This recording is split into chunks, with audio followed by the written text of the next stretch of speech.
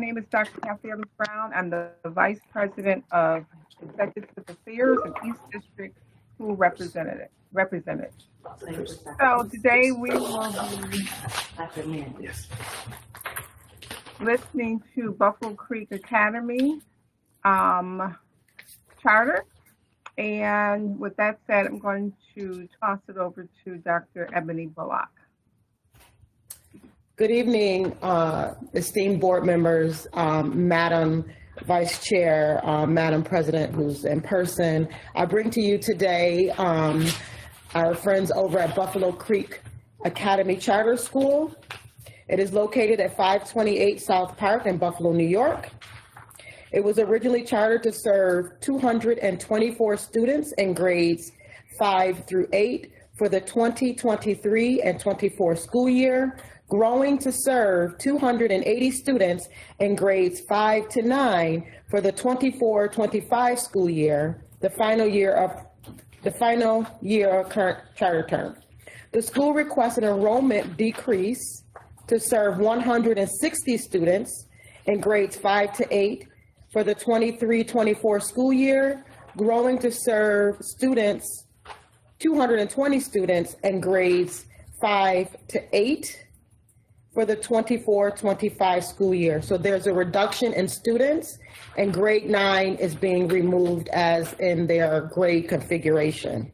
With us this evening to present on behalf of the charter school is Dr. Chris Manning.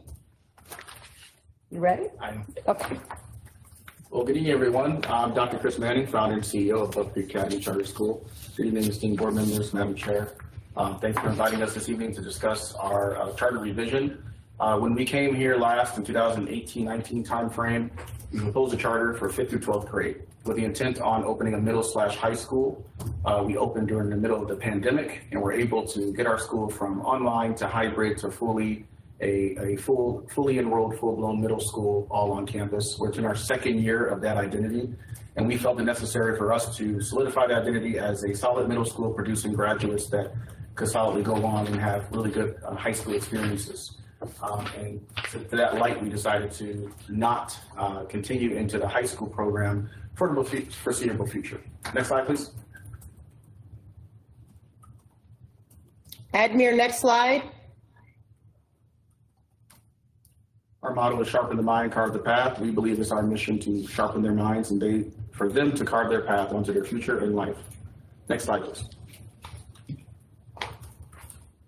Next slide. This was our previous mission statement when we initially proposed our charter. Through rigor and structure, Buffalo Creek Academy Charter School prepares 5th through 12th grade students to graduate from college and positively impact our community. Next slide. Our proposed new charter mission would say, through rigor, structure, and care, Buffalo Creek Academy educates 5th through 8th grade students to succeed in high school, achieve their life goals, and positively impact our community. Next slide, please. This is our previous enrollment. This is what we have gone through in terms of our life cycle from 5-6 in our first year, 5th through 7th in our second year, and then 5th through 8th in our third year, and we maintained that into this year. We intend to for the foreseeable future. Next slide. So the revision makes us a 4-year middle school, an independent 4-year middle school, not attached to a high school or elementary program, focused on preparing our students to succeed in high school. Our curriculum has high standards. Our students are exposed to educational activities and experiences out of the norm of traditional middle schools, and the experience is designed to put them ahead of their peers in terms of applying for competitive high schools in their 8th grade year. As you can see, some of our graduates, our soon-to-be graduates sitting in front of me in the photo there. We have a number of our soon-to-be graduates are heading off to their choice high schools, such as Park, Mount Mercy, St. Francis. We have a number going to Hutch Tech. They intend to go to schools both in Buffalo and the surrounding areas. And what we do is we take a page out of the high school book. Just as high schools prepare students by the time they're 11th grade and 12th grade for what they're going to be doing in college, we do the same thing with our 7th and 8th graders. Next slide. To that end, the Cambridge International Program and the Civil Air Patrol, which is the Air Force Auxiliary Program, are the two programs that this is our innovative piece of our programming. University of Cambridge has a K-12 program that is accepted globally, well esteemed. It's used throughout 10,000 schools across 160 countries. We are the only Cambridge International school in Buffalo, and that our our students study the Cambridge program. They study global perspectives in art and design. And that is permanently on their record. So when they're applying for a competitive high school, and even 4 years later when they apply for college, they have that. And Cambridge shows up when admissions officers are looking at potential undergraduates. They will see that on their program. They do that program. They study interdisciplinary studies in terms of global impact. It's about poverty eradication and education for all. To that end, our students have an annual fundraiser where they raise funds, and we've adopted 2 schools in Ghana where our students, who are 5th through 8th grade, these are 10 through 14-year-olds who raise money and they affect the lives of children all the way in Ghana. Domestically in Buffalo, we have a program called Silver Air Patrol. You normally only find a cadet program in a high school at junior ROTC. The Silver Air Patrol program actually starts students as low as the 5th and 6th grade.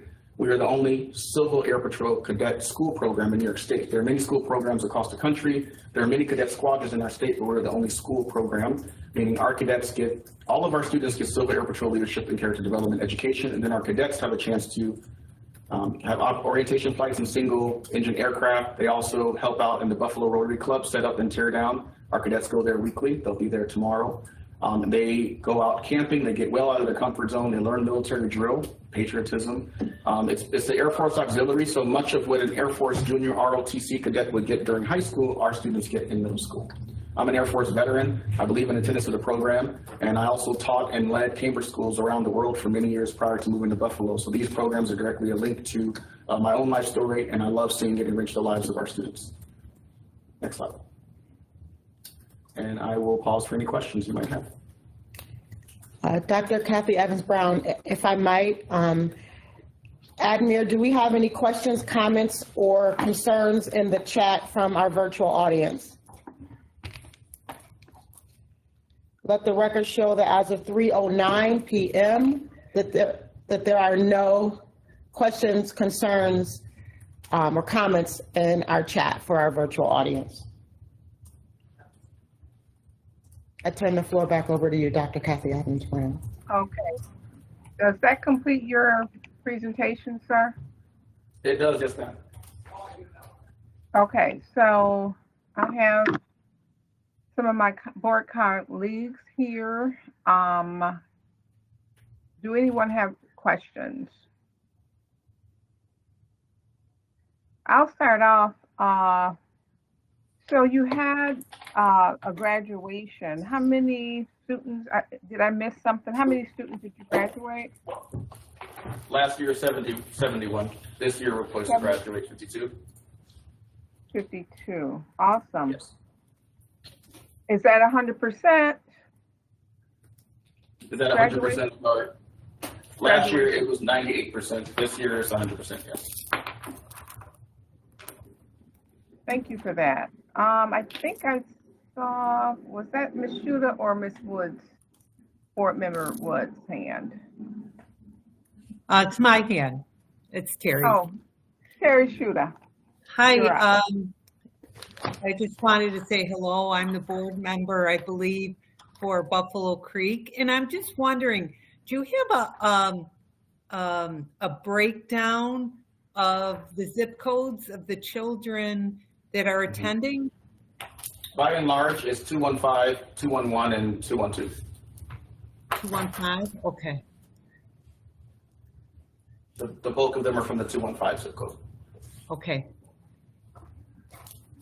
Oh. Thank you so much. You're welcome. Thank you.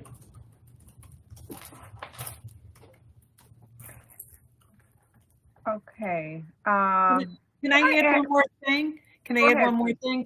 I want to tell you that, you've done great work with the physical plant there. And it is, you've really developed that former school in church.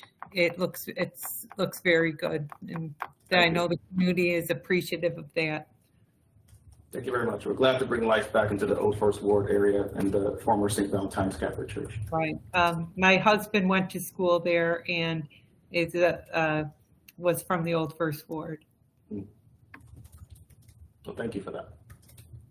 I have another question. What seemed to be the barrier for attracting students to Buffalo Creek, due to this reduction. Have you seen any trends at all?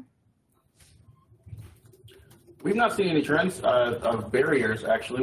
We've enrolled, we plan to be 5th through 6th, 5th through 7th, 5th through 8th, and 5th through 8th, and we've maintained that enrollment band. In terms of numbers, we have experienced, in addition to the traditional public school sector that includes BPS, as well as the charters across New York, we all experienced a bit of an enrollment dip. We're not immune to that. So our enrollment dip is nothing further than what everyone experienced actually most recently. But we've not picked up on any trends of barriers to people being attracted to our program. Okay, thank you. You're welcome. Anyone else? I have some questions. Okay. President So what Thomas. are the demographics of your students? We are at 95% African American. The remainder are non-African American students. 95% African American. What about special ed and L? It goes between 23 and 25% in terms of special education, and L's are toggle between 10 and 12%. And so you said you didn't have any barriers that interfered with you getting children enrolled, but you didn't make your target. And I think this will be the second charter school that opened up.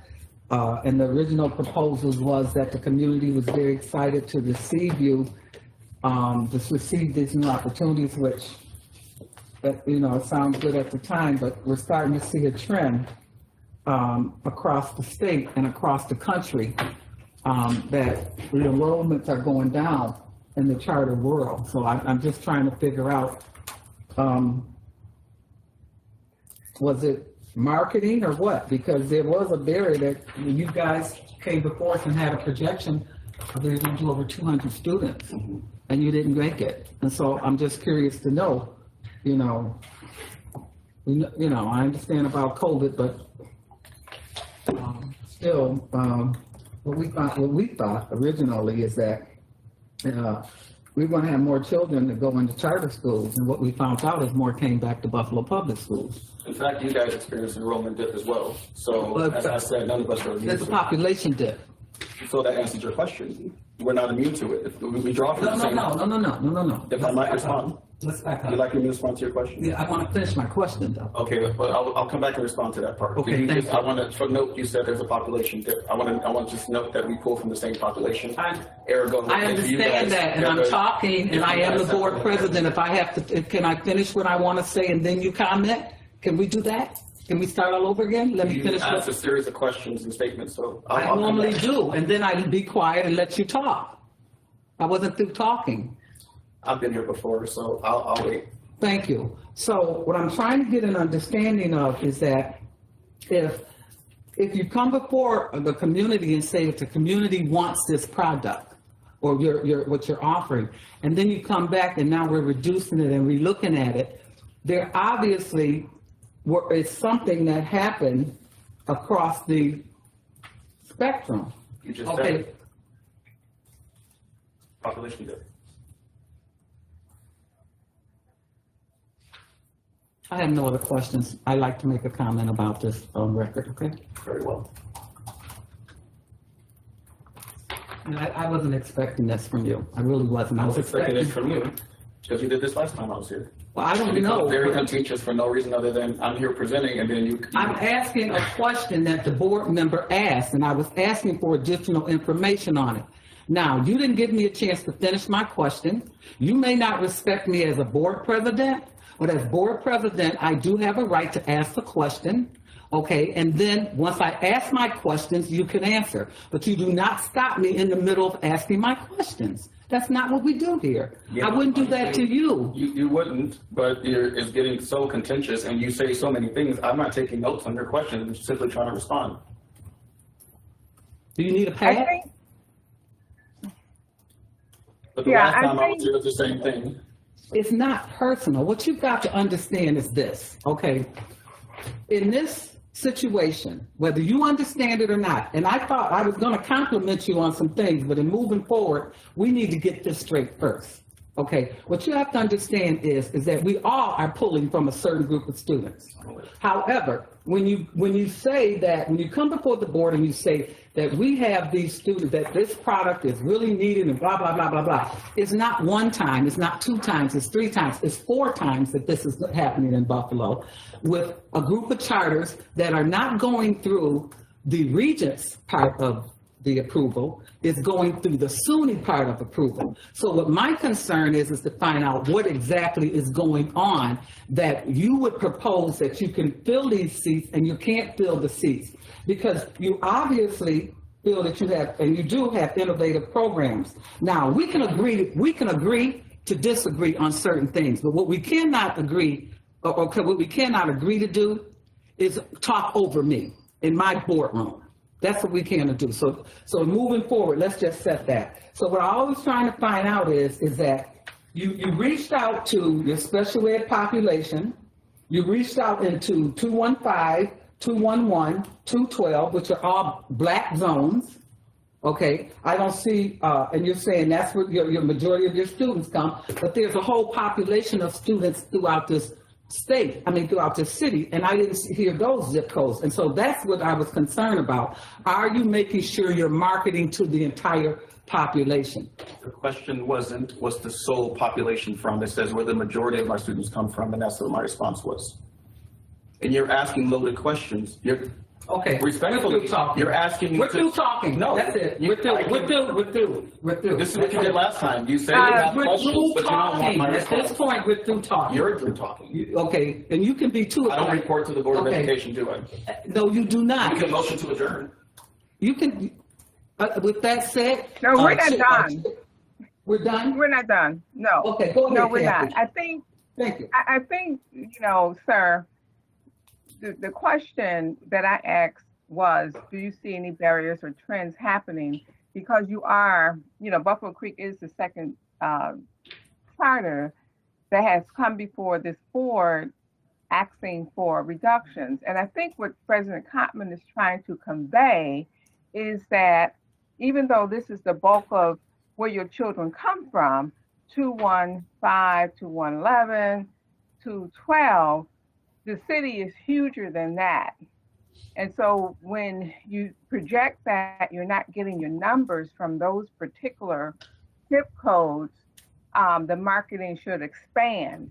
What we're seeing as a trend in the Buffalo Public Schools is we're getting students back from charters. It's well close to 800, and the school year isn't even over. So we're just not trying to be negative or anything. We're just trying to see how and why these trends are happening. And that was the question we posed. There's no reflection on you personally or Buffalo Creek. It's, even after this, we got another charter that's asking for a similar thing that you're asking for. And that's what President Kottman was getting at. So with that, I see another hand, Paulette Woods. Yes. You have the floor. Yes, I just wanted to commend Buffalo Charter because I am aware of the Civil Air Patrol program, and being an Army Special Operations veteran also, I respect the leadership skills that comes out of that program, the discipline. And I was just wondering, your civil affairs program, are your students going to come to maybe our ROTC high schools? Because we have McKinley and we do have Hutch Tech, and they're doing absolutely wonderful things. I know it's a time of war, so maybe youth are getting a little scared because we got the situation going over in Iran. We got the situation with North Korea. So can you speak a little bit more about your Civil Air Patrol program? Because it's a really good thing. Absolutely. Well, thank you for that. And I thank you for, again, commending our military program, as you did last time we were here. It's a program that's interdisciplinary. It does character development and leadership development. So the cadets have the aerospace education portion where they learn how to wear the uniform, military drill, customary courtesies, and the like. But every student gets to understand the tenets of leadership, the art and science of leadership, how to influence others in a positive way. The trajectory of some of our graduates are absolutely into like the maritime charter school. We have a number of students who've gone on to Hutch Tech, and they have an added interest in the junior ROTC. So we're very careful to tell them, like, many of us are veterans. We're not, in any way trying to set them up for military. That if that's a career they choose, that's their decision. But we hope that these tenants help them onto hopefully their career, their collegiate pursuits. But these tenets of discipline, as you very well know as a veteran yourself, thank you for your service, that these can go a very long way. So it ties into our sharpen the mind, carve the path. They can carve an even deeper path with these tenets we're putting in their pocket. It's a national program. It's been around since the 1940s. And many cadets around the community in our suburbs take advantage of it. What we've done with our CAP program is not only brought it to the city for our students, but we also brought it to the schools. So we add an academic variant in it, and they really step well outside their comfort zones. Thank you. Kathy Evans-Brown, if I may, I just want to do, I am so sorry, Dr. Manager. I want to do a quick time check. We are about 5 minutes out that we need to close this particular hearing. Admir, do we have any questions, comments, or concerns in the chat from our virtual audience?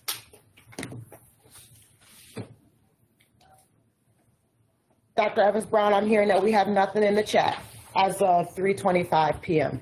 I'd like to Thank make a you, record Dr. statement. Bullock. There is one more hand up. Board Member Shuda. Yes, I would like to say that I have personally seen at different community events in the 14204 area, which is the surrounding zip code, that Buffalo Creek has set up informational booths and has reached out to the community. There is also, I would say, saturation throughout billboards and different things. So I do think that you have been trying to expand and recruit from my experience of what I see in the community. Thank you for that. Yes, we absolutely are present throughout the Buffalo community. Again, my response was saying what the bulk of our students come from was those zip codes. We have students from all over Buffalo. We're in many ways regional. And to just say again, I just want to pinpoint, my ask is, for the record, be careful. I run an independent charter school. I cannot come here and speak for the Buffalo Charter School Network. I am not here to speak for the Northeastern Charter School Network. So when you ask questions and you go plural, the reason why my response is maybe not the one you want is I'm not here to talk about the enrollment trends across Western New York. I'm here to talk about a single independent charter school, Buffalo Creek Academy. And I can tell you our particular reason for asking for this reduction is that we want to have a solid middle school program. And if anything, I think you'd be happy. We're producing quality graduates that go on to Buffalo public schools and private schools and parochial schools alike. So we are providing really good graduates that go on to Buffalo and do amazing things. So I can't speak for the other schools, and you see multiple charter schools. I am a single charter school leader here to speak about my school. That's where my legal prerogative is. So I can only respond in that vein. Your questions are really tapping onto a trend across the charter network and charter sector. You can, I invite you to reach out to the New York Charter School Association or Northeastern Charter School Network. They'd be glad to share that information. That's not what I represent. I am not the executive director of those organizations. I lead Buffalo Creek, and I can only respond according to Buffalo Creek, for the record. Thank you. Thank you. So we knew that when you said that you Okay, can only respond. I'm glad. I just want to remind you. Can I put for the record that as a result of the call that we did to New York State Ed, because the question in this situation was, is it required for the board to even conduct these interviews or have these conversations? Is it required that the board takes their time to deal with a situation from SUNY trustees who we have no input at all in regards to what they do? It came back from legal that we had to have these meetings, okay? So subsequently, we are reaching out to the Education Committee of the Senate to make sure that our board time is not wasted. If we are going to conduct conversations with charter schools, we need to be able to have some input with them, okay? And whether you like the fact that I'm going to question what happens in Buffalo Public Schools, I've earned that right. I'm not Johnny New at the record. I've been fighting down here since 2011, and before that, I was fighting for Buffalo Public Schools and the PTAs and the things that I represented. All I'm trying to do is make sure that when people go to SUNY particularly and sell their bill of goods, that they delivered. That's it. And so I appreciate the work that you're doing. It was never personal. That's what you need to understand. It's always about business with this. And I appreciate the work that you're doing. I want to see all children successful, not just your children. I want all children successful. And I look at them as our children. Okay. And so in trying to move forward, okay, when you come the next time, hopefully we'll have a better conversation. I think that requires both of our conduct to make that happen. I think it does. And the next time, put your guard down, because guess what? When you pull yours up, I got mine too.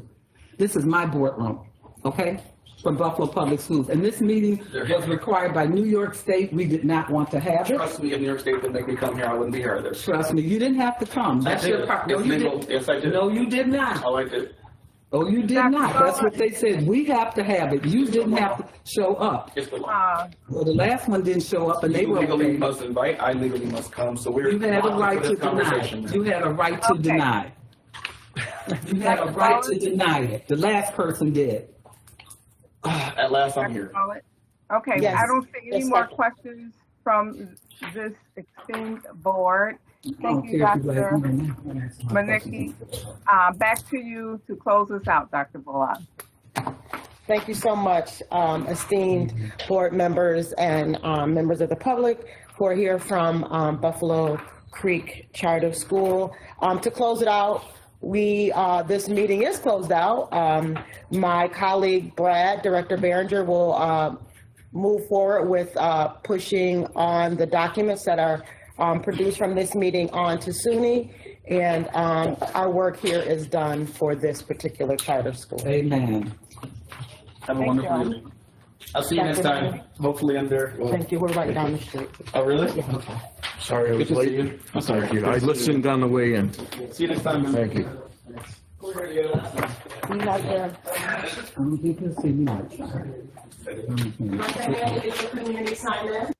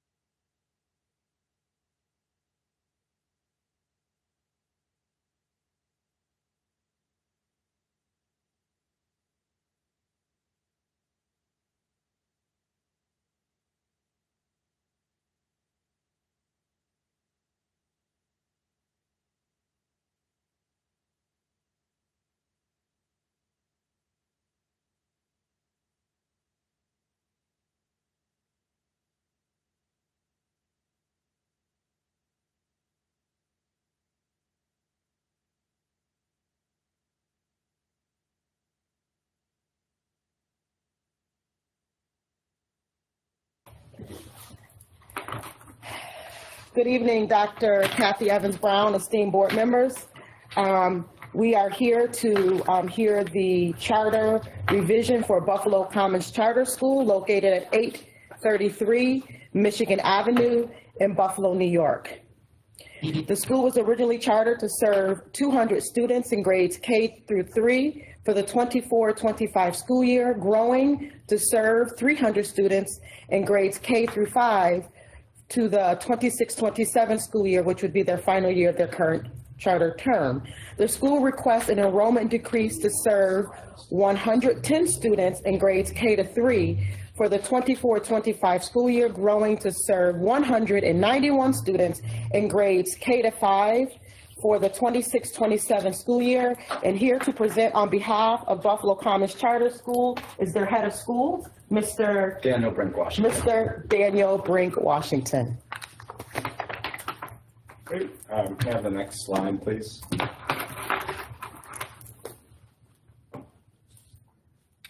So I always like to start any discussion of Buffalo Commons with our school mission.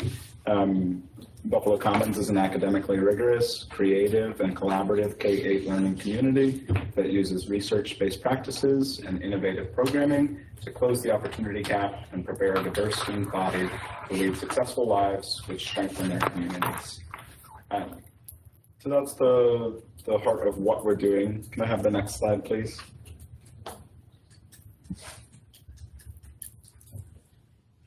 I wanted to make sure that we gave some context for the revision that we've requested. So, we've done an assessment over, this is our second year of operation now, and we've determined that reducing our chartered enrollment is necessary to ensure the continued quality of education and support services that we provide to our students. In terms of the decrease, we believe that this is more aligned with the realities of student recruitment across the charter sector in Buffalo and will allow us to build a strong program and community reputation that hopefully will allow us to expand the size of the program in future years if there is demand for that. We understand the importance of maintaining a balance between meeting the needs of our students and ensuring the sustainability of school operations. And so the proposed enrollment reduction will allow us to optimize our resources and better serve the students that are currently enrolled at Buffalo Commons Charter School. Can I have the next slide, please?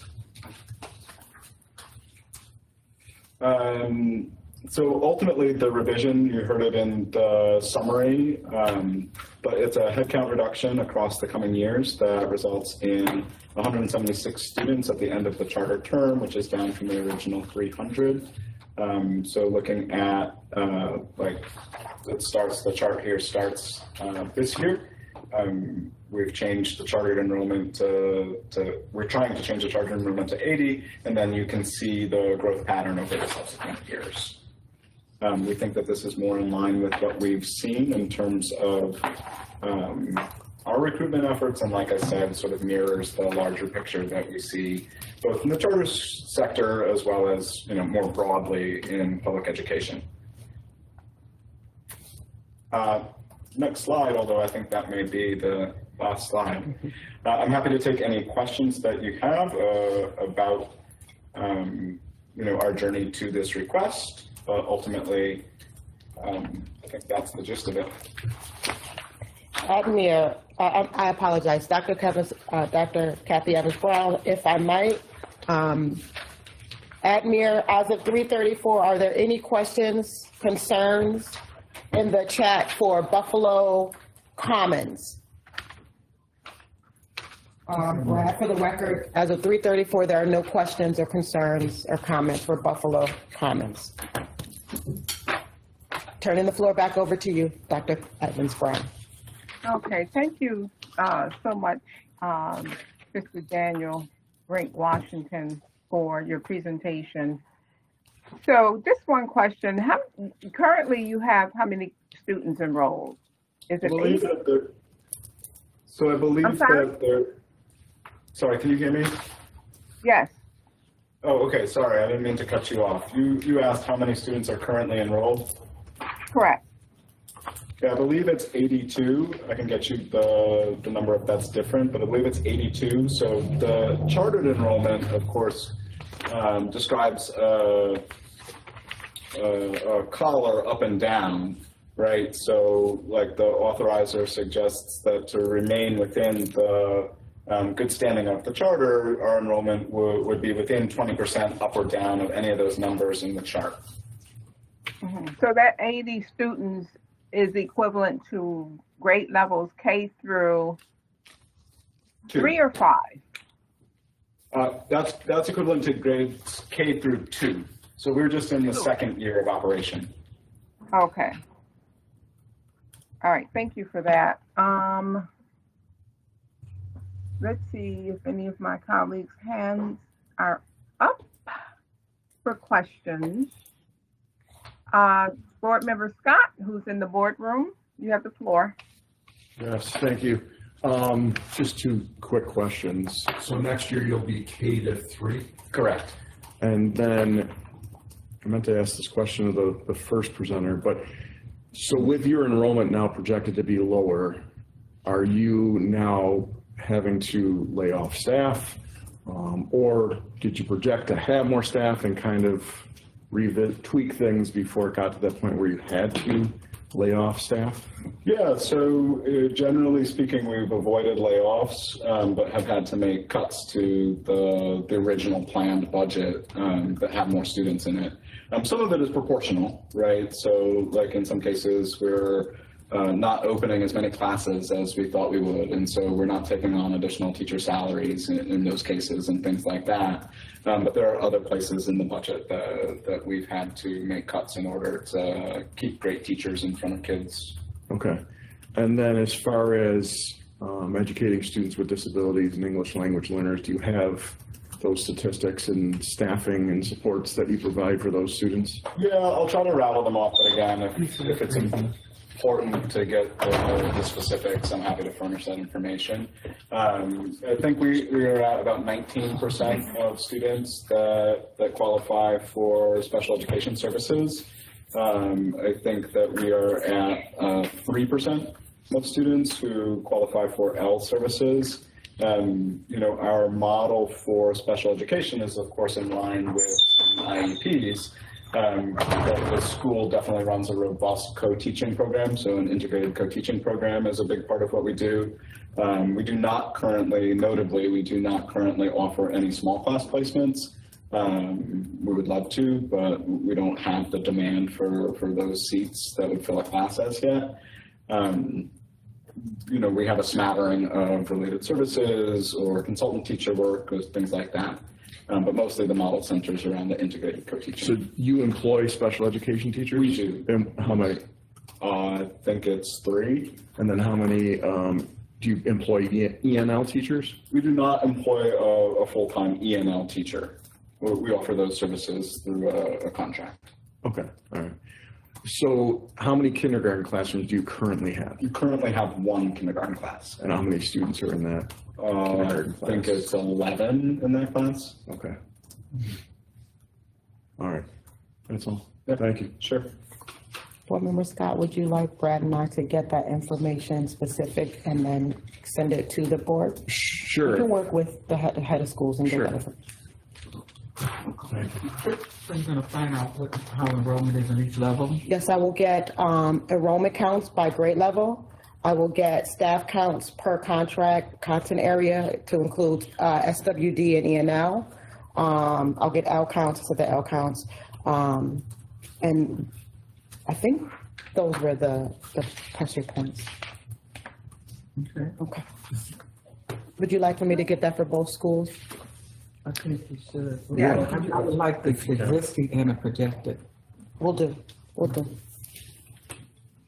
Dr. Bullock, I don't see any other hands or questions from board members here. President Cotman has a question. I may have didn't hear what you said. What percentage of African American students do you have, Hispanics? And did you break those down too? No. Racial demographics, I want to say that the African American population is about 65% of the student body. The Hispanic population, I can get you the numbers. I think it's in the mid-teens, Okay. 13 or 14%. But there's some diversity. Yeah, we're an intentionally diverse school, and so then I think the white population is like 20%, and the rest is. And that's what I sort of expect from charter schools.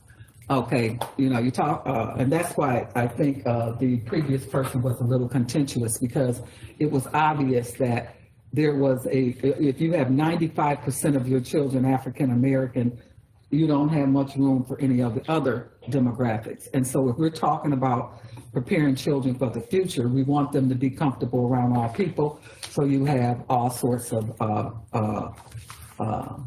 cultural groups and ethnicity around you. And so I see this 19% special ed. You said no class placements. Are you talking about you have integrated teaching or 12-1-1s? What are you doing? Yeah, so it's an integrated co-teaching model that we run at the school. We don't currently have any small class placements. So we don't have like a 12-to-1 or an 8-to-1-to-1 or anything like that. Okay. But we would welcome that. We just don't have the enrollment for it. Okay, and so thank you for having a diverse charter school. Okay, even though we struggle in some of our schools for that, it pleases me to know that Hispanics are in the school as well as African American children and white children. That pleases me, and I think that's where we were going to go. 95% of one group of students in this city is not representative of the population, and so I'm pleased about that. You didn't talk about anything that separates you from the regular public schools, their innovativeness. You didn't share any of that with us. Are you doing any innovative programs and things like that? I'm happy to tell you. Out of the box stuff. Yeah, I'm happy to tell you what I think is special about Buffalo Commons. You know, I think there are great schools that are charter schools, there are great schools that are district schools, there are great schools that are independent schools, so I'm not sure that that having like a shtick or a thing is really the point. But at Buffalo Commons, I'd say there are three things that I think really we try to lean into that we believe makes a great school for kids. Like I said, we are an intentionally diverse school, so we really seek to be a mirror of the district that we exist within, and in a lot of ways we're meeting that. There are some ways to continue to strive for that. But I always tell people that like sitting kids who are different from each other next to each other in a classroom isn't enough. That's certainly an important first step. For me, you know, I don't, to each their own. There are schools that are highly successful that don't look like that. But for us, that's important. But it goes beyond that. Every kid that walks in the door needs to feel like they have a sense of belonging, like this is their school, like they are welcome here, they can be their whole selves at school, the ways in which they're able to shine are highlighted. You know, and to that end, we have a really rigorous social emotional learning program. We really think a lot about how to make, you know, everything from a kids experience to the family events that we have, really sort of like interculturally competent. You know, like everybody needs to see themselves when they show up. Everybody needs to feel like they're part of something, not tacked on to the real thing that's happening, right? Which I think you do see that sometimes when you bring different groups of people together. The second thing that I think makes Buffalo Commons really an exciting place is we call it learning that matters. And I think in sort of edu-speak that's reflected in project-based curriculum. But I think for like, what does that mean for kids? It's really about making sure that kids are not only acquiring the necessary academic skills that they need in order to open up opportunities later in life, but they're also getting to put those into application in ways that feel like relevant and important to them now. It draws on a lot of different stuff, but at the forefront is some of Grant Wiggins' work on an accomplishment-based curriculum. Kids should go home and like sit around the dinner table and talk about what they accomplished at school, not like what they sat through or you know, what worksheet they did or whatever. You know, so we really want to get kids involved in the community, doing things that feel important to them, and that are that chance for the skills to get sticky, right? I think I can only speak for myself, but most people I talk to, the things that they remember about school are the sticky moments. It's not the worksheets, it's not the droning of the teacher, right? It's when you really got a chance to showcase what you knew or be part of something. So we want to try to make sure that that's a part of the curriculum on a regular basis. And then the last thing that I always say about Buffalo Commons is that we strive to, I guess I'd say, inculcate in students the desire for a sense of purpose in life. So when you look at how having a sense of purpose affects one's life in both like quantitative and qualitative ways, the effect is profound, you know, whether it's on folks' health, whether it's on their earning capacity, you know, any number of areas. If I'm showing up in my life and I feel like I'm there for a reason and I'm meant to be there, I'm going to have a happy and successful and fulfilling life. If I don't feel that way, all of those indicators go down. I earn less money, I'm less happy, I'm less connected to my community, et cetera. So the way that we do that, and I should say that I think what we saw as we developed the model for the school is that there's a lot of times where schools sort of take a hands-off approach to that, like, well, that's your thing to figure out, student and family.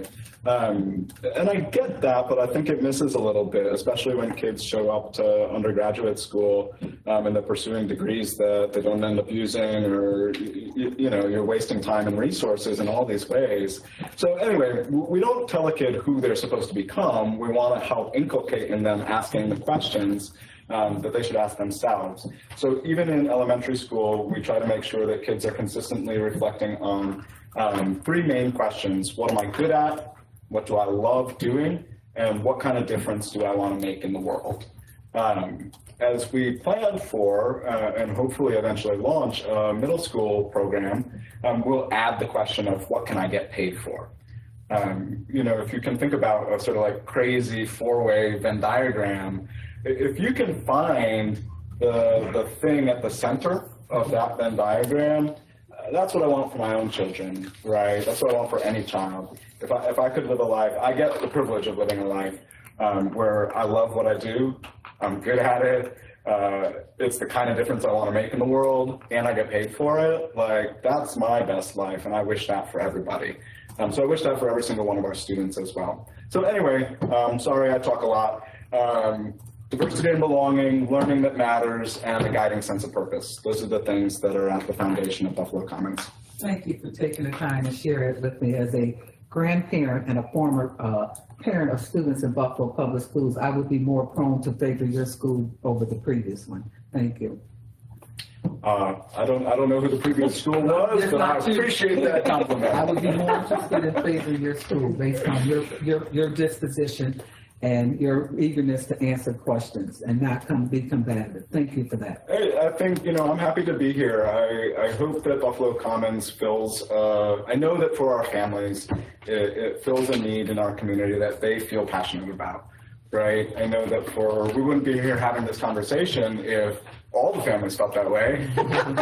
We're here having an enrollment revision conversation, right? But I know that the families that are choosing us really choose us with a lot of excitement and passion, and I'm glad that it exists for them. I hope that, my own personal hope is that that's true for every kid in Buffalo, whatever school they're choosing. I think that being able to choose a school as a parent is a wonderful, wonderful privilege, and so I'm happy for them that they get that choice. And if it's Buffalo Commons, then great, I'm proud of that. But if it's somewhere else, then I understand and hope they're getting what they feel like they need for their child. And I hope so too, based on the ancestors' right, that they died for us all to be able to have a quality education. Everybody deserves it. Thank you. Thank you for the work you're doing. I don't have any more questions. Esteemed board members, if I might, Mr. Admir, are there any questions, comments, or concerns in the chat for Buffalo Commons? Hearing that there are none as of 3:49, President Cotman, Vice President Dr. Kathy Evans Brown, Dr. Williams, I apologize for not acknowledging you initially. We have come to a close with Buffalo Commons Charter Schools Revision hearing. Thank you. Thank you all very much. Thank you, sir. See you guys at 4.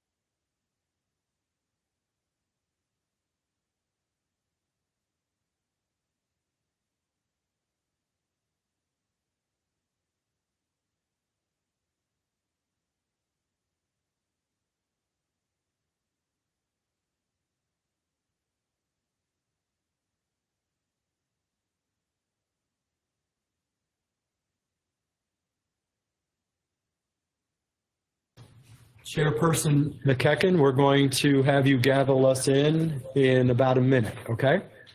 Yep, sounds good. All right, thanks.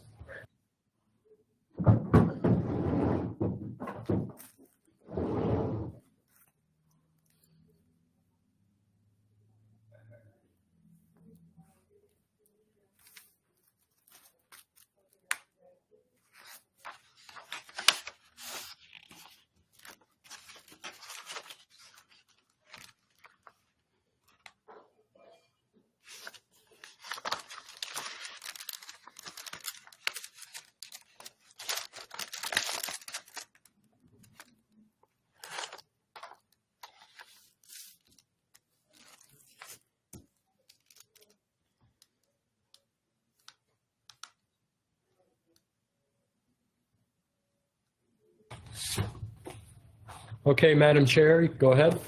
All right, thank you, Dr. Carestis.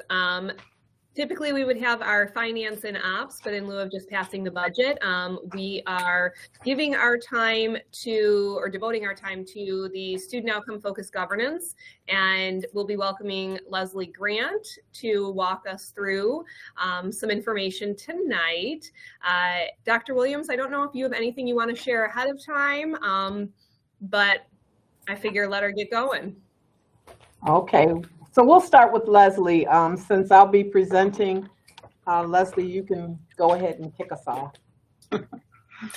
Okay, well, appreciate you as always having me present for part of your work here, and appreciate the dedication that all of you are putting into doing this transformation to become more focused on student outcomes.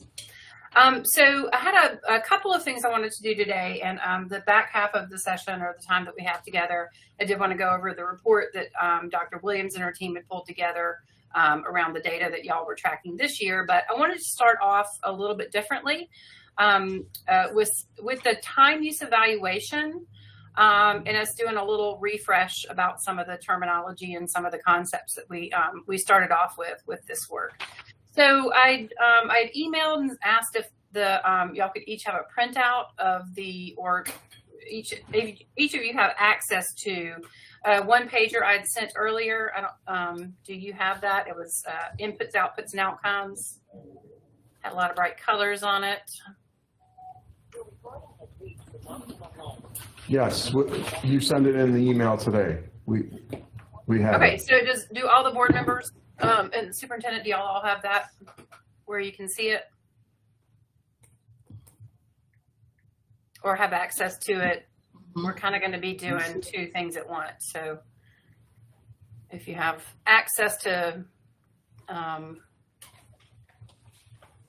print out. Okay, so if you would pull that document up, that would be really helpful. I just want you to have, and let's do a quick review of that. And then we're going to do a little bit of work with the time use evaluation in context of the overall work that you need to do. So I know that we've talked about these terms. Do you want me to share screen? Is that? You can. Please, I'm driving, so I can't access it. Well, if you're driving, you don't need to be looking at it either. So be careful. Anyway, if you can see this, can y'all see that? Is that share screen? Thumbs up, Kathy, Paulette, Teresa. Mm-hmm. Yeah. Yes. Okay. Okay, so just back to the very first time that we started talking about this, and these components of it are, just foundational. And in terms of understanding every other thing we're going to do, if we don't have these concepts really, embedded in our heads all of the time, we're going to be off track as further we get down the line. So really the first, we talked about it in terms of inputs, outputs, and outcomes. The way that we defined inputs were all the resources and activities that are invested in a particular program or strategy And these are usually knowable at the beginning of a cycle. So that would be knowable at the beginning of your cycle, which would be your school year, maybe, you know, our term of the overall goals. So that's at the beginning of the cycle. And those are resources and activities that go in at the beginning of it, having to do with your programming or the strategy. Outputs are the result of those inputs. So outputs are something we can measure to see if those inputs, what the measure of implementation was, how well were those inputs implemented. And those are usually knowable in the midst of the cycle. And what we want to just be really clear about is all of the things that happen in these two categories are the responsibility of the superintendent and the administration. Then the impact of the program or strategy. So once the inputs have been decided, the outputs are, you know, like measured. The result of that, the measure of the effect on the intended beneficiary is the outcome. The outcome is usually knowable at the end. It is the impact of the program or strategy. So what is, we say this in these terms because beginning, middle, end, but what we really want to do is we want to kind of start from the end, start from the outcome, what you want to see, what you want to have happen, and then have that back mapped into the plan, the strategy. So what we are doing now, we talked about focusing our attention on student outcomes, not adult outcomes, because there's two different kinds of outcomes in a system, any kind of system. For a public school system, the student outcomes are the things that matter, the things that the board needs to be focused on. So the measure of the school system results that are student results and measure of what the students know or are able to do. And that's what you've been out in the community. You've been doing your listening sessions. You've been talking to the community about giving you feedback on what they want our students, BPS students, to know and be able to do. So that's what you've been busy in the community gathering, the student outcome, what the community, you know, considers valuable in terms of what they want their students to know and be able to do. And what we're going to do, and where we are kind of in this sort of, if you consider this sort of a flow chart, are you, the board, have been informed, and you're still doing some of the work to gather that data from the community about the community's vision and values for your students.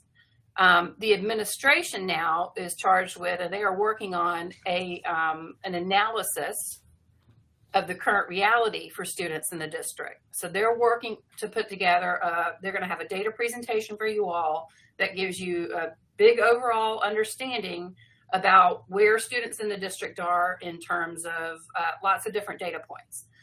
That's going to be presented to you within a couple of weeks in advance of us coming together to set these goals and guardrails. So just, I want to take a second and just check for any kind of questions, any need for understanding on any of the points, definitions, responsibility, whose lane.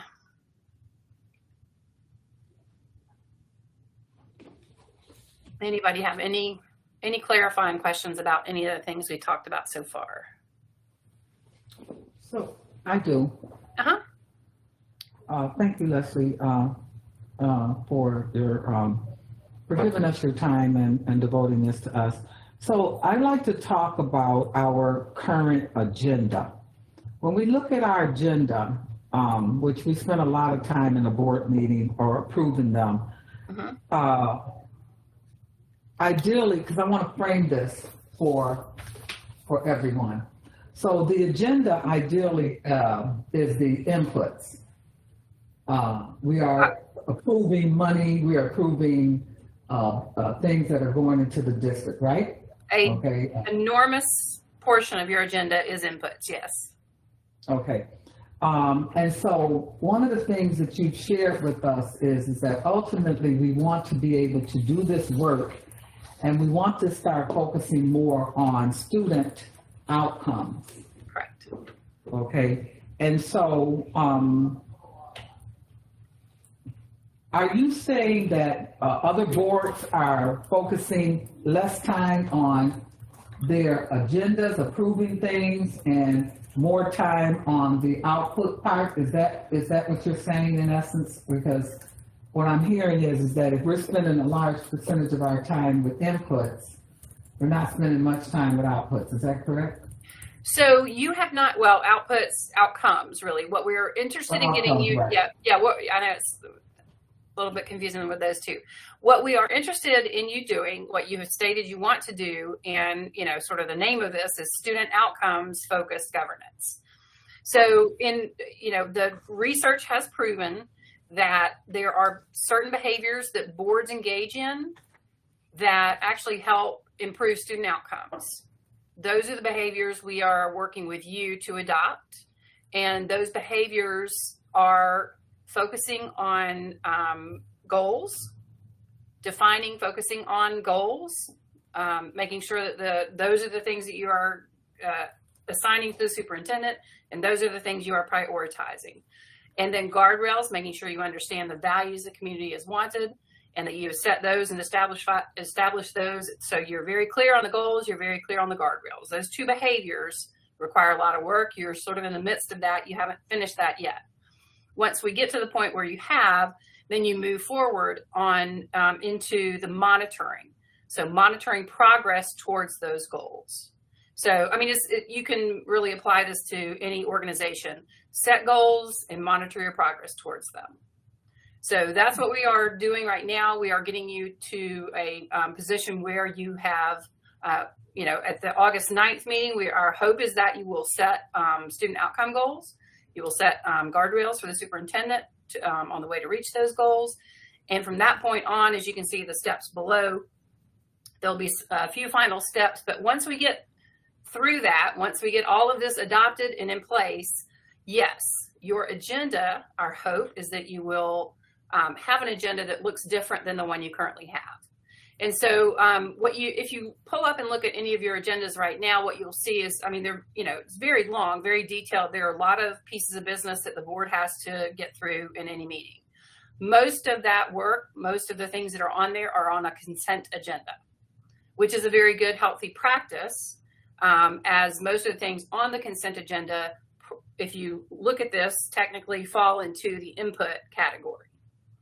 So most everything on the consent agenda has to do with the superintendent's recommendation for facilities management, food service, staff, HR, all of the things that you have hired her to manage are in the consent agenda. So she's coming to you with literally a consent, like, I have put this together. These are my recommendations. I'm looking for a thumbs up or down from the board on the consent agenda. That's what a normal consent agenda would be. And what we want to do then is we want you to take time during your board meetings to actually monitor progress. So you're going to develop monitoring reports. And let me just go over the rest of this just in terms of process and the way that we're going to do it. And it'll come back to what you've asked, President Common. So August 9th, we want to have we are going to be done with the community's vision and values. AJ and myself will take the time necessary to do a thematic analysis of all of that input. Once we've done that, that's basically like an executive, summary of that. We will give that to you all, so you will have that. So that will give you a understanding about what themes are prevalent in what you've been listening to. So we asked you to go out, the board, to define who you felt necessary to hear from, and we're still getting some of that.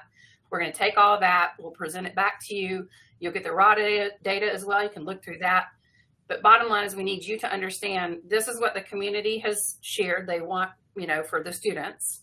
You also will take the administration's data analysis that they're going to put together about the reality for students in the district right now. And again, the reason you invited us in the first place was, in your estimation, performance of students in BPS needs to be better. We want more for our students. How can we do our business better such that they thrive? So what we're trying to do is put in place some different practices so that the board and the superintendent have agreements that aren't there right now in terms of what you're going to pay attention to. So once you get all of that back, once the board has an opportunity to look at that, we're going to come together on the 9th in person, and we want to get you to set your goals and your guardrails from that information that you've looked at.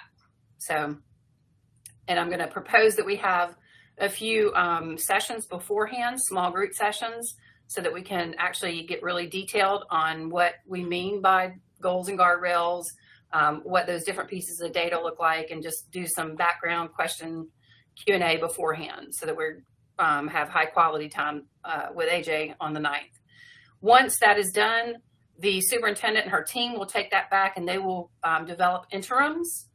So those interims are going to be the steps that the measures they're looking at, basically the outcomes they're going to be looking at to predict the overall outcomes, right?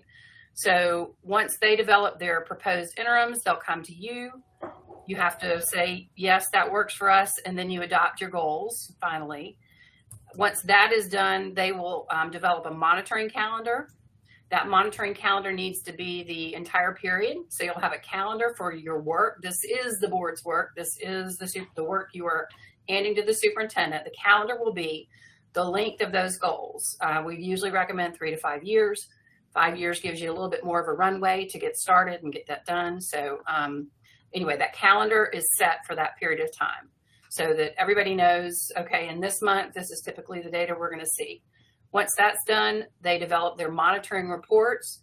And then every single month, you're going to have a report on a portion of this work that you've all consented to, that you all have agreed to.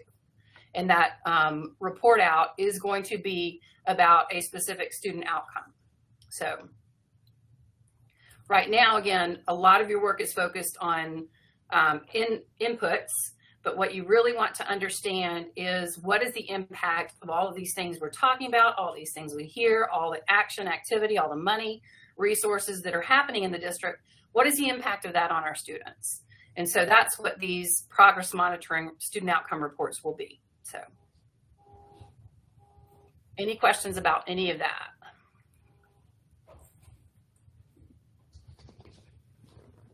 No, thank you. Well, I have one question. I think it's an obvious question, but just want to kind of say what I'm thinking out loud and what others might be thinking. So we established goals this year, and we established then interim goals. We progress monitored throughout the year.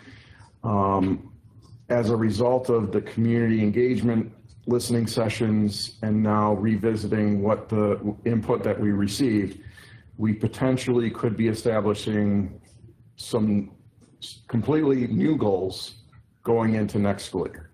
Depending on what you've heard from the community, yes. And just a refresher, the reason that we did I kind of call it a practice session, right? This practice year with the establishing goals, SMART goals, was that we didn't have them before. And there was a desire to have something a little more objective for the superintendent evaluation. You already had drafted some of those. Dr. Rivera had sort of worked with that. So there was a desire for, let's put something in place that we can look at just to get sort of in the flow of that. That was not based on a large, a big outreach by the board community listening session piece. So, but yes, so you've had sort of I would say a practice with it. I don't think, sort of the expectation around the quality of monitoring reports and whatnot that we've had that yet. So again, this was just a sort of a practice year. What it will look different, and these were only 1 year, right? So the term of these were all 1 year. There were no long-term goals that were set last, I think we did it in October, November. So there were no long-term goals that were set. So was that responsive? Yeah, I guess, Dr. Williams, not to put you on the spot, but, we kind of, I think, informed our budget based on the current goals that we have in place. And I'm just wondering if there might be any challenges if we all of a sudden in August shift to different goals going into a new school year. I did speak briefly with Leslie about that. And Leslie, I don't know if you recall, but when we talked, you did share that in most of the districts that you're working with, I mean, you can never know for sure until the data informs what the goals will be, but in most districts, literacy, mathematics, those are, common themes that school districts, continually are working to raise. So I mean, we may choose to modify if it's third grade or whatever the data tells us, but it's likely that there will probably still be some connection to literacy and at least mathematics. It certainly could be. Yes, I mean, that is what we see is like there's a prevalence towards, again, literacy, numeracy, and college and career when those fall out. However, and this may be have more to do with an accountability piece, Board Member Scott. The goal of this work is not to in any way, shape, or form be, like immediately punitive or, like tighten the screws on accountability or anything like that. What we want to have happen is that we get the board very to clarify what you want so that the administration can concentrate on getting that done. And what, since we are at this point in the school year, those goals have not been set. I would never anticipate that you would do sort of a hardcore accountability, superintendent evaluation based on the goals and guardrails when you're this late in the season setting it. So you don't have, the superintendent and her team have not had time to adjust to things you haven't set yet. So what I would recommend, and again, if this is responsive to maybe a later conversation in this meeting around what the expectations would be for the superintendent's evaluation, would be, more around implementation of the monitoring calendar, the reports, the cadence, the agenda. So this next year would be, okay, these are the things we actually clarified. This is the, process going forward. Now, how is the administration adapting and moving into this? So the recommendation is, and expectation is that once you get this practice, this framework working very well and everybody is bought in and you're seeing the results, that the performance of the superintendent should not be determined on different metrics than student outcomes. So the performance of students in the district is the most important thing. And if students in the district are not performing, then, that should tell you something around, that should be informative of the superintendent's evaluation. Again, I would not recommend that there's some, hard line, definitely no hard line around that right now. You have not set the goals and guardrails this year. So I would look at, we're going to, start building that out for next 25, 26. So.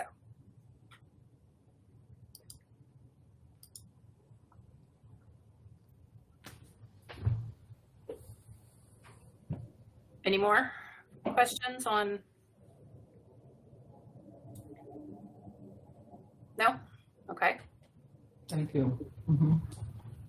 Okay, so what the reason to refresh on that, and thank you for bringing that forward, President Kottman, was one of the pieces for this work and having the ability to understand whether or not you're doing it has to do with looking at your time. If a teacher in a classroom is not spending time teaching phonics to first graders, then they're probably not going to learn what they need to learn. If you are learning to drive a car, but you're not spending any time behind the wheel, you're not going to learn to drive the car. If your desire as a board is to become more focused on student outcomes so you can support improving student outcomes in your district, but you're not spending time on that, it's probably not going to lead to what you want. So we have done a few board self-evaluations in the past.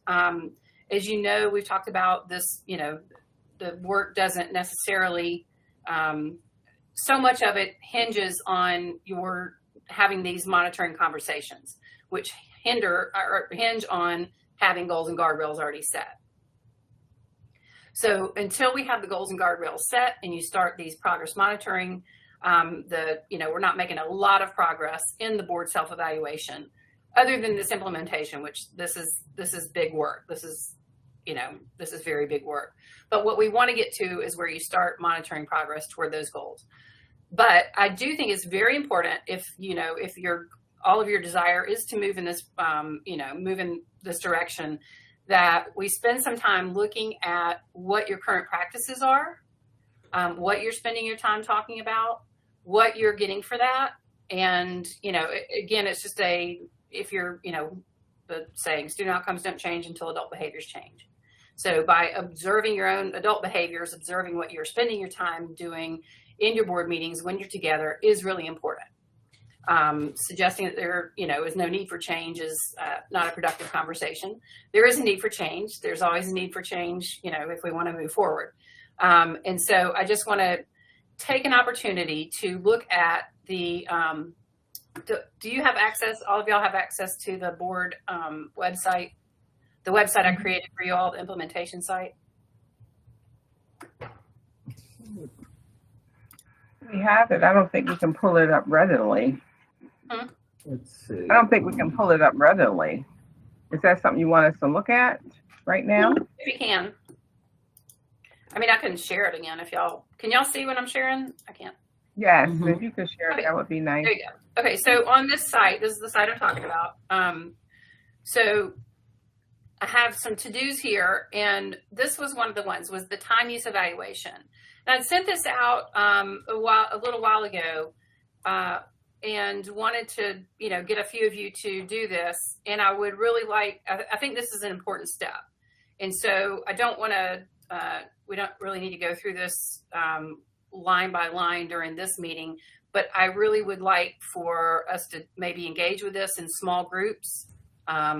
We have a conversation we need to have around goals and guardrails, but I would like for us to have this. I think Terry, board member Shuta had put an offer out there, and I would, I'll recirculate that email, but I think it's important that we have conversations around this.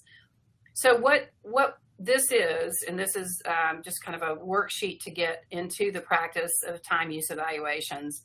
I went back through November of 23 when we were, you're beginning this meeting. It just pulled all the meetings in November. And so basically in November, you met for about a total of 9 hours officially where you're all together in a room as a board. That involved a lot of staff time and prep and, response afterwards. But so there were 9 hours at total. And I can tell that by the length of your, I just, go in and grab the YouTube. So we have the links here the links are all here in this document. And basically I've, sort of just drafted out or chunked out the agenda items that were listed from board docs here. So you had 2 committee work sessions that I've put in here, and then a regular business meeting. And again, you can see all of the agenda items here. A lot of those are going to be under consent. But the way to go about this is just look at, literally look at the beginning timestamp. And I was looking today and I didn't see, for the meeting minutes, for each of the meeting minutes for your meetings, is someone tracking, do they track the time? Is that noted on your meeting minutes? The amount of, the length of the meeting? No, Each section, like each agenda item. No. No. Okay. If that's possible for somebody to start keeping track of, that would be really, that would be very helpful to this practice. Yeah. You mean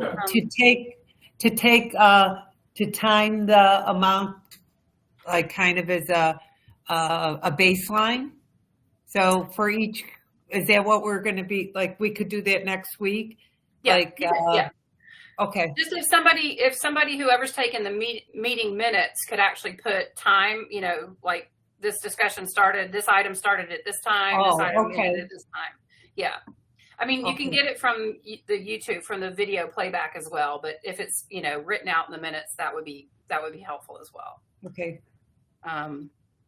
So anyway, the way that this worksheet, is laid out of beginning timestamp, total minutes for this agenda item, just answering questions like, was this item on a consent agenda? Yes or no? Was this item pulled from a consent agenda? Yes or no? Was it directly related to the adoption of goal or guardrail or our training? And if the answer there is yes, then you would be specific about that. If the answer is yes, how much time did you spend reviewing, discussing, or selecting goals or guardrails? And then if the answer to that is yes, how much time was actually spent reviewing, discussing, or accepting or not goal monitoring reports? So we haven't gotten to goal monitoring reports yet, but that's, that is one we want to do. And then Can you pull that up? Can you pull that up so we can see it? We're not seeing what you're seeing. Oh, I'm sorry. I'm on the other one. No.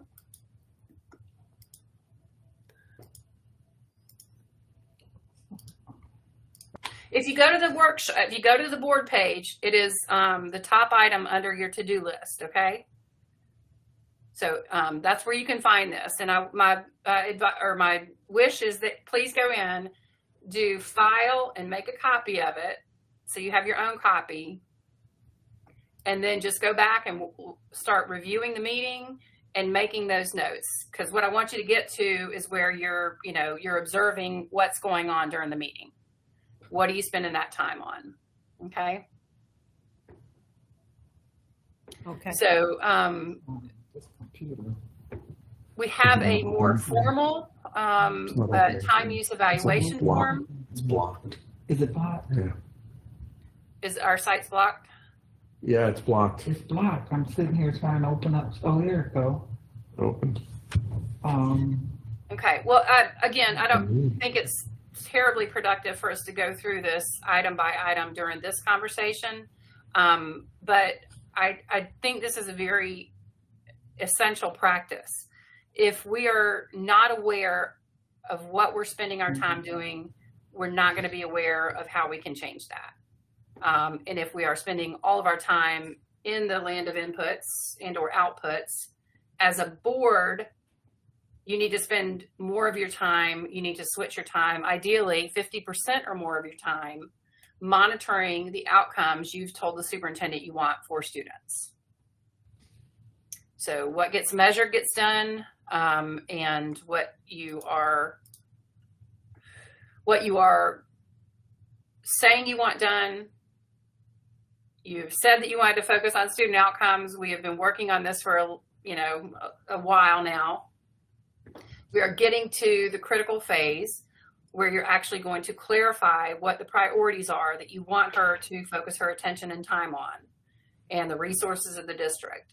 She will then react to that with, okay, here are the things I'm going to be looking at. Here are the data points I'm going to be looking at. And then that's where it's going to shift to, that's what your, the practice is during your board meetings, is that you spend more time focusing on that, focusing on, oh, okay, can you talk to me about the strategy you used and why are we getting these results for the students we have? And I'm happy to send y'all, if you want later, if you want to see other districts and how they're doing this process, you can do that. I know those of you who've engaged in our cohort, that was your homework, so I hope you saw those.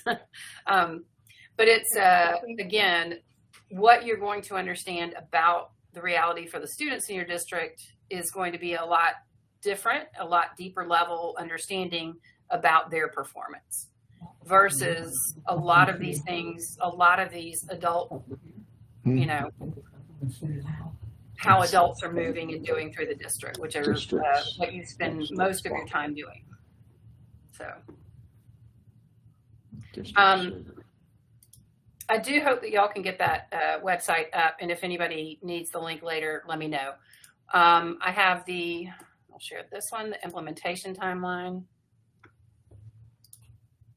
The copy of the implementation timeline is always on here. I just went in and updated any calendaring items I have through the end of this year. Anything that y'all have publicly posted, I've put on here. Right. So this is, this has always been hard to see, but there's a lot of information on here. So I just want y'all to be clear about knowing where to find this. We have your board meeting dates on here. We have their work session meetings. Y'all should know those in other places. But then if you start looking below, these are the processes and the steps that we're working through.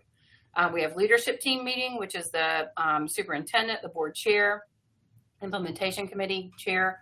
we try to meet the week after your board meetings. We have, or Friday after the board meetings. The implementation committee meetings are on here as well. That's the team that's working to make sure that we're moving through this practice. We are almost done with the community listening sessions. We have a few more that Board Member McKecken, I think you're getting some of the staff cabinet, some listening sessions there. And we're then going to get the data. Where are we now? How did we get here? Data sheet prepared for these, for you, critical needs assessment, root cause analysis, so that you understand from a data side what's going on with students. Then we're going to June 24th. So I've proposed on the sheet that I asked for y'all to look at this morning around the inputs, outputs, outcomes, 3 days. June 20th is a Thursday. June 21st is a Friday, and June 26th or 22nd is a Saturday. Thursday, Friday, Saturday, June 20, 21, 22. What I would like, and I will solicit this in an email as well, is for each of you to figure out a 2-hour block there that you will work, that will work for you. I prefer that we have 3 people on each of the 3 days, and we'll have to work that. There may be some push and pull with your times and availabilities with that. But I really want to do, like get us focused on what this goal setting meeting is going to be, and really have a clear understanding about what the goals and guardrail, what those pieces are. Also some of the understanding, we can develop some understanding around the data for those.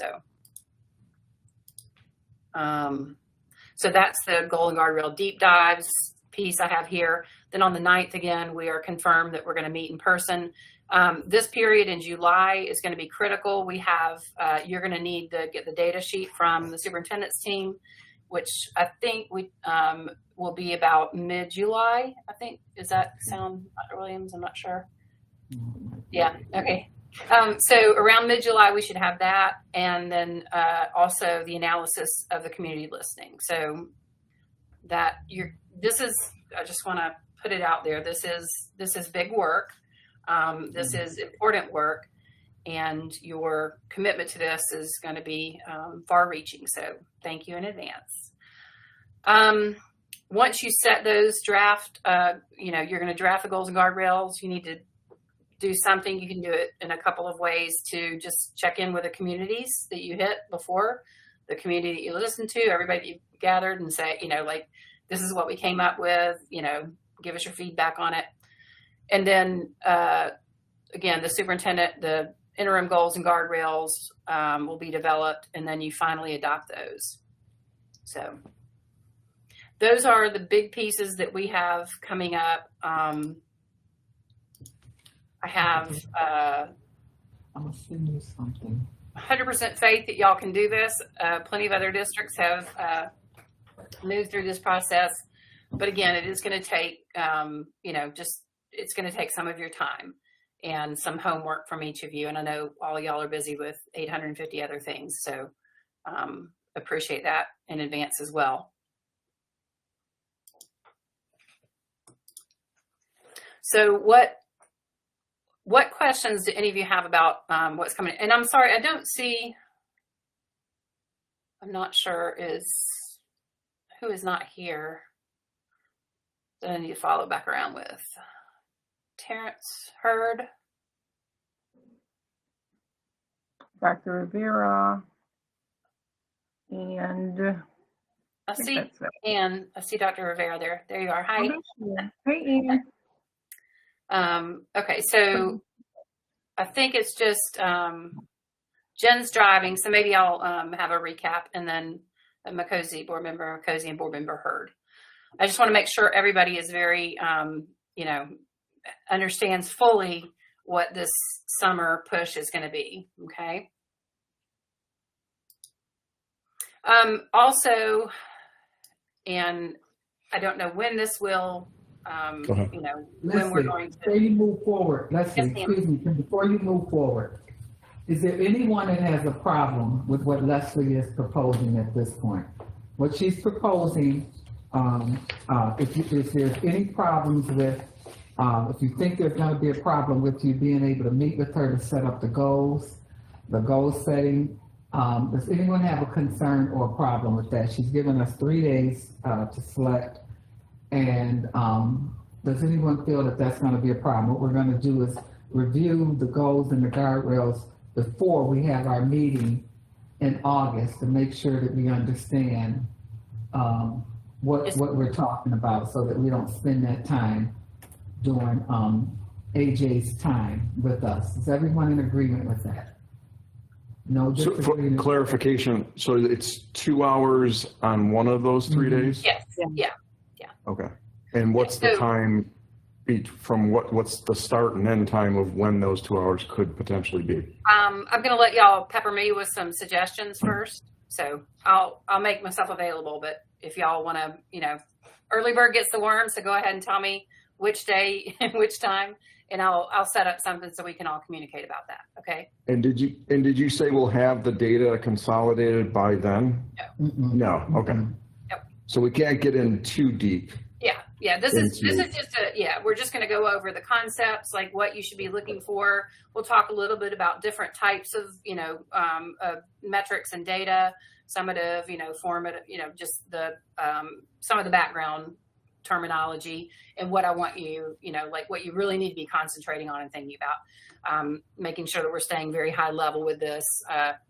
Sometimes there's a tendency to go down a lot of rabbit holes on the day, and we just need to make sure we don't do that, that we're staying very high level, student outcome focused goals, and that we all understand what's adult versus student. So those type of concepts. Just want to make sure everybody's really clear and on the same page with that. And then I will offer again, after you get the data sheet and after you get the community feedback summary, from us and from the superintendent, which again, I anticipate being mid-July, I will offer the same format again.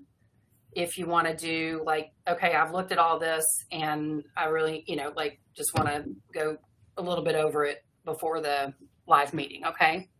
Okay. Okay, thank you. Just wanted to make sure. Okay. And then since we're on sort of upcoming, we proposed as well for the day after, since we're both going to be there, for Saturday, the 10th of August, to host, maybe a 3-hour, maybe 3 or 4 hour information session for anyone who is interested in serving on the board, because I know you have elections coming up. That's a normal practice, is to get and educate folks who are interested in running, get them educated about what this work is, so they have, they're not coming onto the board with some, ideas that are completely out of line with what you're doing. So that we've offered to do that as well while we're in town. So can I get some feedback? Does anyone have a problem with that? Paulette Woods, Terry, who else is out there? I have a question about that. So you're saying anyone, does it have to necessarily be someone who's interested in this cycle? If there's someone who is interested,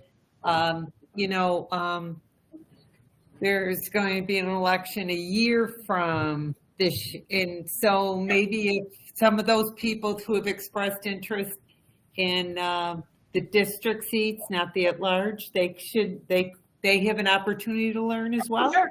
Yeah, Okay. I mean, and even if it's, if it's somebody who, genuinely is interested in what y'all are doing, they can come as well. It is, again, just a practice, very healthy practice to make sure that you're educating the community, educating the public, educating interested or electeds about what you're doing with this. Because they probably not watch all your meetings. Huh? We haven't set a specific date for that yet? We're going to be in town on the 9th to do your goal and guardrail, so we were going to do it on the 10th, about 3 hours on the 10th. Okay, great, thank you. Evening or day? Early, probably, yeah. How restrictive is the invitation for this? What do you, I believe they're in the men's bathroom. I think there's Cindy, a you're closet. on mic. Cindy? Your mic's on. What do you mean, Board Member Woods? How restrictive is this? You're having a meeting. The meeting is to educate people who are interested in, well, you said running for the board, but Terry's saying, what about people who are interested in serving next go round? How open is it to the public so that anybody who's interested in learning how the board is reshaping itself and what its goals are trying to do, so that anybody who wants to support us and work with us, not necessarily just running for an office, how can they come too? I'm hoping that what we're going to have, or what we want to do, is get a broad-based support for how we're making these changes and focusing on student outcomes, not rather than just a narrow focus for specific people, the handful of candidates. I think there might be 6 or something. I would rather, I'm hoping it's going to be broad. That's all I'm just saying. Yep. The meeting will be open to the public. Anybody can come if they want. The job of educating the public about the work you are doing is yours. We're going to be in town, so we're going to be helping you out for a few hours. Again, what we're trying to do is, just keep building these best practices in. And, I think AJ is one of the, he can put it out there and just explain it to people in ways that other people can't. I want y'all to take advantage of that while we're there. And I think it's really important that candidates who want to serve on your board understand what you mean when you say student outcomes focused governance, understand what you mean by the goals and guardrails you've adopted, understand what happens when they, maybe they're running for the board and think they get new goals, and, just all of these things. It's important for people who want to serve on your board. You're always going to have new people on the board. None of the people here are permanent. And although we're all lovely people and doing great jobs, the work needs to continue. The framework needs to be built. This needs to transcend individuals. So that's the point of this, is to make sure that there's a, continual education around the work you're doing. Leslie, this is Will. I wonder if you can consider, and the board can consider, framing that event on that Saturday like the way you just described it a moment earlier, where you're just taking the opportunity to inform the public about the board's work and what the board is interested in, how they're interested in reshaping their priorities and their approach to those priorities, rather than, if you're interested in serving on the board as a candidate in the future or whatever, come to this meeting. What I would be concerned about is the appearance of the board itself, through one of its vendors, hosting what appears to be a candidates forum. That's not the intent, I know, but that could be the appearance. The effect would be the same, because certainly candidates would want to make themselves available to come and see and learn about what the board is doing. But I would strongly suggest considering, just have it be an open house on the board's work, what's going on with the Board of Education these days, and not have it be, pitched, if you're interested in serving on the board, or if you're a candidate for the board, come to this. That it's a distinction, but it's a significant one. Okay, so I need to be clear the purpose of this, because somehow it's getting confused. Okay, if we're going to be doing what is called good governance, okay, if we're putting forth this effort, we're paying an agency to work with us, an organization to work with us, and for us to set the tone that board members, so yes, the invite can be open, as Leslie said, to everyone. That's not an issue.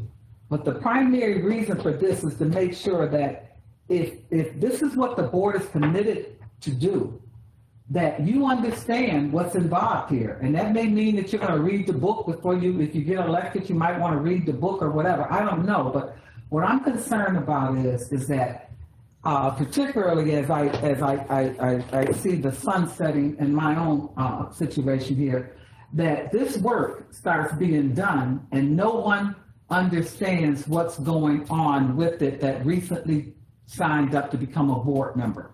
So part of this work, it has to be clear that if you're going to be a part of the Buffalo Public Schools School Board, this is the work we're doing, and you need to know about it. So we can open it up. Anyone, she said, anyone can come, but it is, I call this good governance, making sure that people are informed about what's going on, because the last thing we want is to put goals in place to do all of this work, and then you've got people who come on here who have no understanding of how to run a school board, no understanding of anything, and come up with an idea that they're going to just annihilate it all, and this is not a good idea. One of the reasons why I feel that this is a good idea is that I've been sitting here long enough to know we've spent enough money, and if we were doing what we needed to do, we would have different results. And so if it doesn't come from the board down throughout the district or all the way, transcend all the way through, so that's what I think it is. I'm not worried about a forum, because we're not going to have them talking. We have AJ. AJ is coming here, one of the noted experts in the country is coming here to talk about this student outcome focused government implementation from the district, and that's all. I don't see where it could be considered anything other than that. Anyone who would try to twist that, the forum is happening. I've already heard that Education Trust is having a forum. There's some talk about some other people having a forum, but I think that what we're doing here as a board is we're laying the cards out. This is what Buffalo Public Schools Board is about, and this is what we're moving forward. And we want to know where you stand with that. We're not trying to do anything other than that. Right, and then just one final comment. So the board does get that opportunity to do that after every election. So in this case, the election will be on the first Tuesday in November. The new board members get seated on January 2nd. We have used the time in between to give new board members an orientation. The district gives one. The Erie County Association of School Boards participates in that orientation of the seated board members. We could very easily put, Leslie and AJ in that menu of trainings that the new board members get, so that they're getting it as vested board members. So it's just for your consideration, but that opportunity to do, what you just suggested, Madam President, is there for the 2 months between the election and when board members are sworn in. I think it's like doing background checks after somebody's in. I mean, if you're interested in educating the pool of candidates who want to serve on the board, this is an opportunity to give them information about what's going on ahead of time. Once they're elected, they're elected. And I would actually highly suggest working this into your orientation, absolutely, in that 2 week, that 2 month period between. But again, it's an opportunity to have, if I was running for a seat, I would want to be educated on what I was getting into. And this is that opportunity. Y'all can do this in the future yourselves, but again, we're, Leslie? Can I also say something? There's a couple of people that have their hands up. I just was wondering. Talking about this. Can I finish this thought? Sure, because sure. Erie County School Board has already done this. Erie County School Board has already had a forum where they brought anyone who was interested in running for the board to them, and they've already talked to them. Because our election is so late, our candidates did not participate I think one did, but our candidates did not even participate in that. So they're considering, or they're during that time period that you're talking about, Dr. K, that they're considering, or what do we want them to do? Because our people are coming in after the fact. Everyone is already seated as of May, and they've already done that with them. And right, but I think that Dave Lowry does that general orientation for anyone that's interested in running for office before the petition period, before there's actually an announcement. Right, but our petition period was after everyone else's. Right. So he did this back in February, I think it was, and we have people who signed up decided to run. I think it might have been in January. I'm not sure when he did it, but he did it. So I talked to David and I said, David, would you be receptive to having a conversation with school board in regards to the responsibilities of the school board to help people understand? And he said, whatever we needed, he's available. So maybe during that period of time, we might be able to do something. Yeah, he came in the last time we had 2 new board members. He did come in and spend a few hours. And I want to specifically let the board look at how that plans out, because I want to make sure that everything is hit in a certain way so that they're educated, because it's important. But I even would think like a member or someone from a community like Sam Radford may come to this. You know, people who are our opinion leaders might even come to this if we have it. You know, I think that you might see a lot of people come. Okay, I'm sorry, I'll get off it. I think that would be really good, though, if Sam Radford and the people who came to those hearing sessions, who are really committed to the focusing on student outcomes, they really do want to hear what progress we've made, and they want to hear about this. So if they're allowed, it would be wonderful. I think Dr. Rivera had, oh, sorry, I saw, Anne, I saw your hand raised, and I know you've addressed, yeah, I saw your hand raised. So I wanted to give you the opportunity to talk and then kind of pass it over. I just want to make sure that that's not lost for those of us on the Thank you. So I think I personally am having a little confusion about the purpose of this meeting. What President Kottman just said about education and opinion leaders and making sure, and what Member Woods said as well, about getting folks on board about what the work is. It's another opportunity, it's another voice to give that work there. I'm on board with all of that. Where I'm a little potentially confused, and I think we do, to echo Dr. Carestis, I think we do need to be really careful about this, is about to what extent it's targeted at prospective board members. They're invited, they should come, it should be about this, but it's not about training them before they're elected. Right. We need to be super, super clear about that. That is not what this is, because that's potentially, not that anybody has this intent. I want to be clear about that. Nobody has this intent. I get that.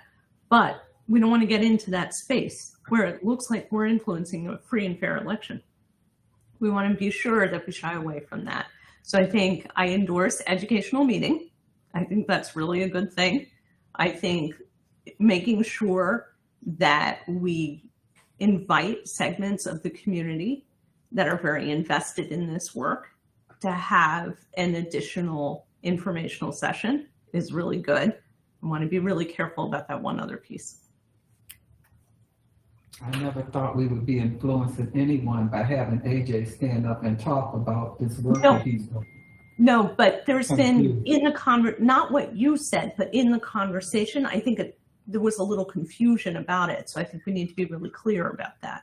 So I just want to make sure. I'm just wondering real quick, could that not be in, when we're marketing this, people who may be interested, possible or current school board candidates, community leaders, have a whole menu of people that would like to be part of it. So it isn't targeted for just the people that are running this spring.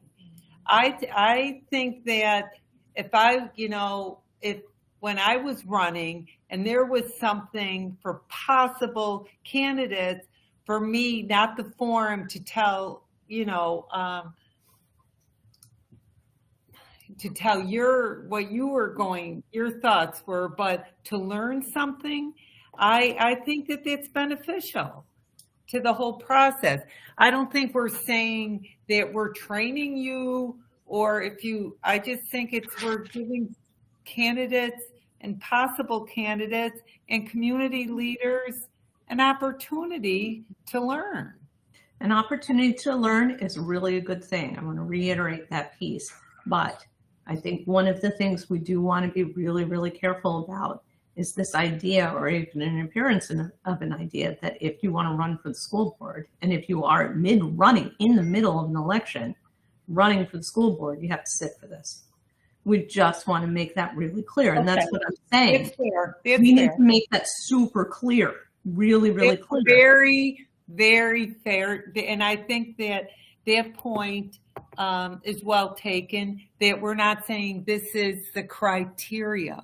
In order for you to run, the criteria is you're going to sit for this training.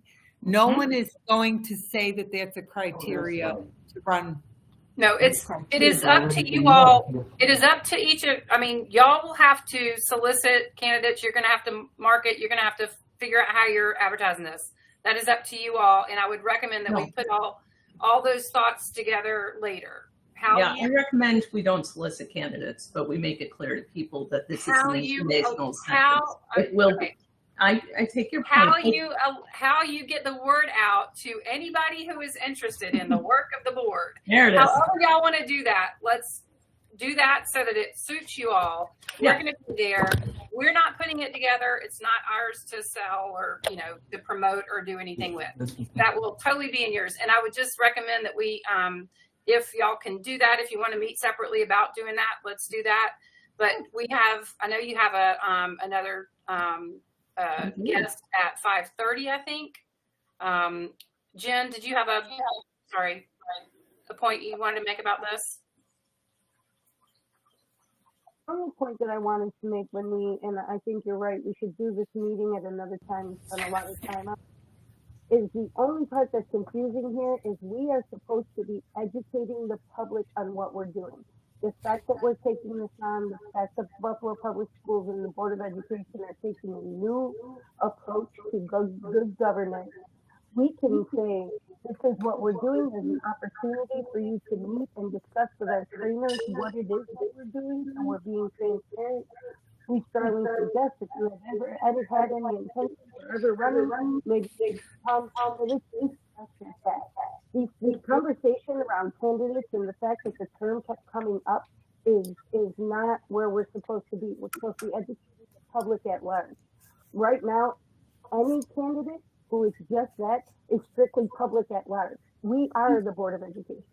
So if they're going to come, they're going to come. So I was just, wondering when the conversation was going to cease, because it's just way too much when the intent, from what I'm gathering, Leslie, is that you're looking to educate the public on what the board is doing, the direction we're going, and what to expect, from the Board of Education. Which, if you are a candidate, don't come, that's really our invitation would be out there. Yep. So if sorry. Okay. So I just want to make sure that we cover what we were going to cover this during this work. At the last board meeting, you were given the holistic update. It was a report that I think it was handed to you. I think I see some on the desk there. And I just wanted to make sure that you had an opportunity to go through this. So it was, I guess, I don't know if tabled was the proper term, but at the last board meeting, it was suggested that you review this during this meeting. And this document and the data that's in here has to do with sort of that, our first year. And when you put together, y'all said we want to pull out these 3 things, make these goals for the superintendent for this year. This is what we wanted to focus on, and we wanted to have everything for the whole year together in one document. So Superintendent Williams, do you want to take the board through this? And again, the board, y'all, this is your practice monitoring conversation. All right. Thank you so much, Leslie. And are we still with Chairwoman McEachen? This is still a part of your meeting? Technically, yes. Okay. Kathy gave some overtime, so it's a little cloudy, but yes, Kathy offered the first half of her meeting. Okay. To clump on to the end of this. All right. We're going to try to stay within time. I know that we have a guest that will be joining us at 5:30. So this is a presentation that will be conducted by myself and Chief Botticelli. I just want to take a few seconds before I get into the presentation to just say I think that the board should pat yourselves on the back a little bit and take a bow. I never want to give a black eye to anyone, but the fact that we've had 3 charter schools in a very short period of time that have come before us because they have to decrease their stated enrollments, I think is more than a coincidence. It appears that there is a bit of a pattern that's there. And I do think that, a lot of it is due to the work of the board and the work that we're all engaged in, the staff. We've been on the offense. We are in the game. We are no longer just sitting back and just accepting that, our students are leaving. We are out there talking very clearly with one voice about all of the good things that are happening in the Buffalo Public Schools. And there's a lot. And I texted Jim as the meeting was going on with the charters to ask about numbers. And what he said is that we this year have had the lowest decreases of students that have left in many years. And we've also had the lowest increase of students going to charters, whether from Buffalo or wherever. So, again, I think that, some of the work that we've been talking about is getting out there to people. I think there is a synergy that is happening around the Buffalo Public Schools and all that we have to offer, 3Y programs, WASD, athletics, academics, student outcomes, the work that you're doing with governance, all of that I think is taking storm. So I just want to say, I was sitting and I'm always thinking of a catchphrase, and I want to say, I profess that parents should definitely think about choosing BPS. So I'm just saying we are in the game. So I believe in choice. So, look at Buffalo Public Schools. Okay, now we're going to start going through the presentation. I'll do the first half.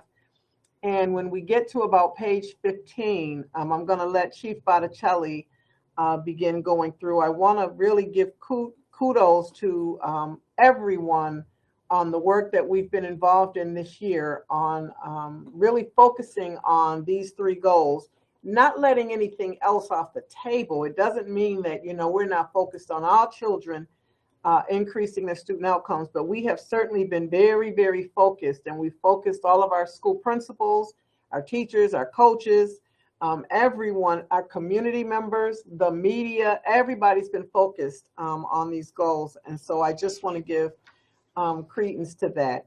Admir, next slide.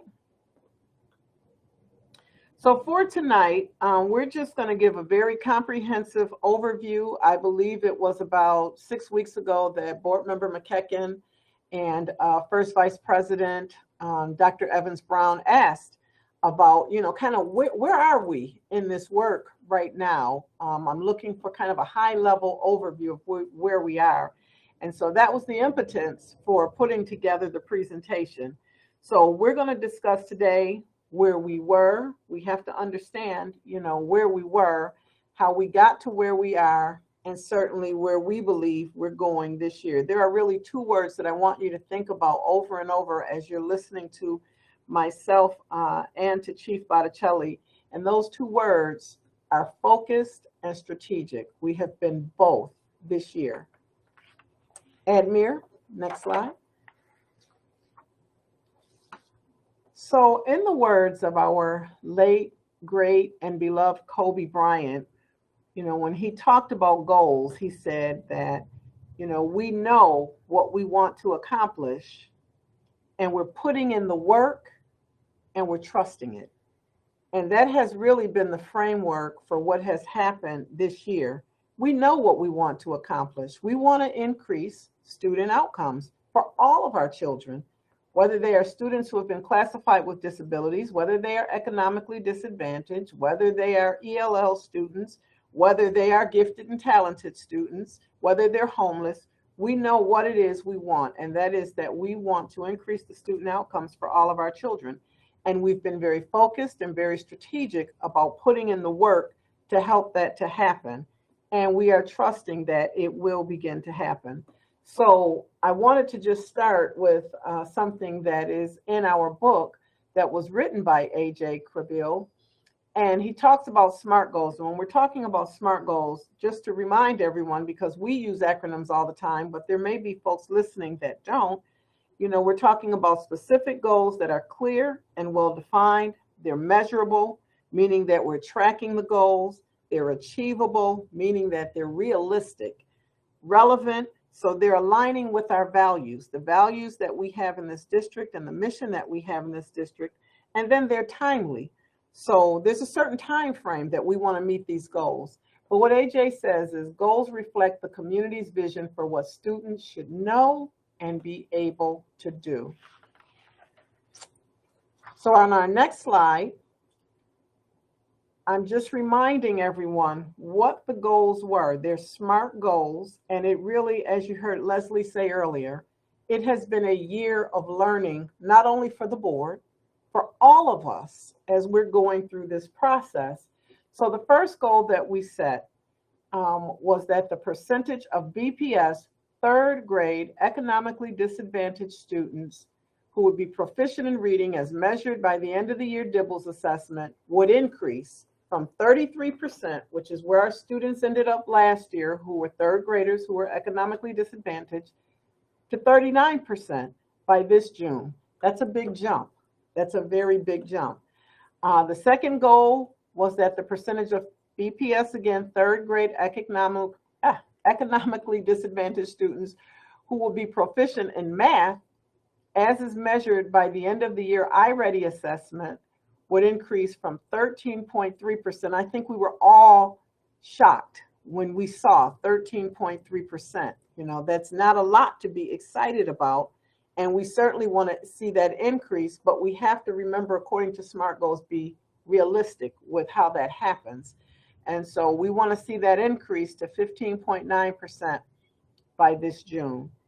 The final goal that we set was that the percentage of unofficial, because we all learned this year, I've known it, some board members may have known it and some may not, but it takes quite some time for the state to filter through and come out with what the official four-year graduation rate is. And it wasn't until maybe January that we got it.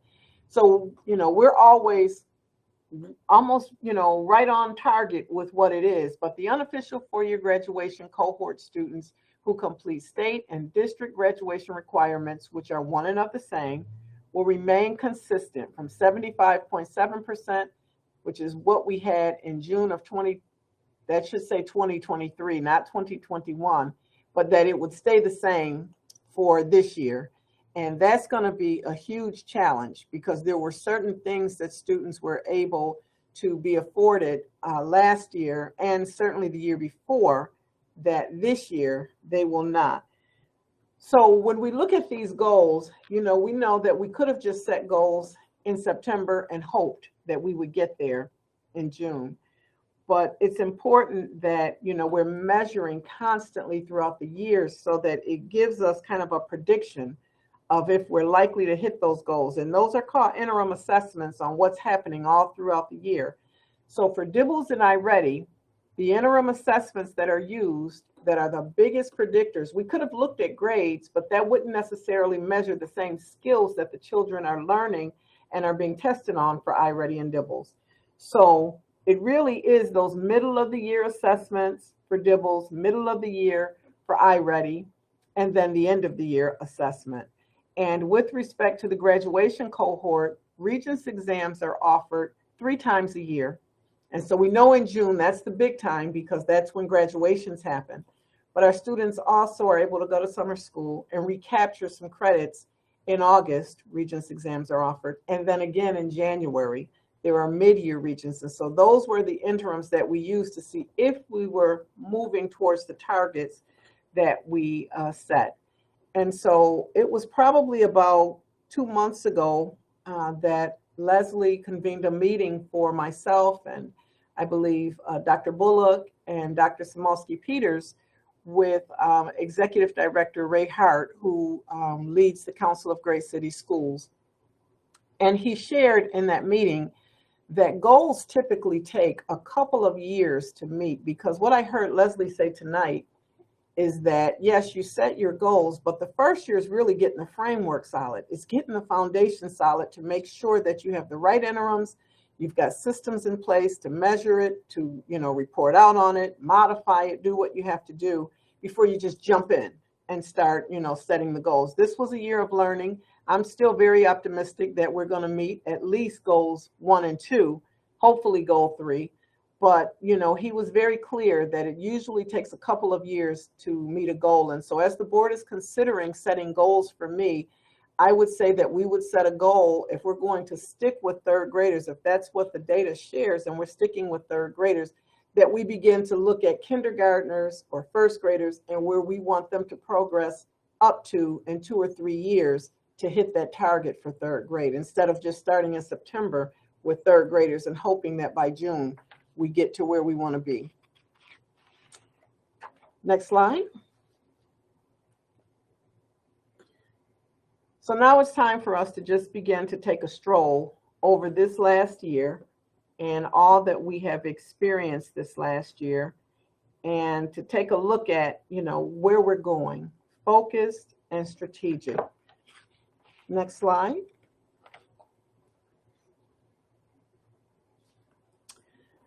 So starting out, and it was a little more than a year ago, the listening tour that happened. It was different than what our board members are engaged in now. In some ways, there were some similarities, and in some ways it's different. The big difference is that the initial listening tour that happened was a superintendent listening tour. And the listening tour that's happening now is a collective Board of Education listening tour. During the listening tour that I conducted, certainly I'm sure that you all also, as I've heard, will be collecting quantitative and qualitative data, and it'll be being assessed over the summer so that community-inspired goals are set. And we're not just sitting in a room just thinking about what we think folks want to see for their children in this community. So step 1 of what has happened is that the superintendent, myself, initiated a listening tour along with my cabinet members. And step 2 involved, from that listening tour, we came out with what the community said they wanted to see. And they weren't necessarily goals, they were objectives. They were objectives. So our 5 by 2025 is a framework that will help us to meet whatever the goals are that come out of the Board of Education's listening tour after all data has been assessed. So we don't throw away the framework. The framework is what's going to help us to meet those goals. The next thing that will happen, or the next thing that did happen over the last year, is that we've really deepened our partnership with Leslie and AJ. And I think, we've been prioritizing and getting better and better, at our board meetings, at our community, our committee sessions. The retreat that we had was really my introduction to AJ and Leslie. And what really caught my attention, which I think it caught the attention of everyone that was in the room, all of the board members, is that student outcomes don't change until adult behaviors change. So we've been saying that over and over and over. And I think we can all appreciate that it's a little easier to change behaviors of children than it is to change behaviors. I mean, I can say for myself, you get set in your ways, and it's very difficult to change the behaviors of adults. And so I think the more we keep saying it collectively, the better we're all going to get at it. And so we'll be deepening our work. We'll continue deepening our work with the council.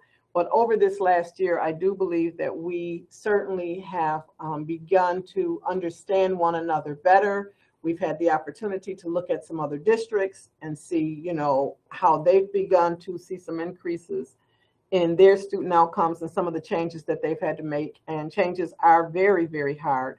But I think with all of us supporting one another, we'll be able to get there. But the big piece came during a board meeting that we had, where the board approved 3 SMART goals that I just went over. They are stretch goals. We could have gone for, a much closer percentage that we would meet to where we were last year, but they are stretch goals. We wanted them to be stretch goals because we want our children to achieve as much as possible. And so the Board of Education did approve that during this last year, and these are the goals that we have been very, very focused on this year. We've been very strategic in everything that we've done, whether it is the budget, whether it is school walks, when Ann's team is doing school walkthroughs, when Fatima's team is doing programming, when we're doing WASED, whatever it is we're doing, when Chief Holly McGee is looking at hiring, we've been very, very strategic, all of us focused on the 3 goals that this board approved. AJ, next step. Okay. So in setting the goals, the board, myself, and this district and school leaders, I think, we've been very intentional, specifically the board and the district. We could have set goals that would have just arbitrarily said that we want to see increases in, different grade levels.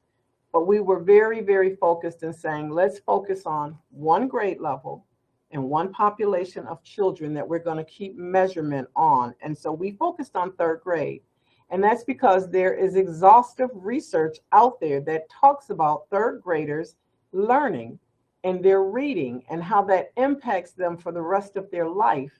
And so we were very intentional when we decided to do that.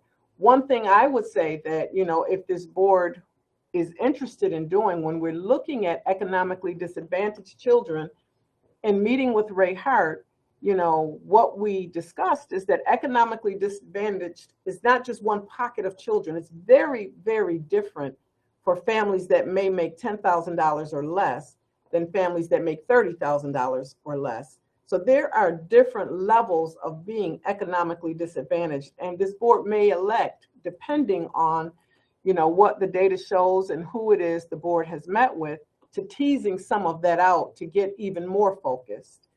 So we also,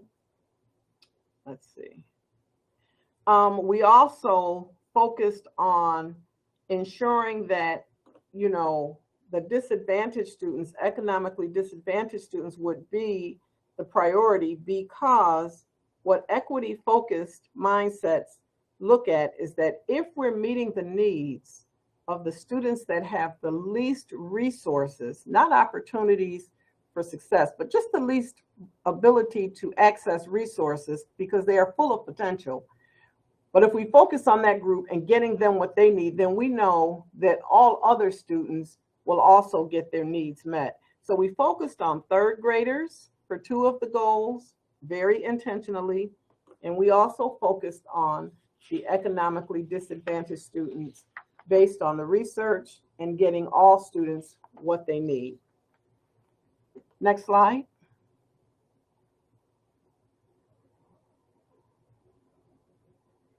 Admir, next slide. So I wanted to put together a very easy to read chart that showed some trend data about who our 3rd graders are in this district, who are identified as economically disadvantaged. So when we look at the first grouping of Asian students, you'll notice that we did see an increase for a couple of years, and this year we saw a decrease in that population of students. Those are 3rd graders who are economically disadvantaged in our district. African American students is, I believe, the one group where we've seen an increase in the number of students. Almost half of our 3rd graders are economically disadvantaged. For our Hispanic students, we've seen an increase, a slight increase, and almost 1/4 of our children who are 3rd graders who are Hispanic are deemed as economically disadvantaged. Multiracial students, families get to self-identify So these are families that self-identified as multiracial. We saw a very, very, very slight decrease, but over the years, you can see that we've gone over the last 3 years from 5.6% down to 4.7. Our Native population is very small of economically disadvantaged students in 3rd grade. And then for our white or Caucasian grouping of students, we've seen also a decrease from last year from 17.9% to 15%. Next slide. So as we're continuing to look at who our 3rd graders are and fully understanding their reality, you know, we have to really confront that these children who are really just 7 and 8 years old, you know, sometimes we talk about them just as this pocket of 3rd grade economically disadvantaged children. They are children who are 7 and 8 years old, and in their short academic career, they have experienced a lot. You know, they've experienced COVID, you know, school closing because of COVID, and having to adjust to remote learning. The teachers had to adjust to remote teaching. Then we went to a hybrid teaching and learning model. During COVID, we had lowered teacher attendance because teachers were home with their own children, trying to teach our children. Teachers themselves experienced COVID and family members did. Went through a transportation crisis that across this nation, everybody went through. And so buses were, you know, very, very limited, and that impacted our ability to do extended learning time for children. And then we had a horrific situation happen in our city with the Tops massacre that impacted our children, whether we believe that it did or not. It did. It impacted our children, and it happened a stone's throw away from several of our schools. We have children who are in our schools who have family members that you know, were impacted. We have workers that were working that day, and they have children in our schools. You know, it impacted our entire city. In addition to all of those things, the children that have the least experience poverty, which means they don't have access to resources, medical disparities, which we know impact how children learn, unemployment that was rising, learning loss, depression, anxiety. You know, it was very difficult to meet the needs of students with disabilities, students who were new to our country. And there were many students that were experiencing during this horrific stage homelessness. Remember, these are children who are 7 and 8 years old now. And this is just, you know, a snapshot of some of the things that they've gone through, which is, again, why I would say to the board that when we look at setting goals, we're looking at, you know, maybe grouping for 2 or 3 years, meeting a goal, and not just expecting that we will be able to address all of these things in 10 to 9 months. Next slide. So 2 of our goals focused on 3rd graders, those 7 and 8 year olds, but that 3rd goal, you know, was at the other end of our 12th graders. And we did have a conversation at one board meeting where I believe our ASLs and our chief of school leadership, Darlene Jesnowski, very, very proficiently went through what our graduating 12th graders who were in that cohort of 2020, what they went through.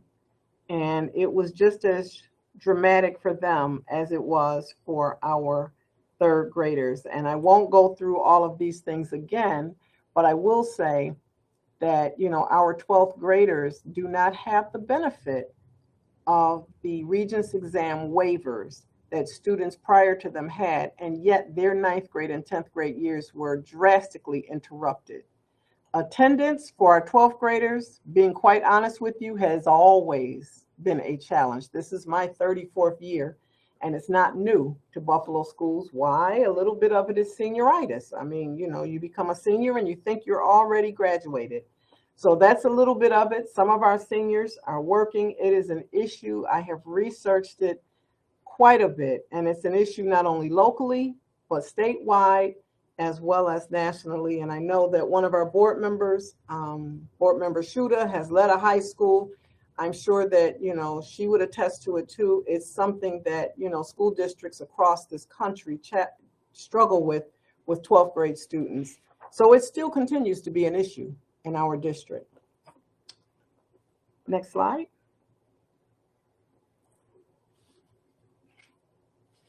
So we're going to move into kind of where we are at this point. Mir, next slide. So there are several things that we have done in an effort to be transparent. Can we always get better? Yes. But are we better than we were a few years ago? Yes. So, you know, again, I think the proof in the pudding are things like when we hear that, you know, some charter schools are having difficulty now maintaining or increasing their enrollment. Some of the things that, you know, we have done, especially this past year, is that we've been very focused on our goals and our data, and we've been very public. Our meetings are public. So every committee meeting that we have, on every Board of Education meeting that we have, we're talking about these things. Our attendance and suspension and academic data is available on our district's website. And I would challenge board members to try to find it on another school district in New York State's website. Try to find it. It's not easy to find because folks don't want to confront what the issues are. We've been very, very transparent on these data points. Our principal meetings, principals and assistant principals meet every single month with our associates of school leadership, and they have been very deliberate and intentional about what those entails entail. And it's not always just a report out. Sometimes it is because there's information that they need, but oftentimes it's dealing with our data, the goals, and how they can help us help the students really to meet these goals. Whenever I have an opportunity, I am out and I am sharing information about our district and our goals. And so I had the opportunity to meet with all of the board members of Say Yes Buffalo, which is one of our strategic partners. And from that meeting, certainly others have asked me to come and share information, and I will. I will also be sharing information with the Community Foundation. Folks are very interested in what's happening with Buffalo Public Schools. And, you know, whenever I'm out talking, I'm talking about the framework, the 5 by 2025, and how that frames the goals that we're focused on. We got a hand raised? Thank you. I just wanted to draw us back to, we have hit the 5:30 time, and we have yet to talk about data. And so we started 30 minutes ago. Okay. Yes, we need to move into the data, please. So let's fast forward to slide 16. You all have the presentation in front of you. It's been posted, so folks can take a look at it. Keep going. Okay, 15, I'm sorry. I'm gonna have Chief Botticelli just go back one. Go back one more. Okay. Chief Botticelli, you don't have to go over all of the things that you know, we're doing to meet the goals, but if you can just kind of at a very high level talk about where we started the year, where we were in the middle of the year, and where we anticipate we will end up at the end of the year.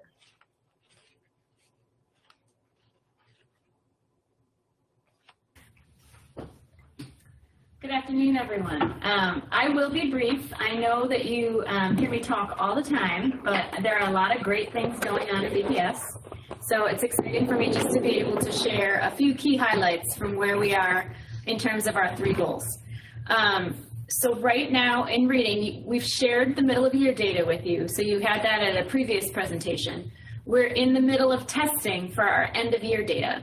So that should be available at our next board meeting in July. So we're very excited that we're going to have that information for you.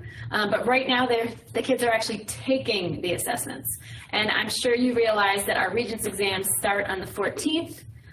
So we won't have graduation information until the end of that window. So July will really be our first opportunity to share any true end-of-year data with you. However, I do think it's important that we all are cognizant of the structures that have been put in place so that we can enable success. So I know you've heard me say before, but our third graders participate in a 90-minute reading block that is consistent. So across the district at the elementary level, K to 3, our students have 90 minutes in addition to the 30-minute RTI period that they participate in. So we have a very structured approach because we want to be able to support the schools and be consistent. We're implementing our interventions, which include Orton Gillingham at grade 3 for our Tier 3 struggling readers. You know, this year we've adopted a new reading series. So there's typically an implementation dip, but we've gotten good feedback from staff about the new SAVAS program. We've continued to provide morphology training. We'll be offering more this summer. We focus on assessment and analyzing data, so we progress monitor to make sure that we can keep tabs on our students. We use our coaching tool to visit classrooms and make sure instruction is up to par. We conduct school visits, so I go out with the ASLs, we walk classrooms. Team members from central office also go out and walk classrooms. We try to stay on top of what is happening because we can think things are in place at central office, but unless we're physically in a classroom, it's very difficult to know if that's the case. We have cabinet level meetings. We have a lot of DDI work going on. We consistently meet with principals to provide training. I'm going to flip to the next slide, Edna. We provide a similar structure for mathematics. So they have 60-minute periods plus the 30-minute intervention period, and we were very cognizant that that was in place. We actually went in and reviewed school schedules to make sure that they were providing the appropriate amount of time. We use our math modules with fidelity, and you know that we have a new adoption coming up next year, so we'll be doing training over the summer to make sure teachers are ready to use the new tools. But we continue to monitor, again, with the coaching tool. We have iReady data that's taking place right now, testing is taking place right now. And we do many of the same things, including providing iReady training or M-Class DIVLS training, so the principals are very cognizant of how to help staff. Next slide, please. So in terms of our high school students, 234 out of 2,338 students in the 2020 cohort need to pass one Regents exam to graduate. So 234 students need one exam to graduate. 156 out of that cohort need to pass 2 Regents exams to graduate. 453 of the same cohort need to pass 3 or more Regents exams to graduate. Typically speaking, most exams would have taken place in the earlier years. It's been obviously a different kind of climate because of COVID. We had, not only did we have exemptions, but we had students that might be taking these exams at a later date. So we do know that many of our students need exams in order to graduate. There are 5 exams that are mandatory for graduation: US History, Global, a Math, a Science, and English exam. Students are no longer eligible for Regents exams or special appeals on exams taken this school year or after. So this is the end of the special appeals and the Regents exemptions. So we will see the impact on future cohorts, and this particular cohort as well was responsible for some of the exams. Next slide, please. So in terms of graduation, principals and guidance counselors work with the students. They review the records, they contact students, they call them in for conferences, they meet with families. They want to make sure that everyone is cognizant of what students need to do in order to graduate.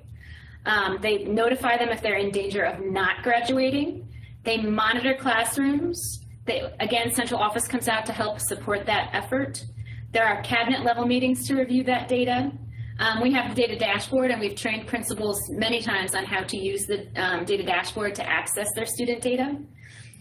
We conducted curriculum audits. I think you might have heard me talk about them in the past, but we actually take previous year's Regents data and look at our own curriculum and identify gaps in our curriculum and what schools need to do to bolster success on the future. exams. So this year we added social studies to that. So now we have audits for social studies, English, and mathematics at the Regents level. We'll be adding science when the new exams begin. So you know, new science exams are coming down the pike.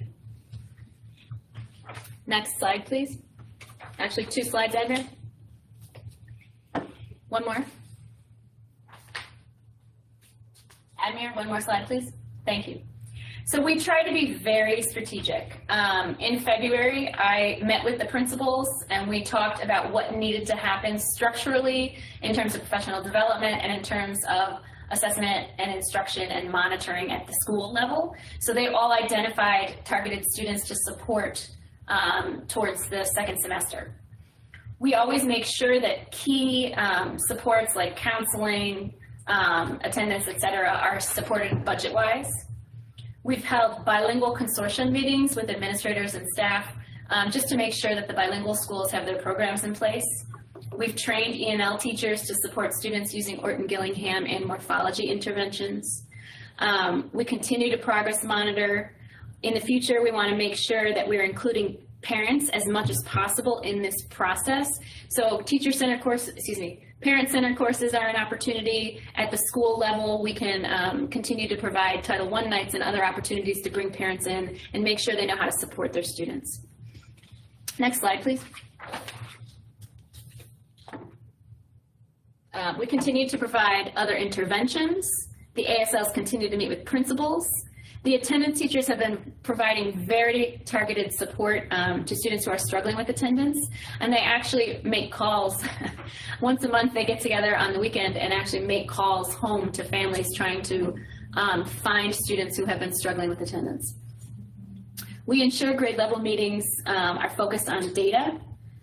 And again, if we're trying to be strategic working with principals, when we know a teacher's going to be out, maybe on maternity leave, we want to make sure there's someone to support the students instructionally. So the schools are very strategic about the plan that they use to support a temporary teacher in the classroom or a substitute teacher in the classroom to make sure kids are getting that phonics intervention or that mathematics intervention. Next slide, please. Similarly, met with all the principals in March to go over what needed to happen structurally in terms of professional development, in terms of instruction and assessment in mathematics classrooms. They also, for this group, identified targeted students to support. Similar to the other types of things, we try to stay focused on the data. We try to provide as much RTI as possible. We target classrooms where a teacher might be out and they might need support. Next slide, please. We want to make sure that we're including parents as much as possible. I think you might have seen the article in the paper over the weekend, but it's important to us that we talk about math with a growth mindset. We want to avoid conversations with students about how hard math is or why, as adults, we might have struggled with math, and instead really talk to students about why math is wonderful and it's fun, and we do it all day long whether we know it or not, because it's pretty difficult to get through the day without computing something or trying to do some sort of algebraic equation to figure out what's missing.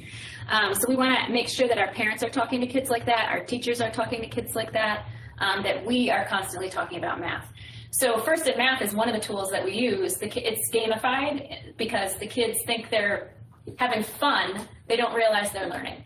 So that is one of our many opportunities to target and provide fluency intervention, for example, but the kids enjoy it. So we always want to make sure that we're not only talking about math the right way, but providing those tools.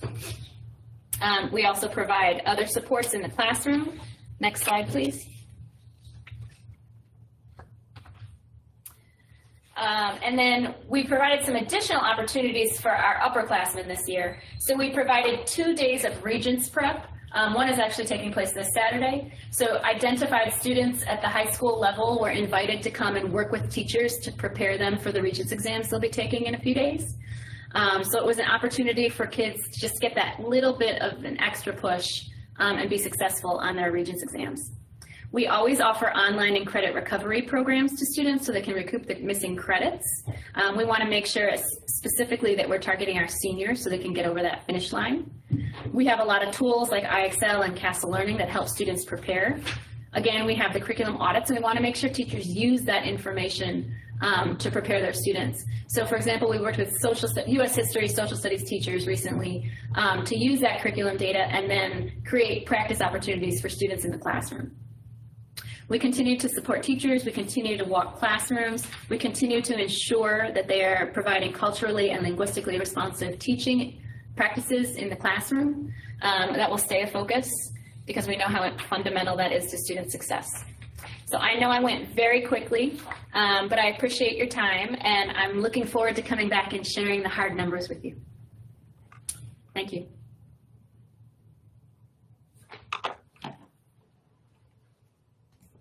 Thank you. Thank you, Chief Botticelli. I know that we have a guest, but I do want to give the board the opportunity to ask any questions. For the most part, what you heard is that it really will be the July meeting where we'll be able to tell, you know, where we ended up, you know, with the goals that were set. But if you have questions regarding what was presented today, we'd be happy to entertain them. So I don't have a question, Madam Superintendent. It's more of a comment.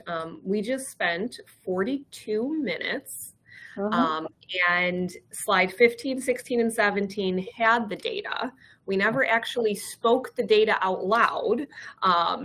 And so I want to just draw in the point of this conversation or the report was to take all of the reports that we've gotten all year and extract out, this is our starting point. We know the goals. This is our starting point. This is any data that's been reported to us mid-year. And this is where we see us going, and having it on one kind of clear, concise, maybe 5 slides, super simple, simplistic way to digest that. So we can kind of understand and open up more of the time for us as board members to be able to ask kind of questions and garner an understanding. We spent a lot of time talking about inputs, as we kind of learned about, and not even necessarily too much on outputs, which is the measurables, the mid-years, the assessments that were used, and definitely not a lot on outcomes itself. And so I know this is like a first go round at it, but I think, you know, we need to challenge ourselves to remove the heavy emphasis on the buildup, the setting the stage, the historical, you know, we've done all of these things. We don't need to repeat that every single time. Sometimes we can just offer some of the data, right? Because we've had some of the presentations before. This was just to clearly get the data, like kind of out in front. And so I wanted to comment on that. It's informative. Certainly, lots of information is here in this report, but I think there might be a more efficient manner, you know, when we get to this point as we start to go through monitoring what that looks like. I think the July meeting, because we will have the outcomes, you know, can certainly be very focused on where we started. You know, we, with these assessments that were selected, there are not a whole lot of interim assessments to discuss. And so you've got the beginning of year, the middle of year. And so when it was requested to share kind of that high level, kind of where we are, we're kind of where we were, you know, at the middle of the year. And so I think we'll have more, you know, to share as far as the data is concerned at the July meeting, because we'll know where, in fact, our 3rd graders and our 12th graders ended up. And that makes total sense. I think for us, because the presentations tend to be about 50 minutes to an hour, right, when they're offered, and there's a lot of information, and sometimes it's not overly direct, being able to extract the figures. The goal of having something concise was just so that it's kind of at the forefront, right? We have all this other information, like lots of stuff on the inputs, right? What we're doing, and even some, you know, the strategies on how or what we see. But for us to be able to look at it, we know the data hasn't changed. We didn't expect you to report new numbers to us, but kind of pull everything that you've offered us, the data figures specifically, right? Like this was the beginning of the year. These are the assessments that have been done thus far. This is the data that was reported to you. And based on this information, I can tell you as we're maneuvering through, we're definitely on target. These are some strategies we've employed because we were a little unsure about this area. So we've started doing X, Y, and Z to maneuver us or get us closer. And it was just a kind of a recap, right? Like really monitoring that progress, but extracting out of those presentations some very specific information so that it's just easy for us to see it and be able to see the progression, right? So yeah, you know, point well taken.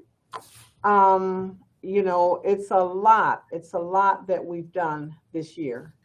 And I think, you know, the goal for me is for the board to know and understand, just like we say we want students to know and be able to do, you know, not only the board, but any listening public, all of the things that we have done. Because as the presentation shares, there's a lot. There's a whole lot on different fronts, from the budget to what's happening in the school buildings, to what students have experienced socially and emotionally. All of those things are going to impact where we end up. So it's a point well taken. And when we present in July, it will certainly, you know, we'll be able to focus on where we were at the beginning of year, where we were at the middle of year, where we ended up, and, you know, where we had to modify some things, if we did have to modify some things to help us to achieve the goals. Okay, So thank can you. Madam Chair, can I say something? So maybe what we need to do, because I've looked at quite a few school, different presentations in the training that I took, maybe we need to have staff take a look at how it's done in other districts. And what I'm thinking of is an example, and I can't think of what school district it was, but they took and they put the fourth grade data out.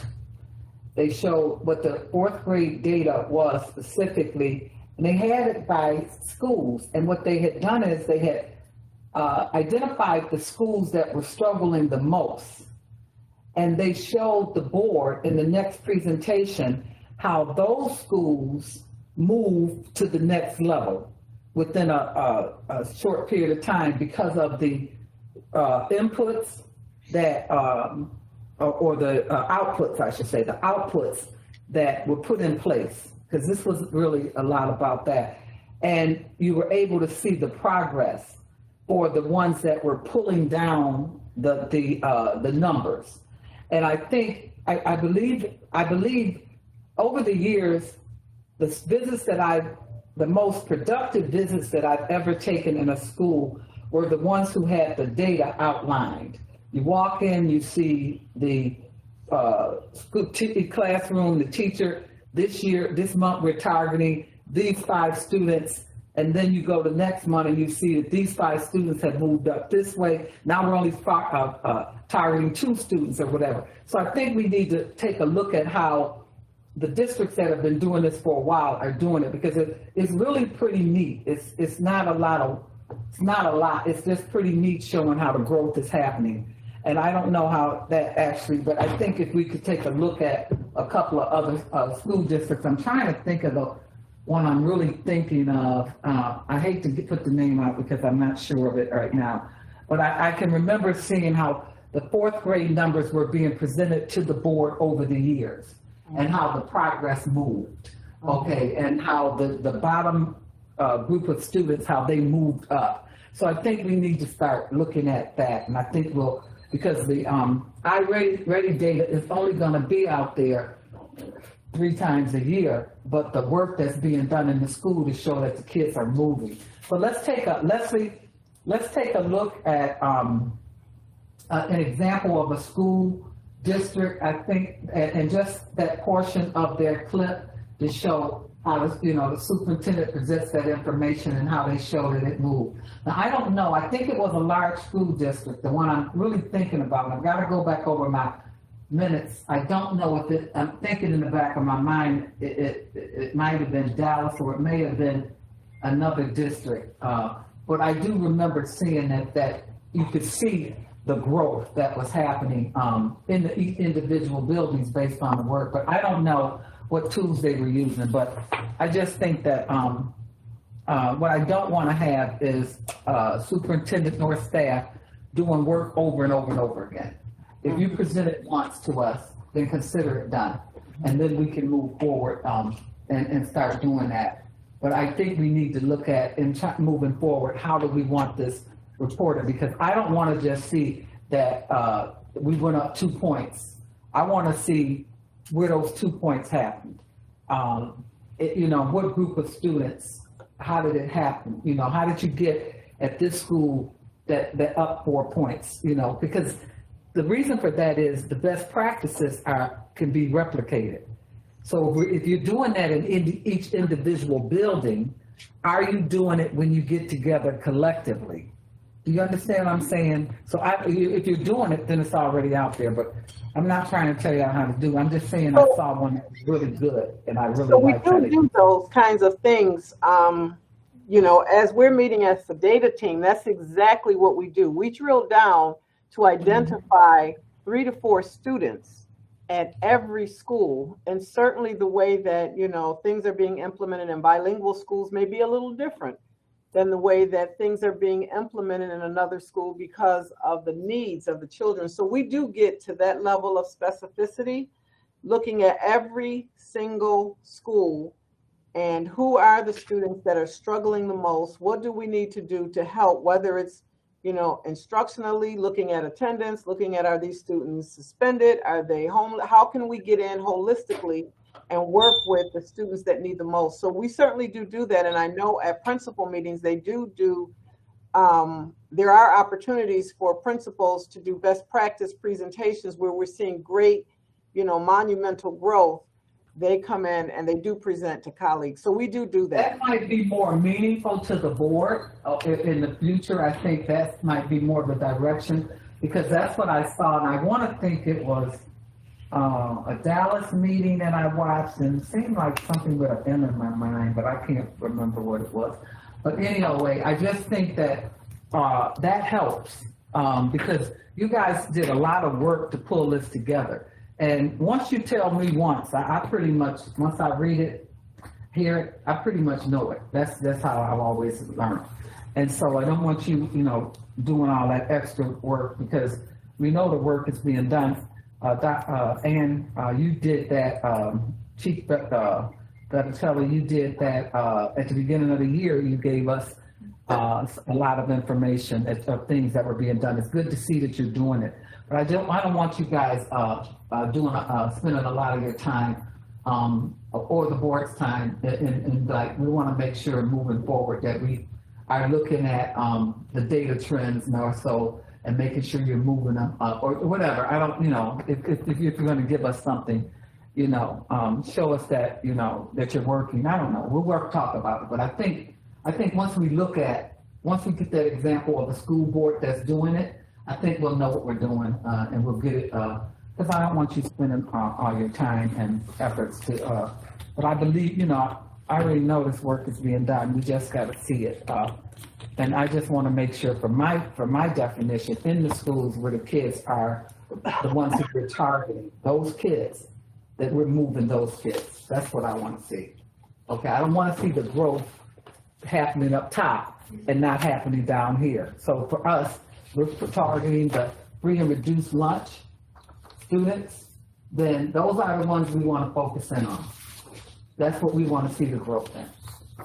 Assuming that if we do that, automatically we'll lift the other children. So that's what I have to say on that. But it's definitely a comprehensive presentation, and thank you for that. A lot of them. Kathy, I think you have your hand raised also. I do. I just want to make a comment. That was a very comprehensive presentation. Those of us who are in this cohort with the Council of Great City Schools just recently reviewed a monitoring session. It was Des Moines City School District. And what worked for me was to see just a snapshot of the data in a table form. You know, table forms are simple. You can see where the benchmark, where you started, and if it's the slope is going up or down or whatever, and you'll be able to trajectory explain why. So that seemed to be real simple. It's a 50-minute clip, and I think it would behoove us, not for all of us here, to even review that. So I just wanted to put that out because you know a lot, and then we had other examples where some districts were just doing a lot of the anecdotal, and like Cindy chimed in and said, let's get to the data. So to avoid that, I think in all fairness to Dr. Williams and her team, we need to get succinct examples of what we're looking for. So that's my 2 cents. Thank you. And I think, Terry, you also had a question, and then I think we'll hand it back to Leslie after you to kind of close out. Okay, real quick, one of the things I think that's really important is we're looking at these, the high school kids that need exams. What would be very beneficial, and I think that it should have been broken down, and I'm hoping it was broken down when we were doing budgeting. Where are those kids falling short? What specific academic core area are they having the most trouble with for their exams? Now, are the kids that have 2 exams or 1 exams, are they math? Are they English? Are they global? Which one?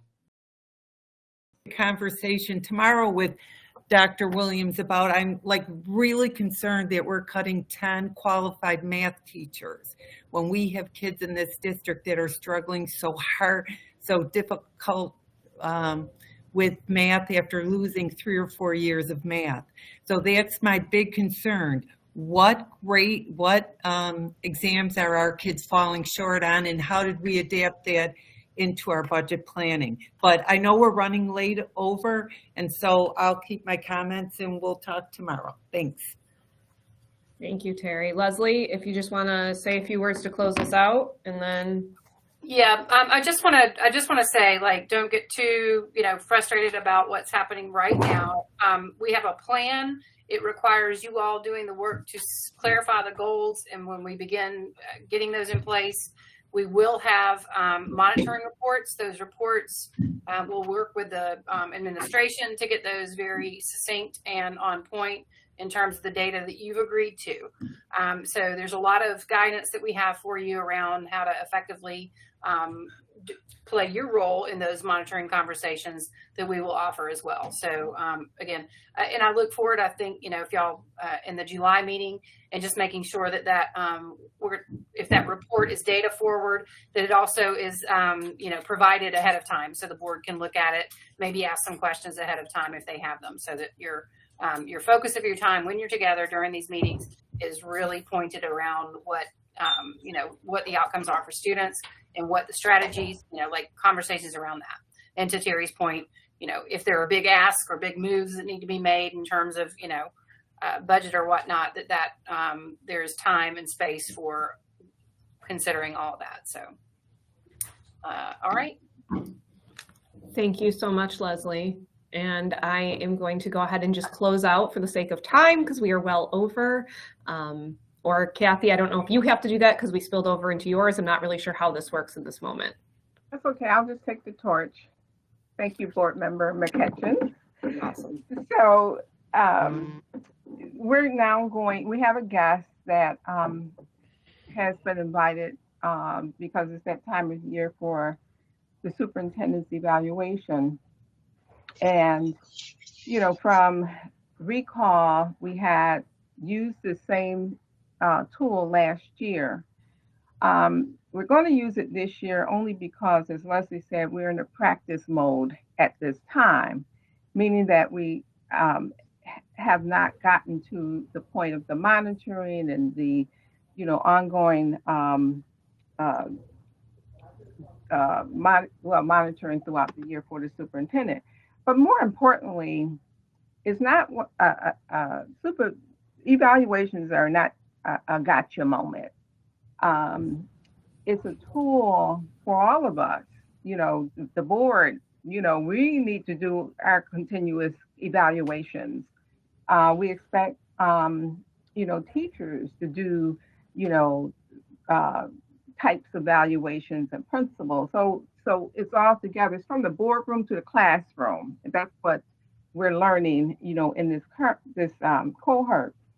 So the board members want to have a culture that we're sort of garnering our own talent, skills, and abilities along with the superintendent, along with teachers, along with principals, so that we have a succinct evaluation. The super eval is based on the annual evaluation, whereas the types of evaluations we want that the Council of Great City Schools have are quarterly, so to speak. They're throughout the year. They're not just at an end. But at this juncture now, we're going to do an annual evaluation, and Bob Hartz is on this panel now to give those of us who participated last year with the refresher, and those who are new to it, he's going to, introduce the super eval to you.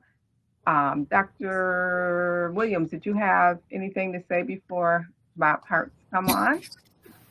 No, Bob and I have had a couple of meetings. I'm very familiar with super eval, and as you shared, there are several districts across New York State that I'm very familiar with that utilize this tool. So this is a refresher for some, and for some it may be new information that he'll be presenting.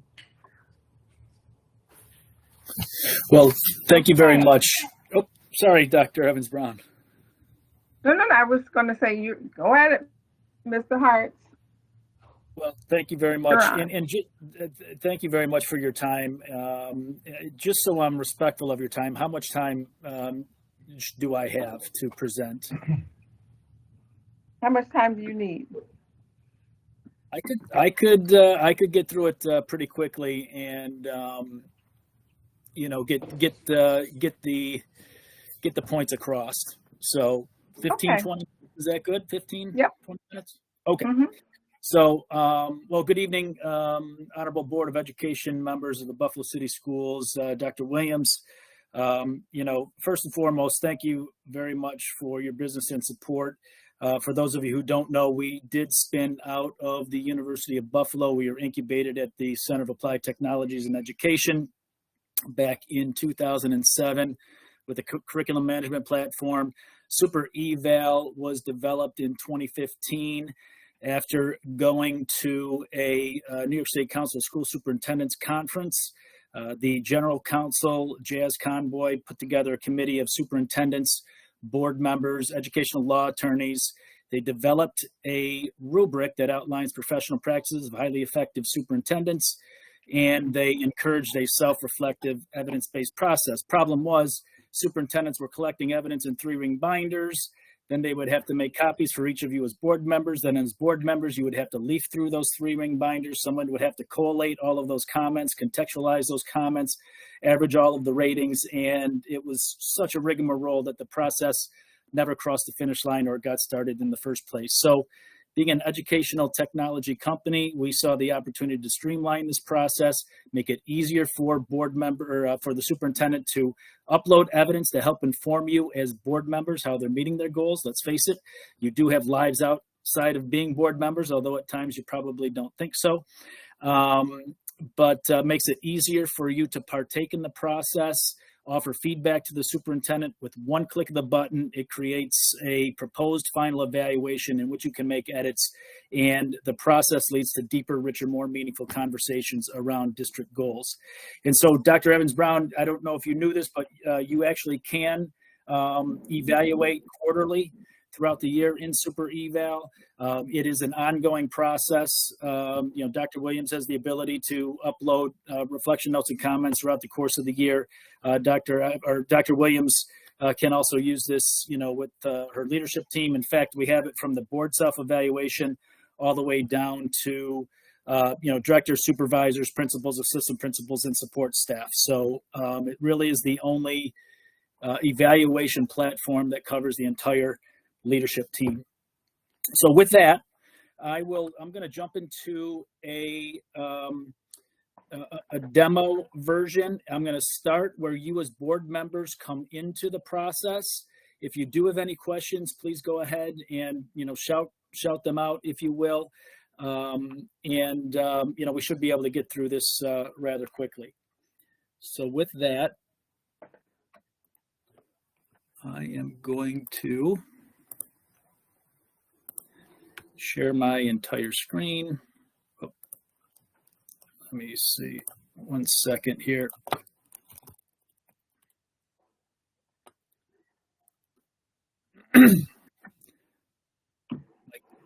Platform timed out on me, so let me get back here and go ahead and share.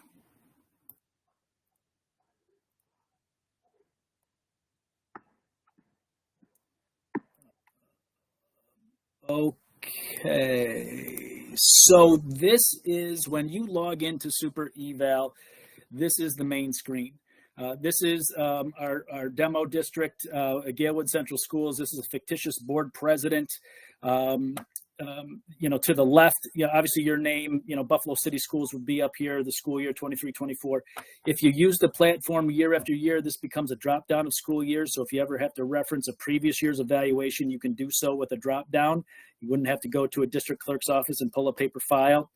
It's pinned to the superintendent's evaluation. So this is where Dr. Williams' name would appear. Our superintendent in our demo district is Dr. Lisa Locio. If you wanted to do the board self-evaluation, the board self-evaluation is in that drop-down. You'd click on board self-evaluation, and now we're over into the board self-evaluation. But we're going to stick to the superintendent evaluation at this point in time. As an outline, so step one is where, once it's determined as to what is evaluated, that is where you would put what is going to be evaluated in step one. It's very customizable to what you want to evaluate. It can be just on goals. It can be on a rubric. It can be parts of a rubric. It can be a combination of goals and parts of a rubric. Completely up to you what you want to evaluate Dr. Williams on. Superintendent evaluation, again, this is a tab that's open all year long that allows you, the superintendent, Dr. Williams, to upload reflection notes, comments, and evidence throughout the course of the year. Once you get to this point of the year, it's very difficult to remember what we did back in August, September, October. So, this tab is open all year long. It also allows Dr. Williams to upload any type of online platform or video or, pictures or whatnot.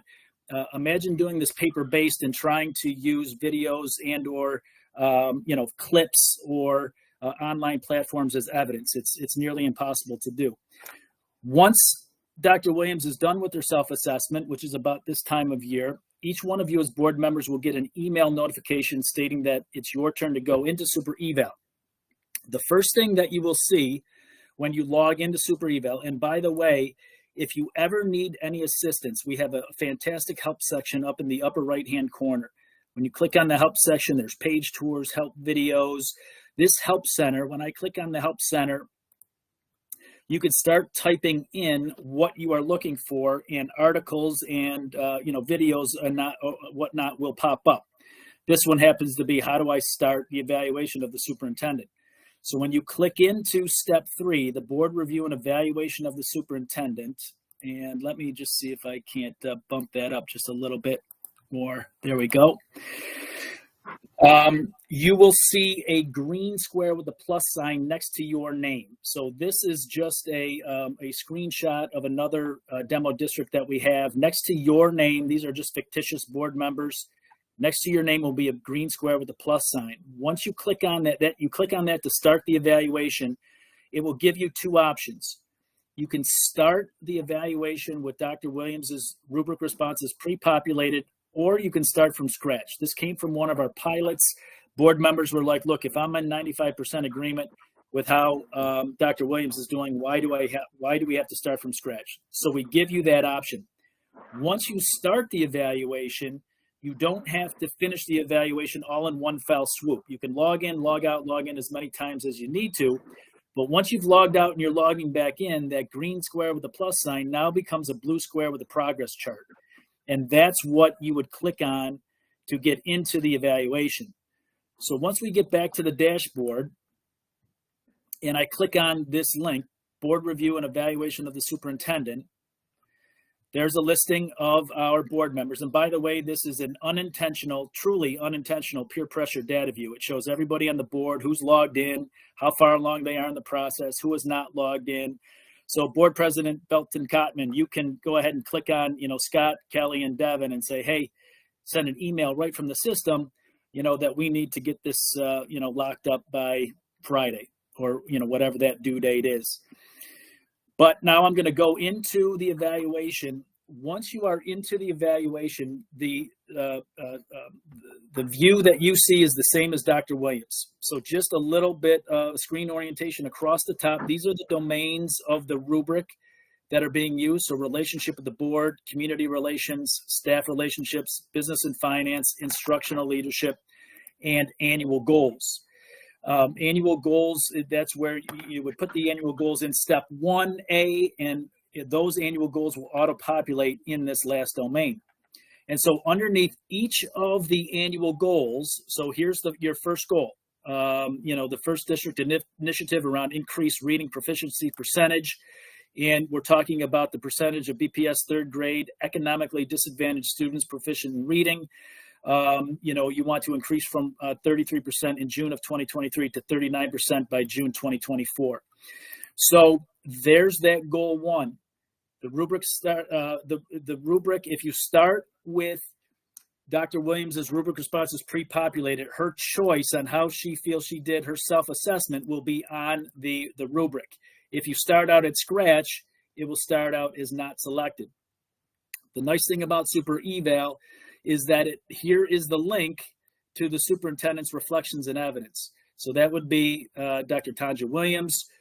You would click on the reflections and evidence.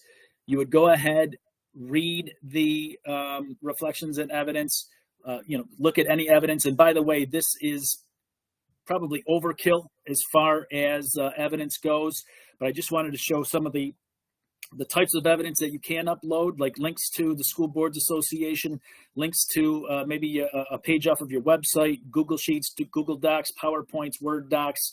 But after, as a board member, you would look at the comments, the evidence, and then rate on the rubric on how you feel Dr. Williams did on that particular goal, and then have the ability to offer your own feedback in the form of text and or the form of evidence. And then you're on to the next goal and or competency. So one of the to show you here is the top priorities outlined for Buffalo Public Schools. If Dr. Williams wanted to upload a news clip, if you will, as evidence, she would have the ability to do that, and that news clip would pop up, and you'll go ahead and play that news clip. So moving on. So as each individual board member, you would go in as individual board members and rate on each of the areas that are being evaluated in Super Evo, rating on the rubric and then offering feedback, to the superintendent. Once you are done with that part of it, Board President Belton Cotman, you would mark that step complete. As the trusted agent, you are choosing to move on to the next step in the evaluation process without having all board members completing their evaluations. Do you want to proceed? For whatever reason, the board member cannot finish the evaluation. It does not hold up the process. But with one click of the button, Super Eval has collated and contextualized all of the feedback comments, has averaged all of the ratings, and has created a proposed final evaluation in which you can make edits. So here's a neat little data view in step 4. It shows the board average as compared to the superintendent's self-assessment. In some instances, it might be a little bit lower. In some instances, it might be a little bit higher. In areas of agreement, you get a green thumbs up. But what are we looking for? We're looking for, is there a significant disparity between ratings? So down at the bottom is a legend. you're looking for a triangle with an exclamation point. Is there an area where there's a significant disparity between weightings? Are there any blind spots? And certainly those are the areas that you might want to have a conversation around, not necessarily, the areas with the green thumbs up or where we're very close together. To make edits in the evaluation, you would click on this View Consolidated Evaluation Feedback form, and Board President Belton Cotman, you would have the ability to do this. We also have a district clerk role available. That person can help you with the edits. You have the ability to redact names if you want. Basically, how you want Dr. Williams to see the feedback. This is where in step 4 you would go ahead and make those edits as far as the comments. It could be individual comments with names attached, individual comments with names redacted. It can be a summary of those comments. You can also change the rating on the rubric. So for instance, if I scroll down under the first competency in the domain relationship with the board around information, if I click on feedback and comments, this is the comment by board member Hartnett. This is the board comment by board member Carson around information. This one is from board member Barrett, and so on and so forth. So if board member Penders is like, these last two, let's take those out of the final assessment. Great. Okay. Cindy says, let's redact my name. Okay, we can do that.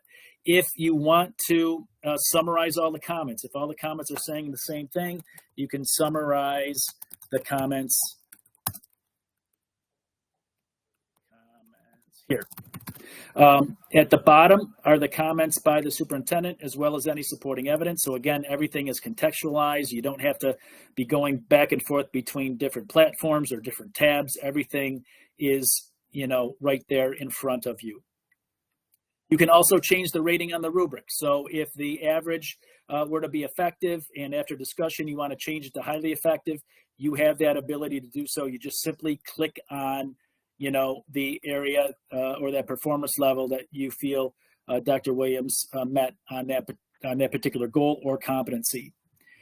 Once you have the evaluation set and how you want Dr. Williams to see it, you would then mark that step complete. It will create a proposed final evaluation. Yes, we say proposed final evaluation because at any point in time, you can go back a step to make edits. It's very easy to do. And it's either the board president or the superintendent that holds the key to that. So if you want to make edits, you click on this little blue circle with a white arrow, click on that. It'll say, do you want to mark this step incomplete to go back to the previous step? We're not going to do that for time's sake, but that's how easy it is to go back a step. Once you go from step 4 to step 5, now the superintendent will get an email notification stating that the proposed final evaluation is complete. We are on our fictitious superintendent's account here. You can tell we're on step 5. The chevron's pointing to the right. I'm going to click on proposed board evaluation, final review, and sign off. At this point in time, Dr. Williams would have the ability to see that comparison chart, see the board average compared to her self-assessment, areas where we're in agreement, areas where we might need to focus our attention. Dr. Williams will be able to see the entire evaluation and any feedback comments. There's an area for post-evaluation reflections and comments. Creates a summary page, automatically creates a summary page for a personnel file. There's an area for general comments by the superintendent as well as by the board. And then after discussion between the superintendent and the board, superintendent signs off first. By signing electronically, you confirm that you and the board have discussed the evaluation. However, it does not necessarily denote in agreement with the final evaluation. Furthermore, once signed, no additional comments or changes could be made to the evaluation. Would you like to continue and sign? So first, Dr. Williams would sign. It would put a digitized signature on the evaluation along with today's date. It would go over to Board President Belton Cotman. She would do the same thing. Once that happens, it will digitally archive this year's evaluation. It'll create this summary page for a personnel file, and then it will start the next school year cycle, 24-25, where you're putting in the goals for the 24-25 school year. But what we're trying to do, again, is streamline and digitize a self-reflective, evidence-based process, make the process more efficient, make it more meaningful, and just a better use of everyone's time. So let me stop there. that is pretty much the process of super eval. Any questions at all about what you just saw? Any questions, board members? Comments?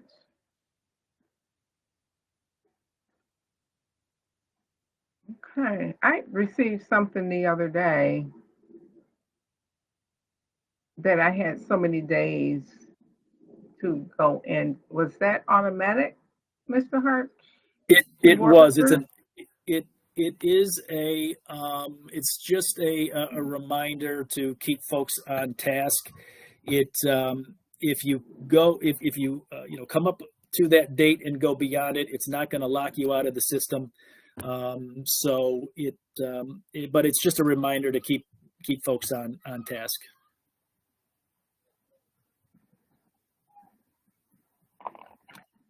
Okay, someone in City Hall.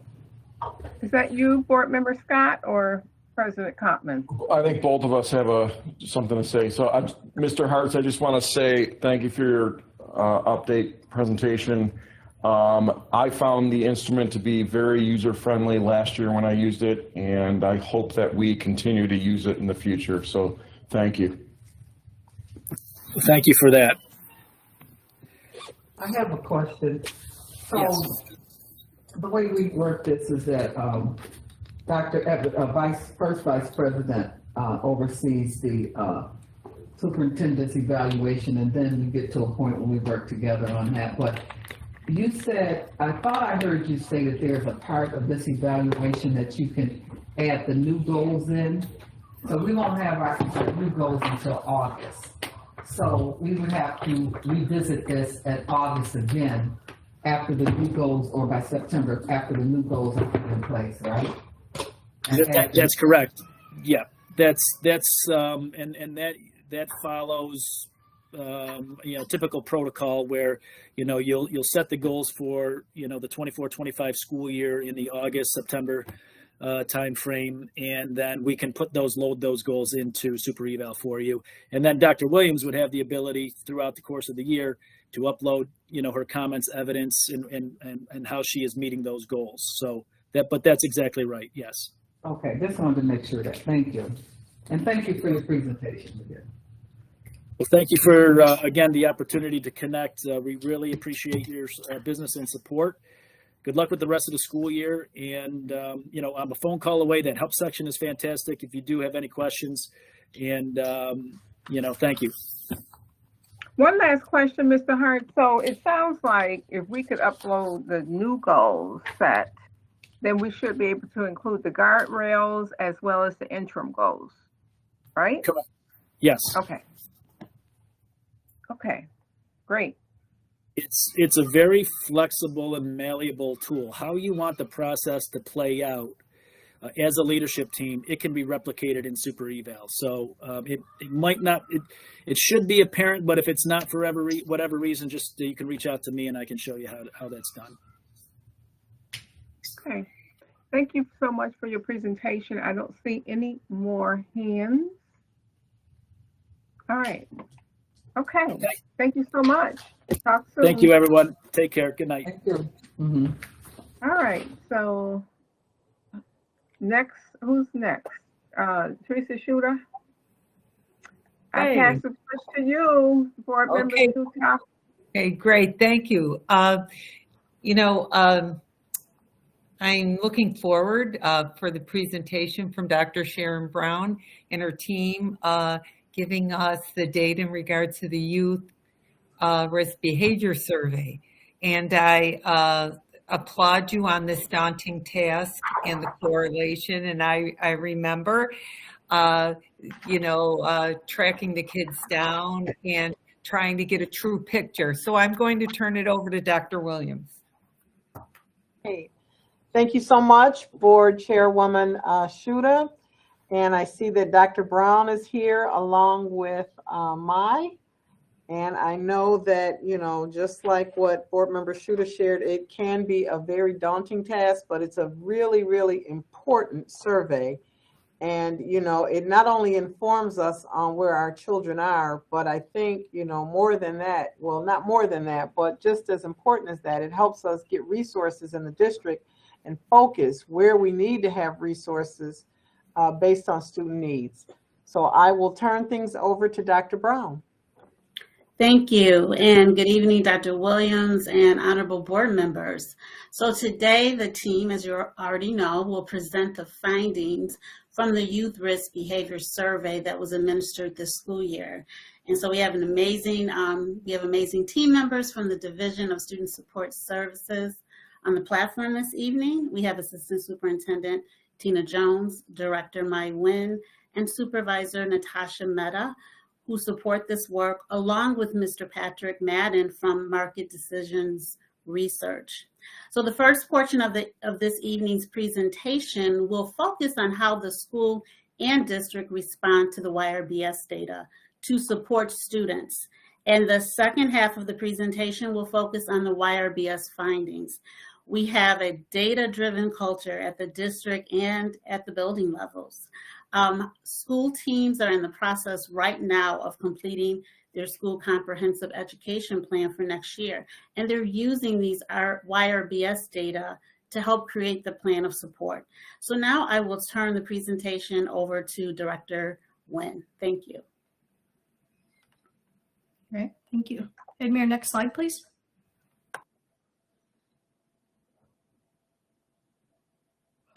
Good evening. Thank you for allowing us the time to present you the findings of the 2023 Youth Risk Behavior Survey. My name is Mai Nguyen, and I am proud to serve as the Director for the Department of Social Emotional Wellness Supports.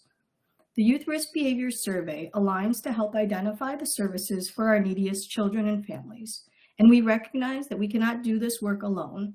We rely on our relationships with our schools, our caregivers, and our community partners to support the whole child. Next slide, please. The data from the YRBS helps identify supports needed to prioritize the health and wellness needs of our students. Next slide.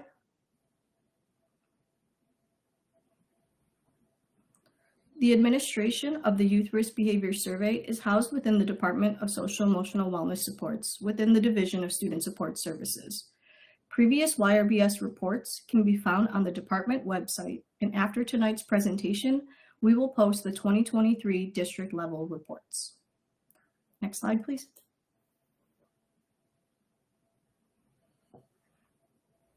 Within our department, our work entails a variety of different programs and initiatives that are related to topics within the YRBS. Our Office of School Climate provides trainings and coaching support throughout the district and each school in a variety of arenas ranging from restorative practices, trauma-informed care, the utilization of a multi-tiered system of support, social emotional learning, DASA, anti-bullying initiatives, just to name a few. Additionally, the Comprehensive School Nursing Program is housed within our department, and I work closely with the district medical directors and supplemental health care to ensure the medical needs of our students are being met. Lastly, our department supports wellness initiatives through the schools, supporting school wellness teams and connecting schools to community resources, such as providing oral health education and follow-up dental care, to the condom availability program and sexually transmitted infection testing with our partners, Erie County Department of Health. Next slide, please. The Youth Risk Behavior Survey has played a pivotal role in identifying supports to address the health needs of our students since 2011. Students in grades 6 through 12 are asked about topics modeled after the CDC's YRBS that range from alcohol and other drug use to physical activity, nutrition, and sexual behaviors. Additional questions are asked that include mental health, adverse childhood experiences, dental health, and exposure to traumatic events. The data from the survey is utilized at the district level, school building level, and by many of our community partners. The YRBS data has been an instrumental data point to secure many local, state, and federal grants, including most recently a competitive U.S. Department of Education grant that was awarded to the district called Project Prevent, which was a 5-year grant totaling $4 million, which helps to focus supports for 6 Buffalo public schools whose students live in communities of high rates of violence. Next slide, please. Before we present the findings of the 2023 YRBS, we wanted to provide an overview of how we got here. About a year ago, the YRBS Advisory Board reconvened with the focus on increasing response rates by reducing the number of questions and providing additional supports and incentives for schools to increase student participation in the survey. Next slide. Our YRBS Advisory Board was comprised of the members you see on your screen, ranging from district staff, parent engagement liaisons, community partners, our district medical director, and Board President Kottman. Next slide.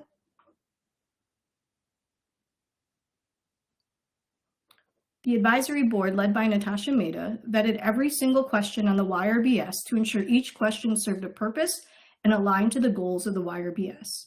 As you can see, the number of questions were reduced in the middle school and high school surveys from 128 to 96 and 150 to 119 questions, respectively. While questions were removed, we recognized topic areas that needed to be added, specifically around student knowledge regarding human trafficking, an issue we know is prevalent in Buffalo given our close proximity to the border. Next slide, please.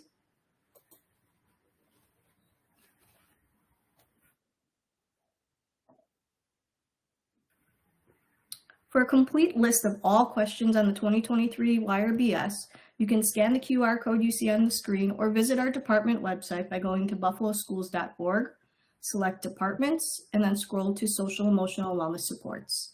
As mentioned earlier, after this presentation, we will post the 2023 district level reports. You are also able to see all district YRBS reports since 2011 on our department websites. School building level reports are sent directly to the building principal, who then disseminates those reports within their respective school communities. For community members looking for additional YRBS data, please visit the Office of Shared Accountability website and complete the data share request form. Next slide, please.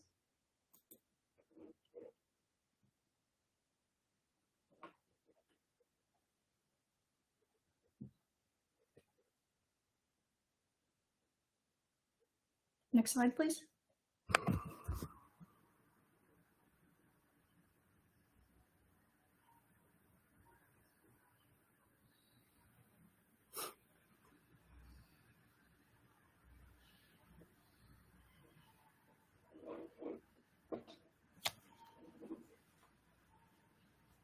Can we please advance?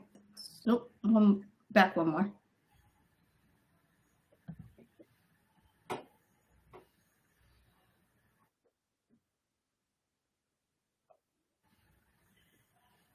Can we advance to the slide that says implementation supports? Thank you.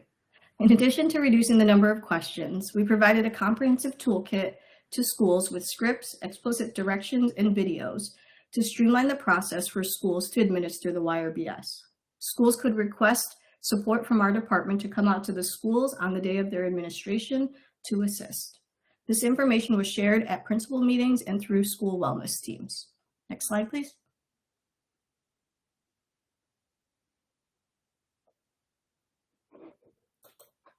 Lastly, to incentivize schools, we created a competition to award the YRBS trophy to the school with the top response rates. In 2021, those two schools were School 18 and School 195. Every day during the YRBS administration window, we shared with schools their response rates and had some healthy competition between schools vying for the trophy. This year, the schools with the highest response rates are, for middle school, in third place, School 19 at 86%, City Honors at 94%, and with a response rate of 96%, School 18. For the high schools, School 415 had a 75% response rate, 366 had a 76% response rate, and topping the list of high schools with a 94% response rate, School 212. Congratulations to Principal Patel at School 18 for their back-to-back win, and congratulations to Principal Ladinsky at Buffalo Public Schools 212 Da Vinci for claiming the high school trophy. Additionally, we recognize School 76 and 212 for the most improved response rates on the YRBS this year. Next slide, please. At this time, I would like to turn it over to Patrick Madden, President of Market Decision Research, to share the findings and analysis of the 2023 YRBS. Thank you very much, Maya. And I know somebody had raised their hand, so I don't know if you want to ask the question first before I get started. I was just trying to clap. Okay. Thank you all very much, board members. My name is Patrick Vanden. I'm president of Market Decisions Research. Now, my firm has actually provides support to Buffalo Public Schools to help analyze and report on the data. And we've actually done this for the past 3 administrations of the survey going back to 2019. So we're really excited to be part of this work for the 3rd administration in a row, and really happy to present some of the results to you tonight. So next slide, please. You can go on one more.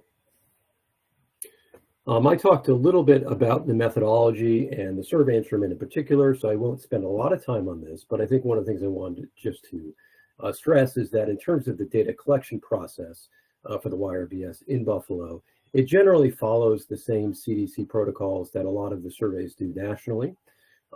Generally, that's in-school recruitment and coordination, so the survey is actually fielded in the schools during the school day. It is conducted online via SurveyMonkey survey, both in middle and high schools.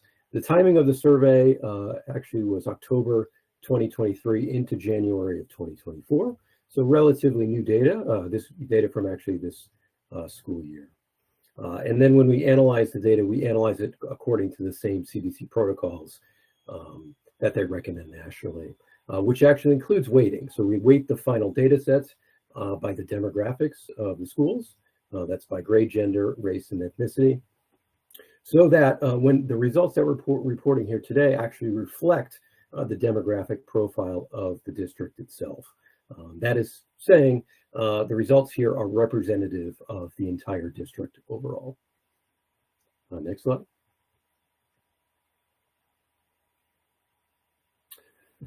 In terms of response rates in 2023, for the middle school survey, overall it was at 76%. So 76% of all middle school students responded to the YRBS survey. That's 57% at the high school level.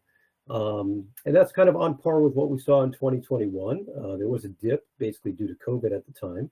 So a little bounce back in terms of the middle school students, kind of even in terms of what we're seeing at the high school level. So as Maya noted, it is incredibly difficult to conduct this survey. There's a lot of competing interests, I think, particularly at the high school level.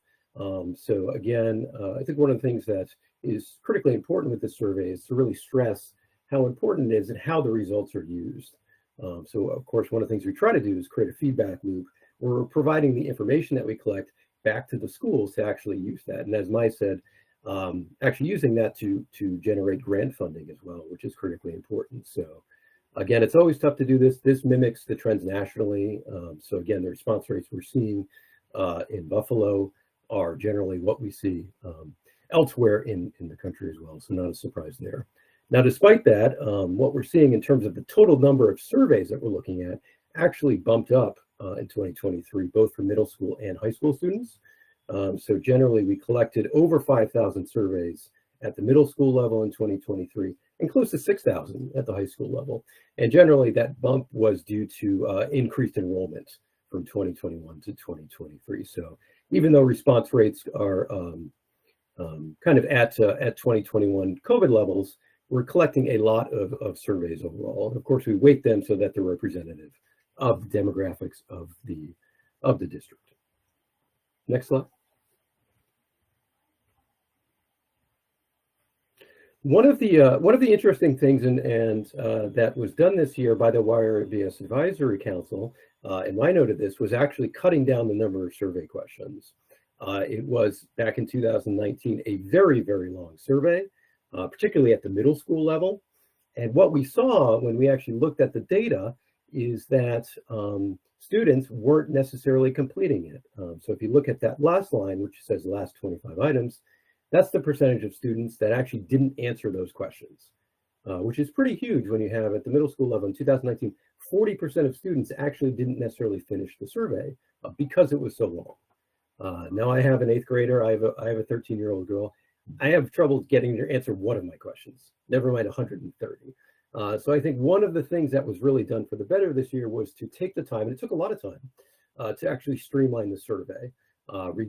Taking out questions that were, or combining questions that were redundant, taking out questions that were no longer relevant, while still actually being able to add new questions in this year as well. So the overall number of surveys was reduced to 95 at the middle school level, 121 at the high school level. And that resulted in a much higher percentage of students actually finishing the survey. So not, getting tired of it and just sort of submitting it without finishing it, which is awesome. And actually results in much higher data quality, especially when we get to the end of the survey and those questions at the end of the survey, you have more students actually answering those than in previous years, which is a really great thing. So I think kudos to the team to really do a really great job in redesigning the survey, resulting in higher data quality in 2023. Next slide. You can go on more. So present the overall results. And again, this is at a very high level. As Maya said, we have a comprehensive set of district reports at the middle school and high school level. Each school actually receives individualized data back as well. We're going to give you the super high 30,000 foot view just due to time. I'm happy to talk about data all day, but I want to recognize your guys' time. So we kind of broke down results into two categories here. We do so for the reports as well. We look at what's going well. So again, those trends that are trending in the positive direction, those are areas to really celebrate the good work that's been done, promote successes both internally and externally, as well as areas for improvement. Those are things that are changing, where you can address quality improvement efforts, additional education or curriculum, policies or procedures, to address sometimes, as we'll see, things outside of your control. Sometimes they're sort of more macroeconomic challenges that the district faces. So, next slide. At the high school level, in terms of what's going well, and throwing a lot of data on this slide, but to break it down into three general categories, these are things that are sort of trending in the positive direction. One of the things we see that's going really well is actually a continued decline in substance use rates overall. That includes things like marijuana, which has actually declined from 25% current use back in 2011 down to 15% in 2023. So a 10 percentage point drop over the past decade. We're seeing the same types of things with vaping at the high school level, which is down, as well as tobacco use, which is that blue line at the bottom, which is only 2% of high school students, which is significantly lower, I think, than the national rates. Interestingly enough, one of the changes with COVID, back what we saw in 2021 was a big spike in mental health issues. So we had a jump up in the percentage of students reporting feeling sad or hopeless, reporting, actually considering suicide and making plans for suicide. The nice thing that we're seeing in 2023 is while those are still high and while still work needs to be done, we've actually seen a decline in some of those mental health statistics. So that yellow bar that you see right there, that's the percentage of high school students who said they felt sad or hopeless. You can see the peak up in 2021 and then a decline back in 2023. Now that's still higher than what we've seen historically, but it is a trend in the right direction. And then hopefully in future years, we see those percentages continue to drop. And then the last positive thing that I'll note, there's more than this, but just to summarize sort of the three of the top things, we're seeing a continued decline in sexual activity, both students who have ever had sexual intercourse and currently do as well. And that ever had sexual intercourse is that pink line, which is a drop actually from over 50% back in 2011, all the way down to 20%, a little over 20% in 2023. Next slide. Areas for improvement at the high school level. We are seeing at least a slight increase in violence and bullying at the high school level. I think particularly that blue line is the percentage of students who said they didn't go to school because they felt unsafe. That has been trending upwards over the past decade or so, up to almost 15% in 2023. Another interesting trend that we're seeing, and this is true both at the high school level and the middle school level, is food insecurity. So the percentage of students saying they're either worried that they're not going to have enough food at home, or they actually ran out of food at home. They didn't have money to pay for it, or their family didn't have money to pay for it. And these are new questions that were added to the survey in 2021. But what you can see is a big jump up in both those percentages in 2023. So we're seeing much higher levels of food insecurity. Again, this is what I was talking about with sort of macroeconomic concerns actually affecting students in the districts, right? So as we know, as all of us know, we see a high level of inflation over the past couple of years. I think food especially has increased in price astronomically, and we're actually seeing that borne out in the survey results. So a much higher level of those food insecurity items in this particular year. All right, next slide. At the middle school level, again, similar results to the high school level in terms of positive findings. We're seeing a decline in a lot of those substance use indicators, which is great. Again, this is presenting both cigarette use as well as alcohol use, which have declined over the past decade and really stand at sort of those lower single digits at this point, which is really good progress that has been made there. And of course, a overall decline pretty significantly over the past decade in terms of those middle school students who have been sexually active. Next slide. Areas for improvement. Here's one difference that we're seeing between middle school and high school students is actually an increase in vaping overall. So vaping at the high school level actually went down, but it did go up at the middle school level. So younger kids are vaping more in 2023. And that is that pink line that you see right there actually jumped up to about I believe about 17% who have ever reported using an electronic vapor product in 2023. Mental health concerns, again, at the middle school level remain pretty persistent. So unlike the high school level, which saw a decline in those mental health concerns, not so much at the middle school level. We're seeing sort of still a high level of middle school students who feel sad or hopeless, feel like having thoughts about killing themselves, or actually making a plan to do so. And that's obviously concerning and something that still needs to be addressed. And that actually mimics, we're still waiting for the 2023 data, I think, nationally in many cases, but it really has mimicked what I've seen happening around the country as well. And of course, same as what we're seeing at high school level, a lot of concerns around food insecurity and actually being unable to afford food, or certainly being unable to afford healthy foods for sure. Much like we're seeing at the high school level, that is also happening to younger students as well. Next slide. So yeah, that's kind of, again, the high level view of what we had found, very high level. There are, as Mai noted, there are very comprehensive reports that are being released.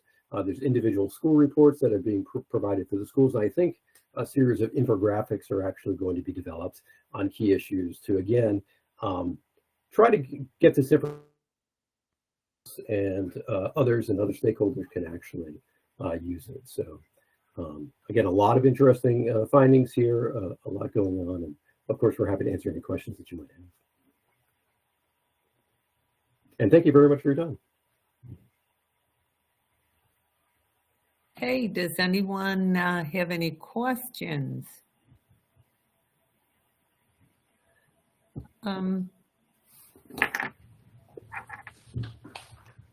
City Hall, someone from City Hall, I'm not sure if it's Sharon or... I have a question. It's really about the last statement about the healthy eating. I know our district is doing a lot in trying to move forward about healthy eating with healthy supports and healthy foods, but our kids are still, and I'm getting reports that they eat these Cheetos they get from corner stores, and they're so hot they like burning like holes in their esophagus, but they continue to eat this stuff that's really dangerous for them, and it's being promoted, through children. And we have schools that complain about it because they got to send the kids home because they have medical emergencies from eating these like excessively hot chips that's being sold to them, and also the food deserts that's in the city. I know that's not our responsibility. We're doing all that we can as a district to bring in healthy food choices, and also to be culturally sensitive about foods for different religions and different times and practices. So we're doing a wonderful job at that, but I just think that we need to go to our politicians across the state and see what we can do about healthy food choices and giving more availability to healthy foods to families of need and communities of need. I just really love what this district is doing as far as how we're moving forward with this, because it's amazing. Because I see kids now, and there's candy there, and they want to grab a piece of fruit now because they being, the mindset is now that that healthy food choices. So kudos to this district, but we really got to find some way to reach out to our other elected officials and stakeholders, and maybe even community groups about bringing better food services to to communities in need. Anyone else? I have a comment. I'm just wondering if because what did we have? 56% of the high school students participate. Was that the number in the 57? 57. So I'm almost wondering if those 57% of the kids are the kids that are engaged and are at school and perhaps not facing the significant issues that are addressed in the survey. So I'm wondering if we're really getting a true picture, but that's just an observation. I'm in my wonder. As a former high school principal, some of the things that I see that are on a decline may not be, but it's just, but the interpretation, that's what I was just looking at. But like I said, it is a monumental job for you folks to complete this. And it's so appreciative. And for us to be thinking and addressing these issues, it's commendable. And I appreciate the hard work in getting this done. And what is the biggest obstacle in high school for that number to be, what can we say from the district level is our biggest obstacle? I think you're right. I think what you say is very astute. I think particularly at the high school level, you have more absenteeism from students. And I think a lot of that, the more difficulty in getting students to respond at the high school level is because they are not in school as much. They are more likely to be absent or just be away. And that is definitely a challenge for sure. And I think there were some things done this year. Correctly, we weren't necessarily involved in the data collection aspect of things, but I think the survey was offered on alternative days, potentially to those who missed it. But there are ways that we try to counter that by offering options up to students to kind of retake the survey if they missed it. But you were right; it is definitely a challenge for students to respond. And in fact, if you look at response rates by grade, which we didn't present here, they actually sort of decline each year. So 9th grade is higher than 10th grade, which is higher than 11th grade. So that sort of exacerbates year by year as well. All right. Okay. Is there any other questions? I see the boardroom. Yes, not necessarily a question, but just a comment. Thank you for the presentation. And really for Dr. Williams and staff, when I did my community listening sessions, President Belton Cotman and I did one with students, predominantly folks wanted us to focus more on the whole child. Social emotional wellness, interpersonal skills, critical thinking. And so all I'm kind of throwing out there is that when we are starting to plan with on our goals for next year, and we're looking at data, that this data be considered as a part of assessing what our goals should be going into next school year, because I think it is very valuable data. that we regularly assess and we can easily track to see if we are making progress, not making progress. So just kind of putting that out there, because yes, literacy and math are important, but we know the social emotional wellness of our students is just as important, if not more important.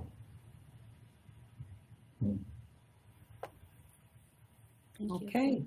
I have a comment, a question I'd like to ask. Honorable Chairperson.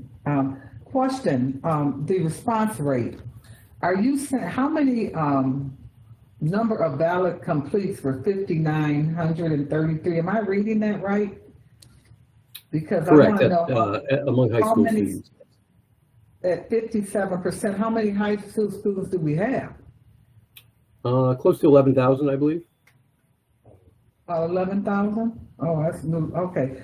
So when I was looking at this survey, and I want to first of all say it was a privilege to work with the team, Maya and her team, and all the staff. There was a lot of very energetic and very committed people on this committee, and it was a pleasure to work with each and every one of them whose name is listed. And I was pleased to say that they were very receptive to listening, and we shared a lot of great information. So I felt, Dr. Williams, that at best, this is how a committee works, and they did a phenomenal job. And kudos to you guys. They were, very thorough in what they did. Very proud of this, to have been a part of this, to see how they work together.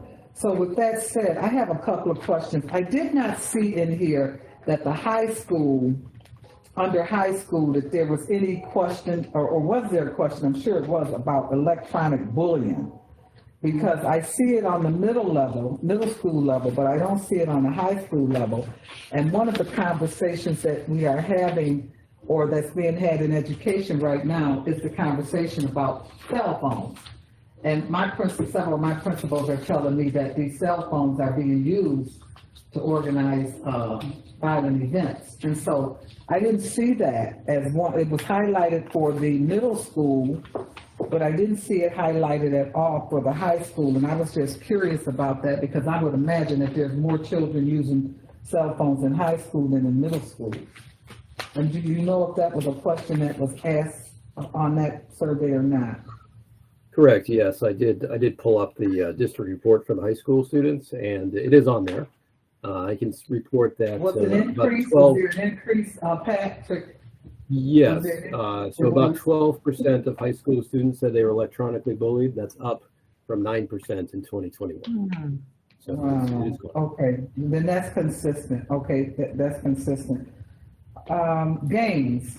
Was there any activity, conversation about games? I think that was one of the questions, or something that had come up.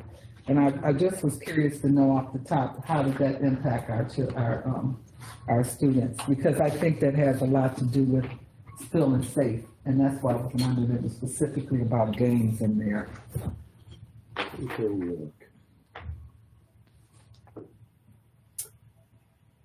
That one I'm not so sure about. I know there were the questions added about sex trafficking. But you don't know about, I thought that we did something on games, but maybe not. I thought we had. Okay, so I just want to thank you for this. I'm going to read the whole report.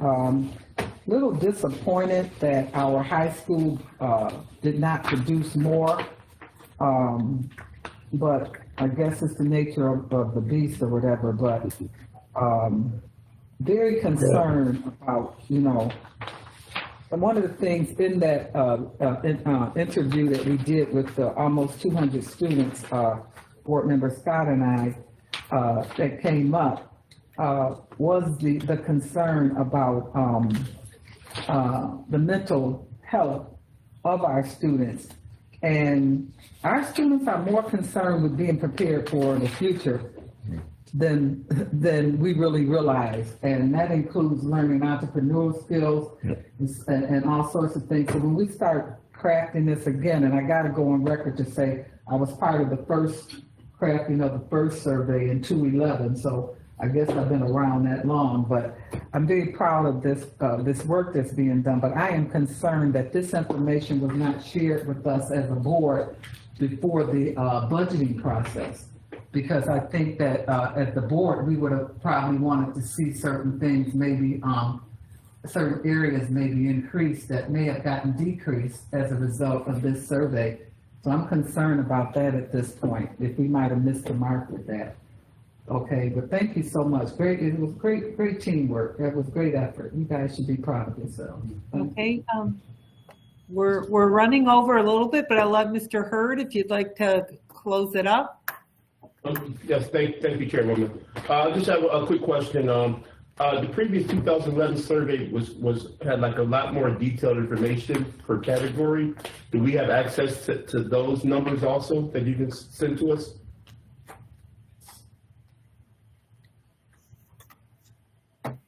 Did you want to take that, Maya, or you want Yes, me to? we can send, yeah, the district level reports has that, but we also have a data compendium that was shared, and we can make sure you have access to it. It's a hyperlinked Excel document, so you can search by question, and then it's also broken down by gender, ethnicity, grade level, and you can kind of see those different demographic backgrounds as well. All right, again, I would like to say thank you to Dr. Sharon Brown and Mai and Patrick. We just appreciate your work, and our hope is that we can transform into support for our kids, and that's what it's all about. So Dr. Williams? Thank you, Chairwoman Shuda. There really is not a lot left to say. I certainly appreciate Dr. Brown and Mai and the whole team, and board president participating in it, and Patrick and the work he did, because there really is not much more that's important than the wellness of our children. And so I think that, you know, this survey will inform, I'm sure, as Mai shared, she'll be sending out the specifics and the schools will get theirs, and be really delving into, you know, what it is that the students are experiencing and what their needs are. So thank you, team. Great job. Thank you. Thank you. All right, are we ready for student achievement? We're ready. Here. All right, the last work session in our work session marathon night, student achievement, and on our agenda is the athletics academic eligibility policy and regulation. And we have Dr. Ramona Reynolds and Mr. Aubrey Lloyd here to present on the athletics academic eligibility policy and regulations. Superintendent Williams, I'll turn it over to you to kick things off. All right, Chief Reynolds, you and Director Lloyd have a tough spot being the last after. Always difficult being last. Being the ones that are standing between, you know, receiving the information and folks being able to return to their families. But I know that this is really important information discussing the revisions of this policy. I'm looking forward to hearing the presentation. We've been talking about it, and so I will turn things over to you. Thank you very much. I'm going to ask Mr. Mayor to load the PowerPoint. So thank you once again, Superintendent Williams, and good evening, honorable board members and listening audience. Next slide, please. Oh, I don't like this one already. Well, you've heard this theme a few times this evening. I'll repeat it once again. Under the leadership of Superintendent Williams, we've been focused and strategic about aligning our work to support fulfillment of our district goals. Many examples have been provided this evening. Another example has been the work of the athletics department in collaboratively working with stakeholders to review and revise a policy, and also develop a regulation that sets the expectation of improved academic outcomes for scholar athletes, and ultimately will assist with increasing our district's graduation rate. Next slide, please.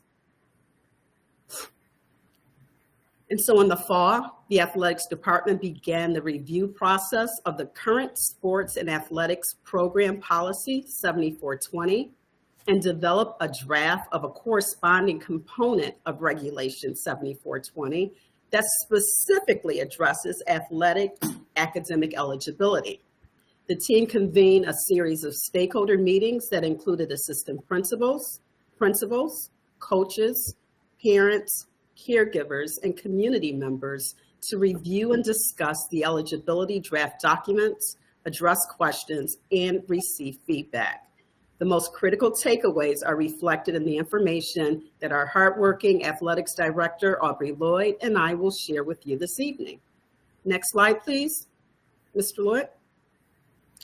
Thank you, Dr. Reynolds, and good evening, everyone. Thank you for the opportunity to present the Buffalo Public Schools Athletics Academic Eligibility Policy 7420 and Regulation 7420R. Tonight, we will briefly review the revisions to Policy 7420 and the newly created Regulation 7420R. Before we review these documents, I would like to say thank you to our coaches, parents, and principals that assisted in the creation of Regulation 7420R. We must recognize that they will be at the forefront of this eligibility process. Therefore, their buy-in and leadership was greatly appreciated. I'd also like to say thank you to my supervisor, Dr. Ramona Reynolds, for her guidance, positive spirit, and patience. We believe our policy and regulation are fair, will encourage high academic achievement for all students in athletics, will encourage greater participation numbers, and may serve as a framework for other extracurricular programs in Buffalo Public Schools. We also believe athletics serves as a crucial component of a comprehensive educational experience, and participation in athletics is a privilege extended to students who demonstrate academic excellence and uphold their responsibilities to themselves, their peers, and the school community. Our current policy aligns with BPS Regulation 7420 and conforms to Commissioner regulations, as well as the rules established by NISFA. In summary, students must meet the following criteria. Students must have parental or guardian consent, a medical clearance, be a bona fide student, and comply with all district rules and the code of conduct.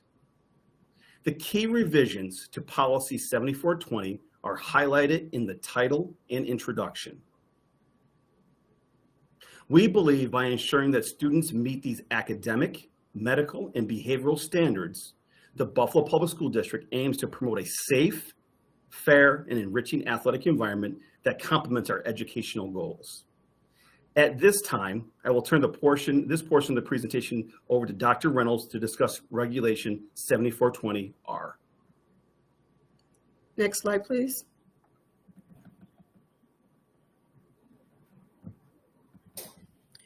And so until now, there's been no athletic academic eligibility regulation.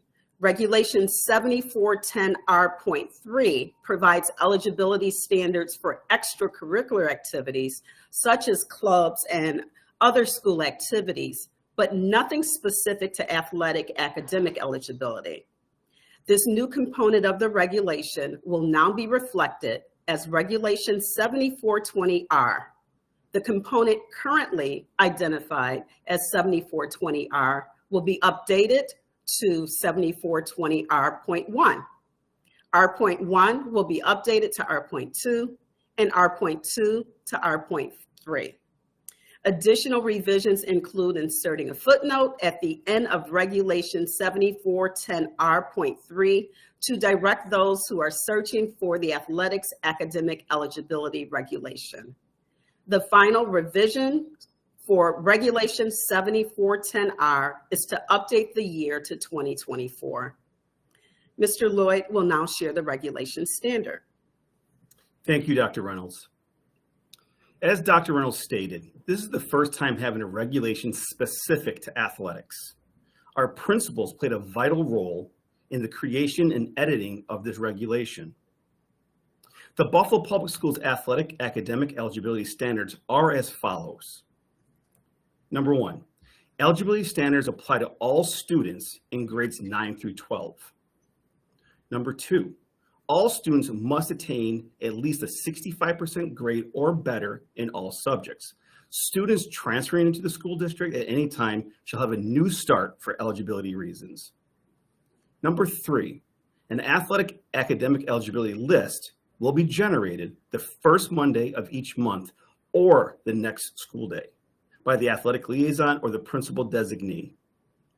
Number 4, all student athletes will submit monthly athletic academic eligibility progress reports each month to their athletic liaison or principal designee.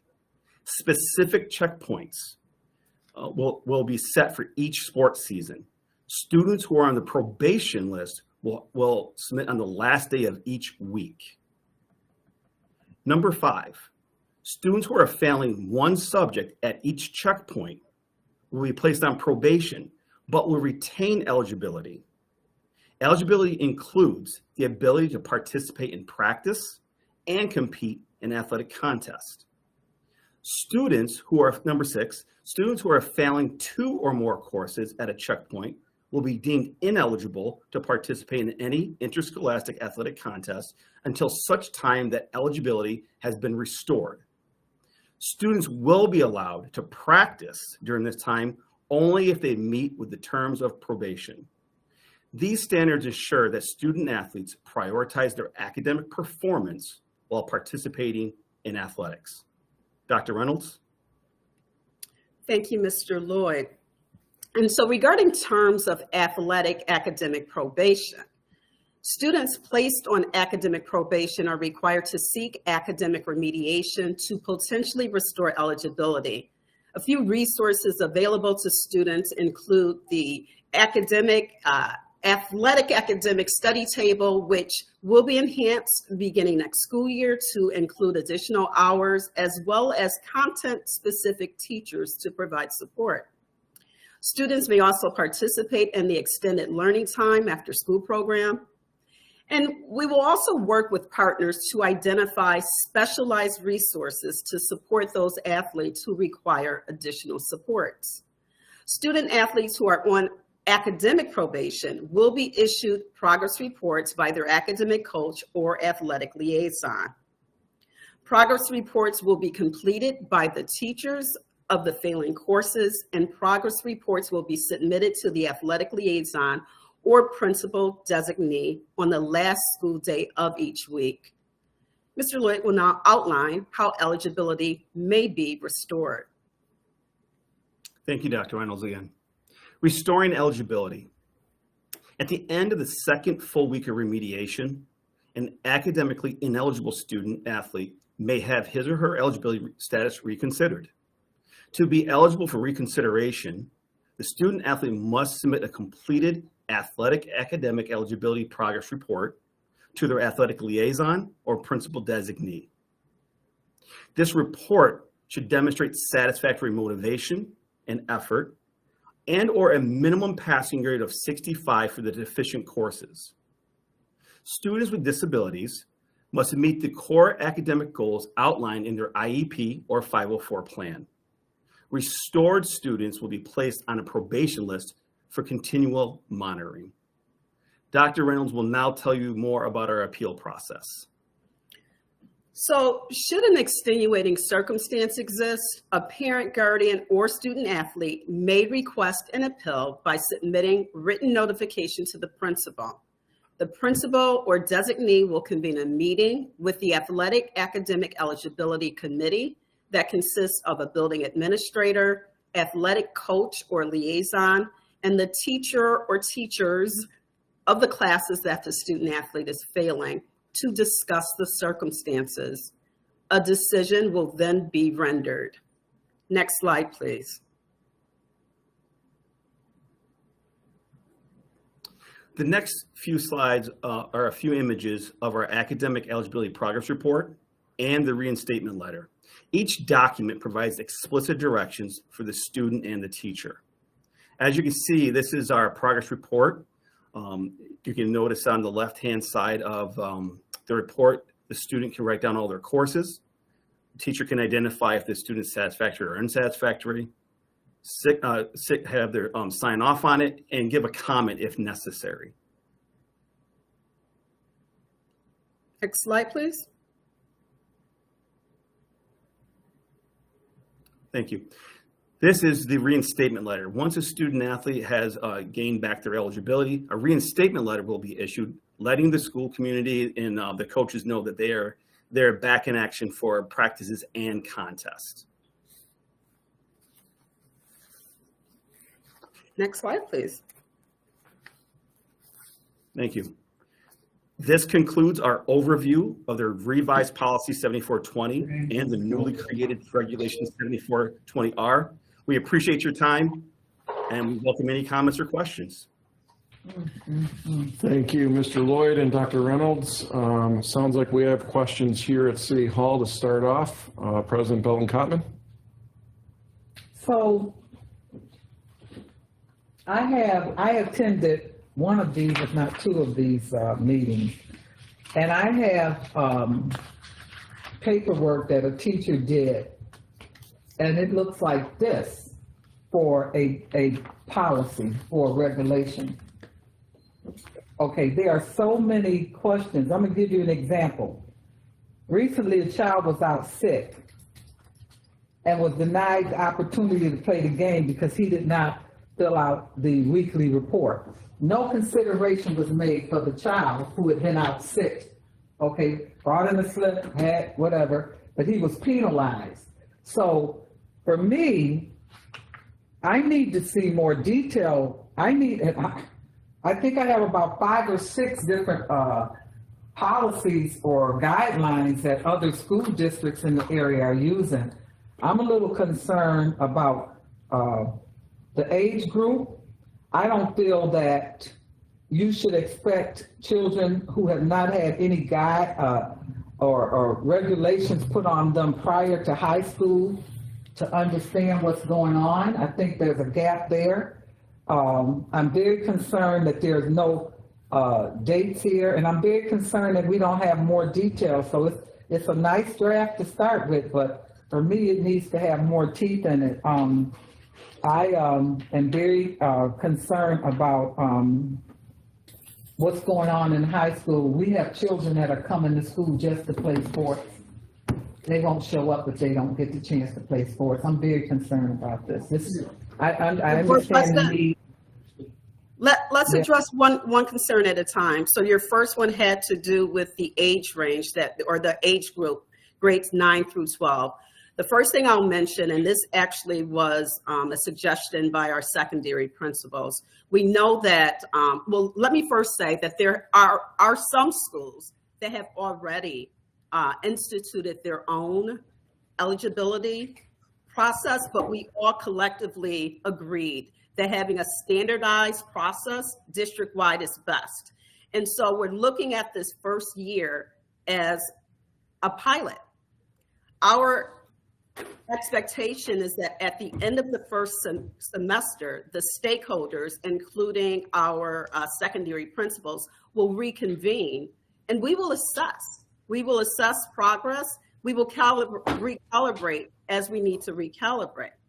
Now, you at one of the community meetings, and this is why we inserted the appeals process. That was actually your suggestion, because what you mentioned is that there are times where there is at least a perception that a child has been treated unfairly. So we've implemented the appeals process. So if a parent, guardian, or a student feels that a teacher has not rated them fairly, it's a committee that will hear all of the concerns. There are extenuating circumstances that sometimes need to be taken into consideration, and we'll do that at the appeals and then render a decision. I also want to mention, you mentioned that, you know, this is something that we're going to be starting at the start of the school year, and you're absolutely right. But we also, what we recognize is important is that we really implement a pretty widespread and comprehensive communication strategy. And so our goal is really to ensure widespread awareness prior to the start of the school year. And as such, we'll immediately begin working with the PR team to develop a marketing strategy to create awareness for our students, parents, and district staff. We will work with school leaders to inform their families and students. We will provide informational meetings this summer with administrators, athletic liaisons, and coaches. We'll have separate meetings that will be coordinated with families and students.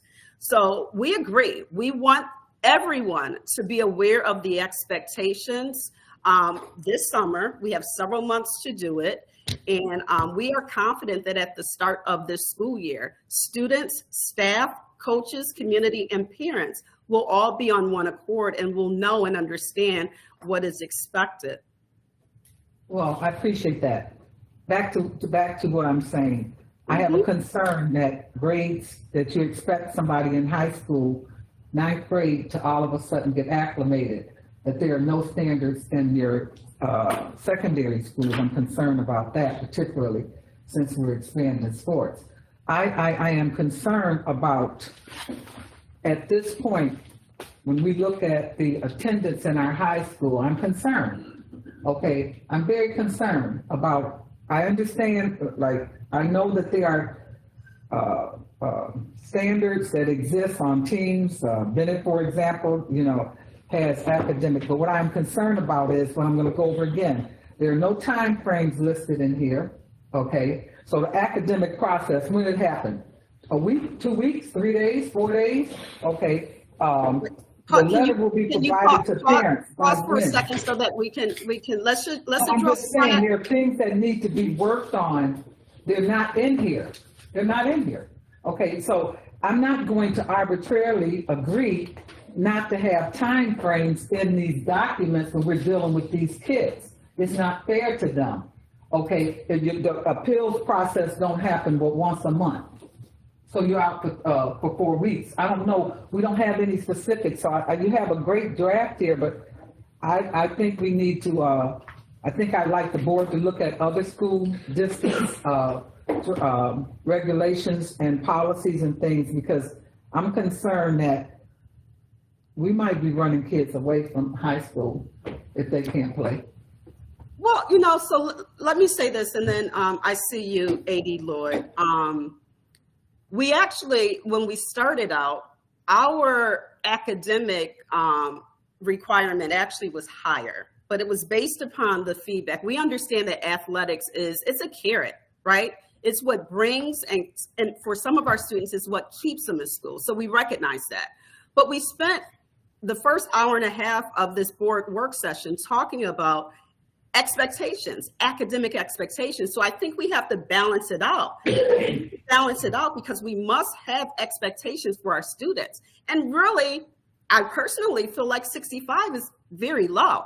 So it's 65, and then we inserted a little bit of soft language because we recognize that there are some students, they go to class, they work diligently every single day, they're there every day, and they just can't quite achieve a 65.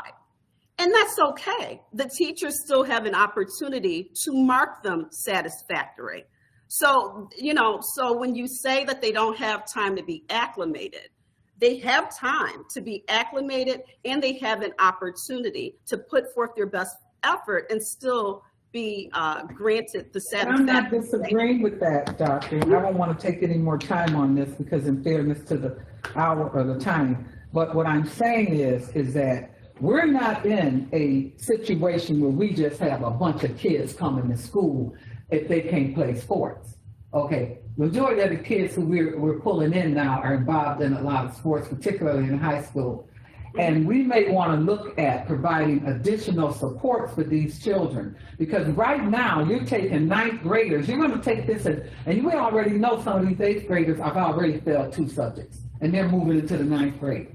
Okay, so I want us to look at making sure, I'm not trying to say that you water down anything. What I'm saying is that I want some sort of a support mechanism put in place. If I looked at this, the student is supposed to get the paper signed. Okay, what adult in the building is working with the students? We've got all these SST people. The student is supposed to get it signed, but who makes sure, who's assisting the student? Okay, there's some things. So I just have some concerns about this. And I'll pull the one that was written, I think, if I can find it, I think I have it near, when David Mauricio was here. And we started this academic piece a while back when David Mauricio was here. Okay, so we did have something in place academically, but I'm just concerned about all these standards and risking losing children in the process. Do you understand what I'm saying? That's my concern. Thank you. Mr. Lloyd, I'm so sorry. No, that's okay. And so, President, I hear your concerns, and I'm writing down a lot of stuff. So I wanted to address a few things here. So I agree with you 100%. As we go through this process, we don't have a timeline for appeals. So we should put something in this plan that says appeals should happen within a certain amount of time. We, as athletic administrators and leaders, we want to get our kids back on the court and back in the field. We don't want them waiting. So I agree with you 100%. There should be a timeline added to this about the appeal. The second thing you mentioned, well, another thing that you mentioned was a timeline for, the review of grades. We should also put a timeline in there that once the athletic liaison receives the progress reports, it will be reviewed within a certain amount of time. So a student should never have to wait more than a day or two, a couple of days for them to know if they're eligible or not. So I agree with that, and we'll make that change. A couple of things that you had mentioned, we did some homework about other academic eligibility policies and regulations, more about the regulations within Western New York State, and other urban areas. So for the most part, I just want to make this point, for the most part, the policies across New York State all look the same, because all school districts have to adhere to the same policies under NISFA and under commissioner regulation. So policies look the same. What we noticed, was that the regulation may look the same. Our neighboring school districts, some of them don't have regulations at all. So we are paving the way, and this will be one of those, we'll learn as we go and make it right. We don't want to harm children. Dr. Reynolds actually mentioned this a few minutes ago, is that back in the day, there was a report done that Buffalo Public Schools academic eligibility policy was very strict, stringent. It held kids back. There was no timelines, all those kind of things. So we actually looked at some things. How do we keep kids on the fields? And I don't know if it came out of a meeting that you attended previously, but one of the things that we should not do is, we have great services here in Buffalo Public Schools. We know this. Okay, athletics, I believe, is one of our best services. No offense to any other service. So we want to increase our participation numbers, not decrease our participation numbers. So we need to find a way to make sure kids stay on the field, stay in the classroom, but are on the field and in the court. So we need to make sure that our coaches work directly with the student athlete that's in their program and helping them get that paper signed. I can attest that when I worked in Schenectady City School District, and we had a very similar policy to this. It was my job as the coach to make sure that my student athletes, if I want them to participate, to make sure that they had that form signed and I stayed on top of them. Thank you. Okay, thank you. Board Member Hurd. Yes, I have some questions. And first of all, I read through section 7000 of the New York State Public High School Athletic Association, and I'm looking at the principles of it that is based upon equity and eligibility for children to participate in sports. But it's nowhere in here in the statute with the New York State Public High School Athletic Association does it deal with grades and children participating in education. So who felt that it was necessary for us to amend a New York State policy to include grading and including a child performance by admitting them or not allowing them to play in a sports activity? I'm reading through the whole charter. It even talks about travel and costs. This athletic department, I'm going to be a little critical here. This athletic department should be talking about equity right now, so all schools, all children have opportunity to participate in all sports. We don't have that here. We don't have that. And I think that we concentrate on the wrong values right now for our children. And I really think that we need to concentrate so every kid can have access to maybe lacrosse or rowing or tennis or archery, like other schools do, the other opportunities don't. Swim program, I'm taking emails and phone calls about that every single day. And we haven't, as a district, came up with a solutionable answer so our kids can participate in the swim program. Here we're talking about not allowing them to play sports because of academics.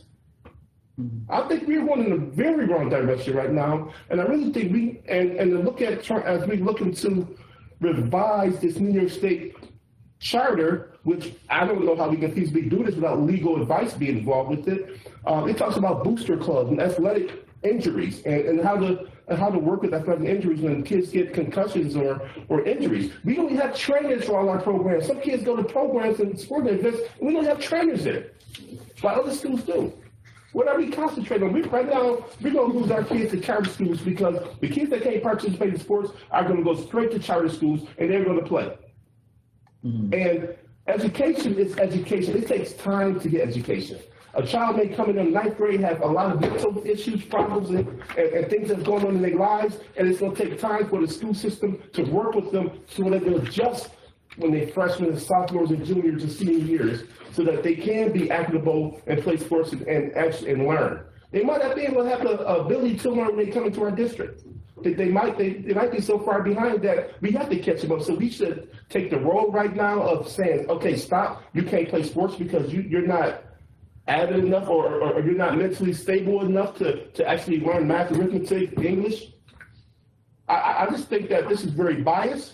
And I think that we need to take a step back and look at what we're not offering right now, and let's work on those challenges first before we exclude children from programs.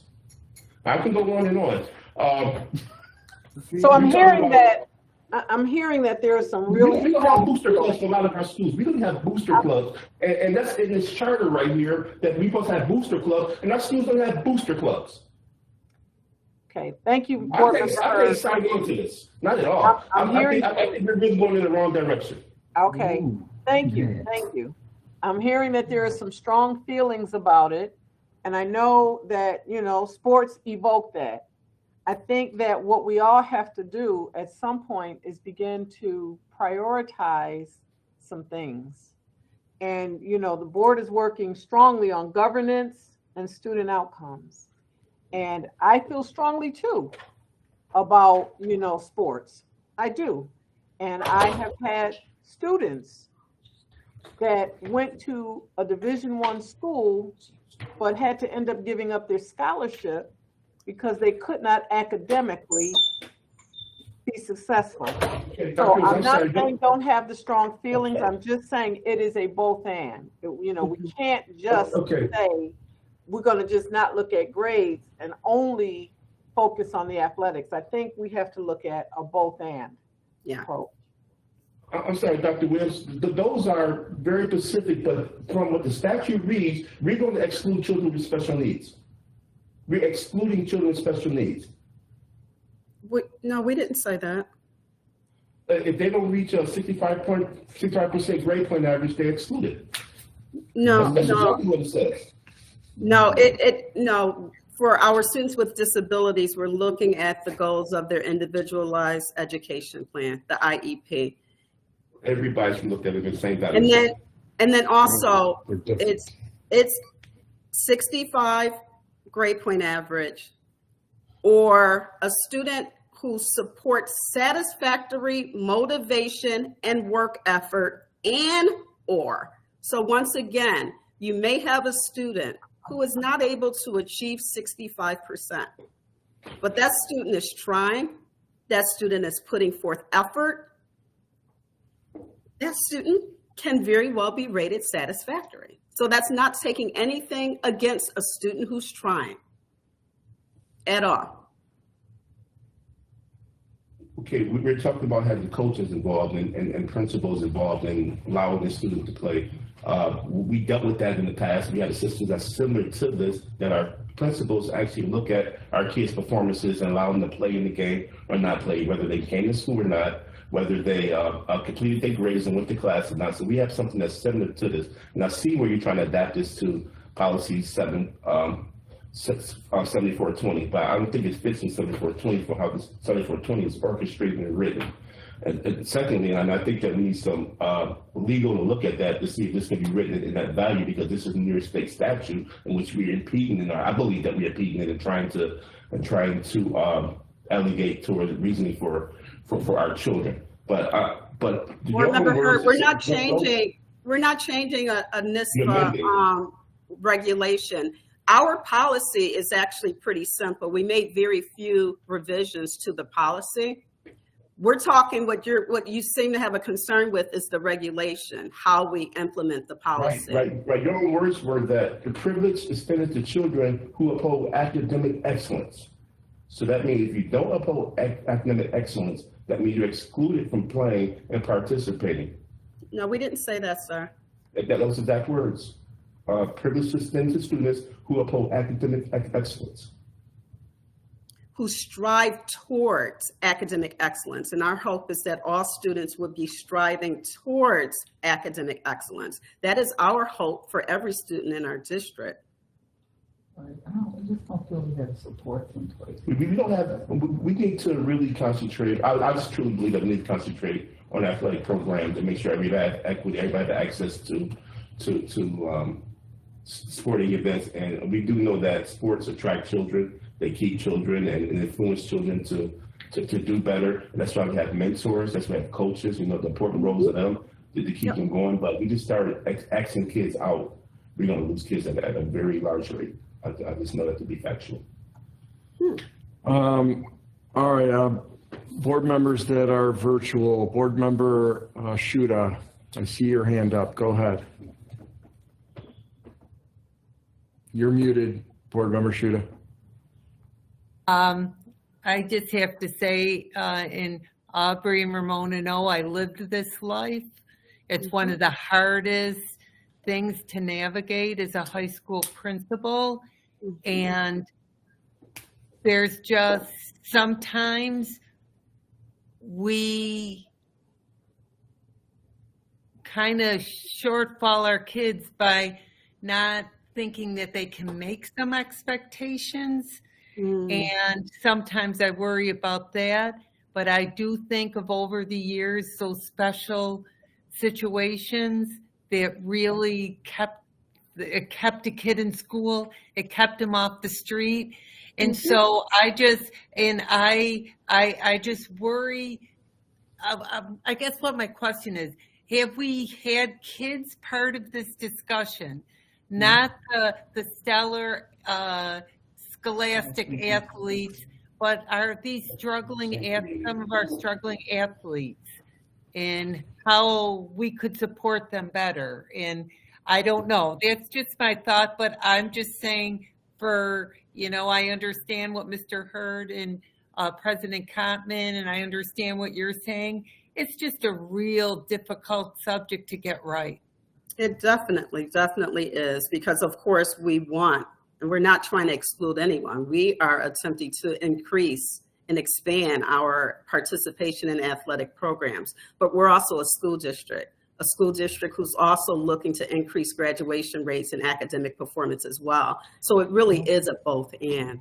I'm also, as you know, board member Shuda, a former high school principal, and I just couldn't have been okay as a high school principal or an elementary principal with allowing a student who's putting forth no effort, not coming to school at all, and giving that student permission and authority to engage in what they consider to be fun activities. That's not okay either. It's a both and. Let's support them. We've implemented, we've put in some additional supports. We're giving them extra hours at the athletics table. We are identifying content-specific teachers to work with them and support them. We are, and some of it is organic, because we want to take a look at each individual student. What do you need help with? We got partners ready to help to provide those additional supports that are specialized for the individual student. And so, no, we don't want any student to be excluded, but this is why it's so important right now for us to communicate expectations to them, their families, teachers, coaches, and everyone, so that everyone knows what is expected and that they are putting forth their very best effort to strive to pass. We're talking pass a class. And you know what? And I think something that resonated with me is, some of our outstanding athletes that do get those Division I opportunities. And it just really, through the years, I had some outstanding athletes and they struggled when they went. And I just think it's not only our duty to give them the opportunity, but it's also our responsibility to give them the tools for them to take the next step. The tools to take the next step. I want to make sure that they use their talents, but boy, we don't shortchange them by having them have this opportunity to go Division I or Division II, and they don't have that opportunity to go to the next step. That's my thing. I just want to make sure that we're serving these kids right, not only for now. I always, high school's a short period of time. What I really would like to say is I would measure success by what they do after they leave us. And so that's what that's my big thing. And board member Shuda, I remember back when I was part of BPTO before I was on the board and participating in this conversation with Dr. Mauricio led it.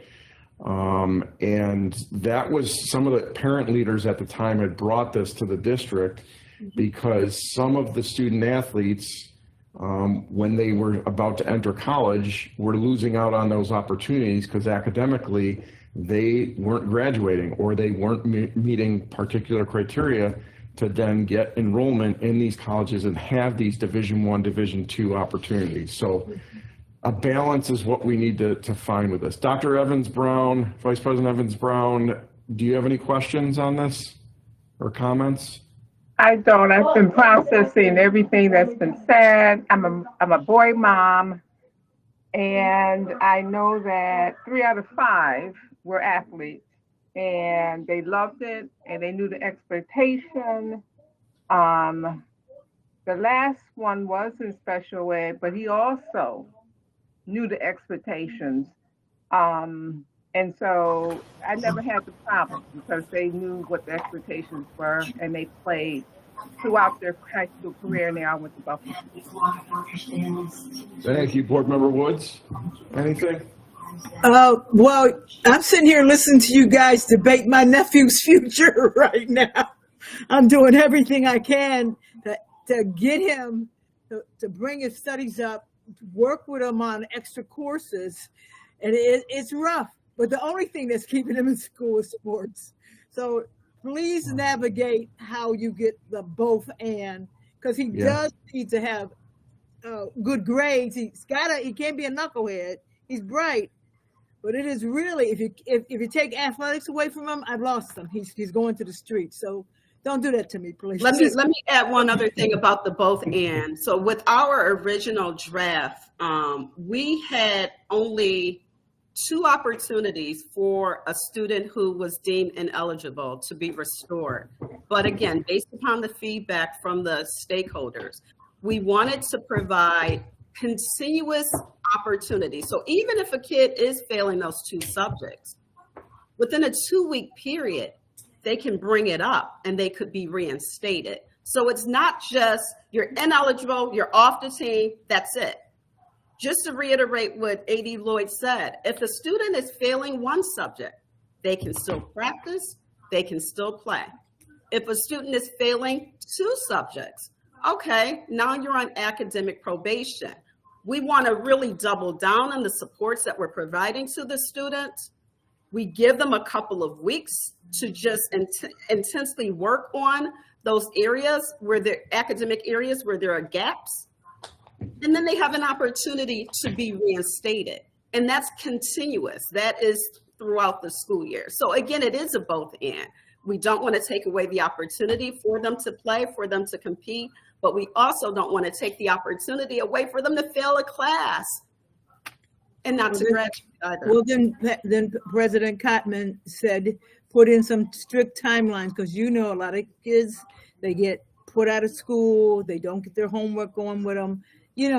We got to make sure that if you're going to say this is only a week or 2 weeks, that we have those strict timelines, because the nice thing about the regulation is, and that is actually excellent feedback from Board President Cotman, and AD Lloyd has already mentioned it. We can go and we can put in the exact dates for the entire regulation so that everyone is very clear on the dates for when things need to be submitted and for when things will be reviewed. So that's an easy fix. That's very easy. All right, thank you. Board member Dr. Rivera, do you have any questions or comments? I have one clarifying point, and I just want to lend weight to what everybody said about what happens to student athletes when they come to college. So the clarifying point is simply that I think what this is going to come down to is timelines, flexibility in terms of what our criteria is, and clarity about that criteria. Because when you think about working with students and letting them know that what they're doing is not enough, you want to think about ways in which giving them notice is going to incentivize them to do what they need to do. And I think that part of the concern, if I'm hearing my colleagues correctly, is that we don't want to have an expectation where we have a student not attending any classes, not attending school, failing classes, and have them have to work all the way up to a 65% overnight within 2 weeks. What I heard Dr. Reynolds and Mr. Lloyd say, though, is that's not what we're doing. So it seems to me that that's really what we need to talk about is what are all of those steps since the regulations in process. I think we'll get there. And I think, the board's been really clear that we want flexibility, we want timelines, we want clear criteria, and we want to incentivize students to come back to school and continue to work in school. So I think I just wanted, since I'm kind of the last person in the round, I wanted to make sure all of that was emphasized. The other thing I am going to say, it's not even Division I and II athletes that have grade point average and grade restrictions. These are regulated. All of them are regulated. And I have seen firsthand and worked with students firsthand, both when I was a faculty member and when I was a dean. Now that I'm a provost, I'm dealing with this constantly. If we allow students to come to college to play sports at whatever division level, and they do not understand that they have to maintain a certain grade level, we're doing them a huge disservice, and it's a double disservice. Because first, they're going to be barred from playing the sport they love. And second, they're going to experience an identity crisis that then will affect their persistence in college. And it's something I don't want to see any student get into. So any way that we can think ahead and prevent that, so working to keep our students engaged and in athletics, incentivizing them to do what we need them to do is really critical. Being flexible about what that criteria is, our timelines, all the things that I laid out, but also sending that clear message. We need our student athletes because they are very talented. We need them to know they have to work on those academics too, to pursue the sport they love in college. I don't want to see them get cut, dropped, or anything of the kind. Look at the beauty of this, though. We have the opportunity to, for the first time, I've been in this district for over 30 years. We've never amplified such a regulation district-wide. I'm going to say community-wide. So everyone will be clear on what our expectations are. So I envision families, I envision partners, I envision community really embracing this and wrapping their arms around students, particularly if they know of a student athlete, to really support a student who might be struggling a bit. This is not just a BPS, in my opinion, this is not just a BPS initiative. This is a citywide, a community initiative. So yeah, we're looking for our staff. We're also looking for our families. We're looking for community partners. We're looking for the churches. I'm hoping that everyone is from the pulpit sending a little shout out to the student athletes and saying, how can we support student athletes? Are you minimally scoring at least a 65 or minimally trying your very best effort, putting forth your very best effort in showing up? If a student is doing that, they won't be rated unsatisfactory. Thank you, Dr. Reynolds and Dr. Rivera. Board Member Hurd has another comment. Okay, I just want to be very, very specific with this. This is an attack on Buffalo Public School students by suburban districts to keep our kids from playing and participating in sports. This is what this is. To keep our kids from participating and playing in sports. Now, just realize that this is the third poorest city of this size in this country, and our children are the second poorest of any type in this country also, as far as education and monies that go to that child. The second poorest in this country, okay? Now, you look at this, it's the principal and its staff's job to educate the children. It's the athletic department job to have kids participate in athletics. That's your job. And so, as we look at this, if everybody do their role, the principals in the school work hard to do their role, they will naturally transition to athletics. They got an open program for them. Now, all our children are not going to Division I and Division II colleges. It's a very small percentage that come from Buffalo schools that go Division I, Division II schools to play sports. A very, very small percent. This is about the kids. And when I'm saying that the Buffalo is the third poorest city of its size, the city of Buffalo do not open their rec centers, do not have programs for these kids anymore. So if they don't have this opportunity while in school, they're not going to have this opportunity. So mentally, these kids are depressed and are doing things that can be harmful to themselves because they don't have the exact same opportunity as other kids. This is an attack from suburban schools to the Buffalo public schools on our kids. I cannot stand for this, and I really think that we need to revise and try to offer more programs for our kids. Now, I can't keep listening to the language about how we work together and this is supposed to promote our kids. This is not going to promote education. Our kids are going to leave the city of Buffalo. They're going to leave our school district and go to others. And this is a direct line for it. Okay, can I just add anything? All right, thank you, Board Member Hurd and President Felton-Cotman. And so I just want to say, I want to be real clear about something, okay? Because I don't want the message to go out there that no one wants children, or the board does not want children to get their education and have grades. What I'm saying is that you don't have a system set up that provides support for these children. You have all of these guidelines, but I have not seen one thing in here that holds adults accountable to make sure that children get the supports they want. So I get on, I tell a subject. It's up to me to fix my subject. Okay, it's up to me to make sure that it happens. That's not how it's supposed to roll. There's supposed to be a system in place. If you're putting together a regulation and policy that says what's supposed to happen when a student gets on academic or has a problem with a grade, what is supposed to be the adult's responsibility in the building to make sure this child gets on? This is where I'm going with this. This is support I'm talking about, okay? And so when we have coaches, put more on the coaches all you want. When they do the athletic tables, they're responsible for this, they're responsible for that. Where are the guidance counselors at? What are they supposed to do? Where are the social workers at? What are they supposed to do? What is the whole team, the SST team, supposed to do when a child falls off the grid? Where's the support system that's in place to make sure the child gets back up? That's what I'm talking about today. Okay, so it's one thing to say you failed academically. It's another thing to say, okay, you're academically challenged and this is what we're going to do for you. We need you to follow this step. Mom, dad, get involved in this. We step 1, 2, step 3, step 4, step 5, and we get this child back on the right trail. But my other concern is that you have not had this standard in the secondary schools.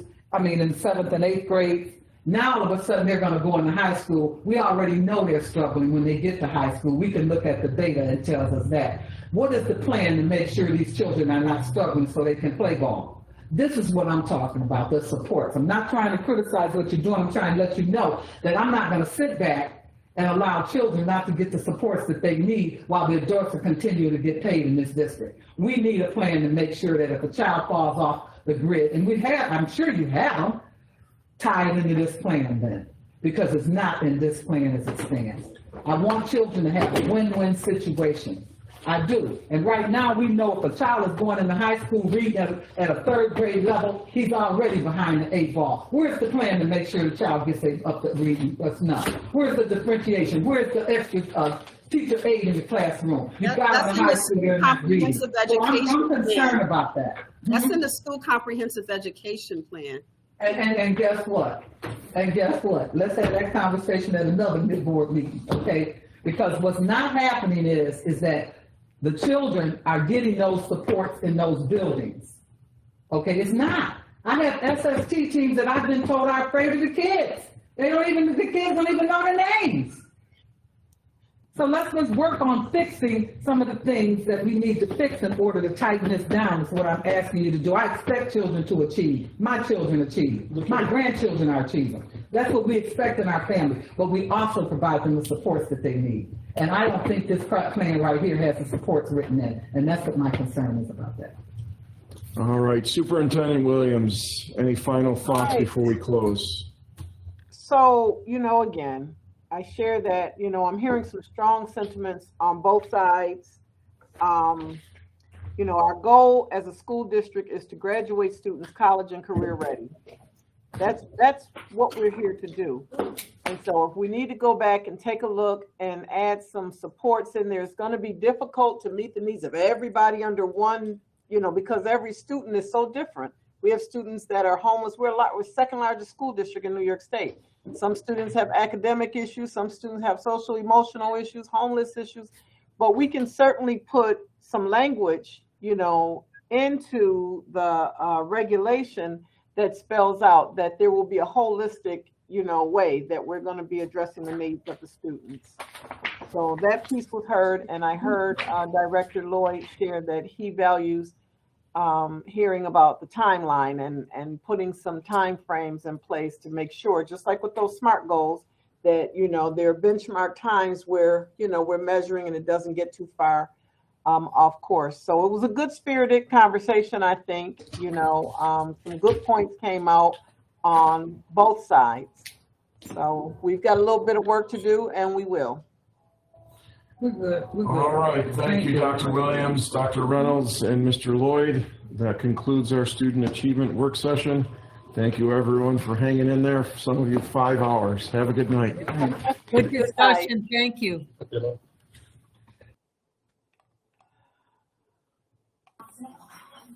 Be blessed, everyone.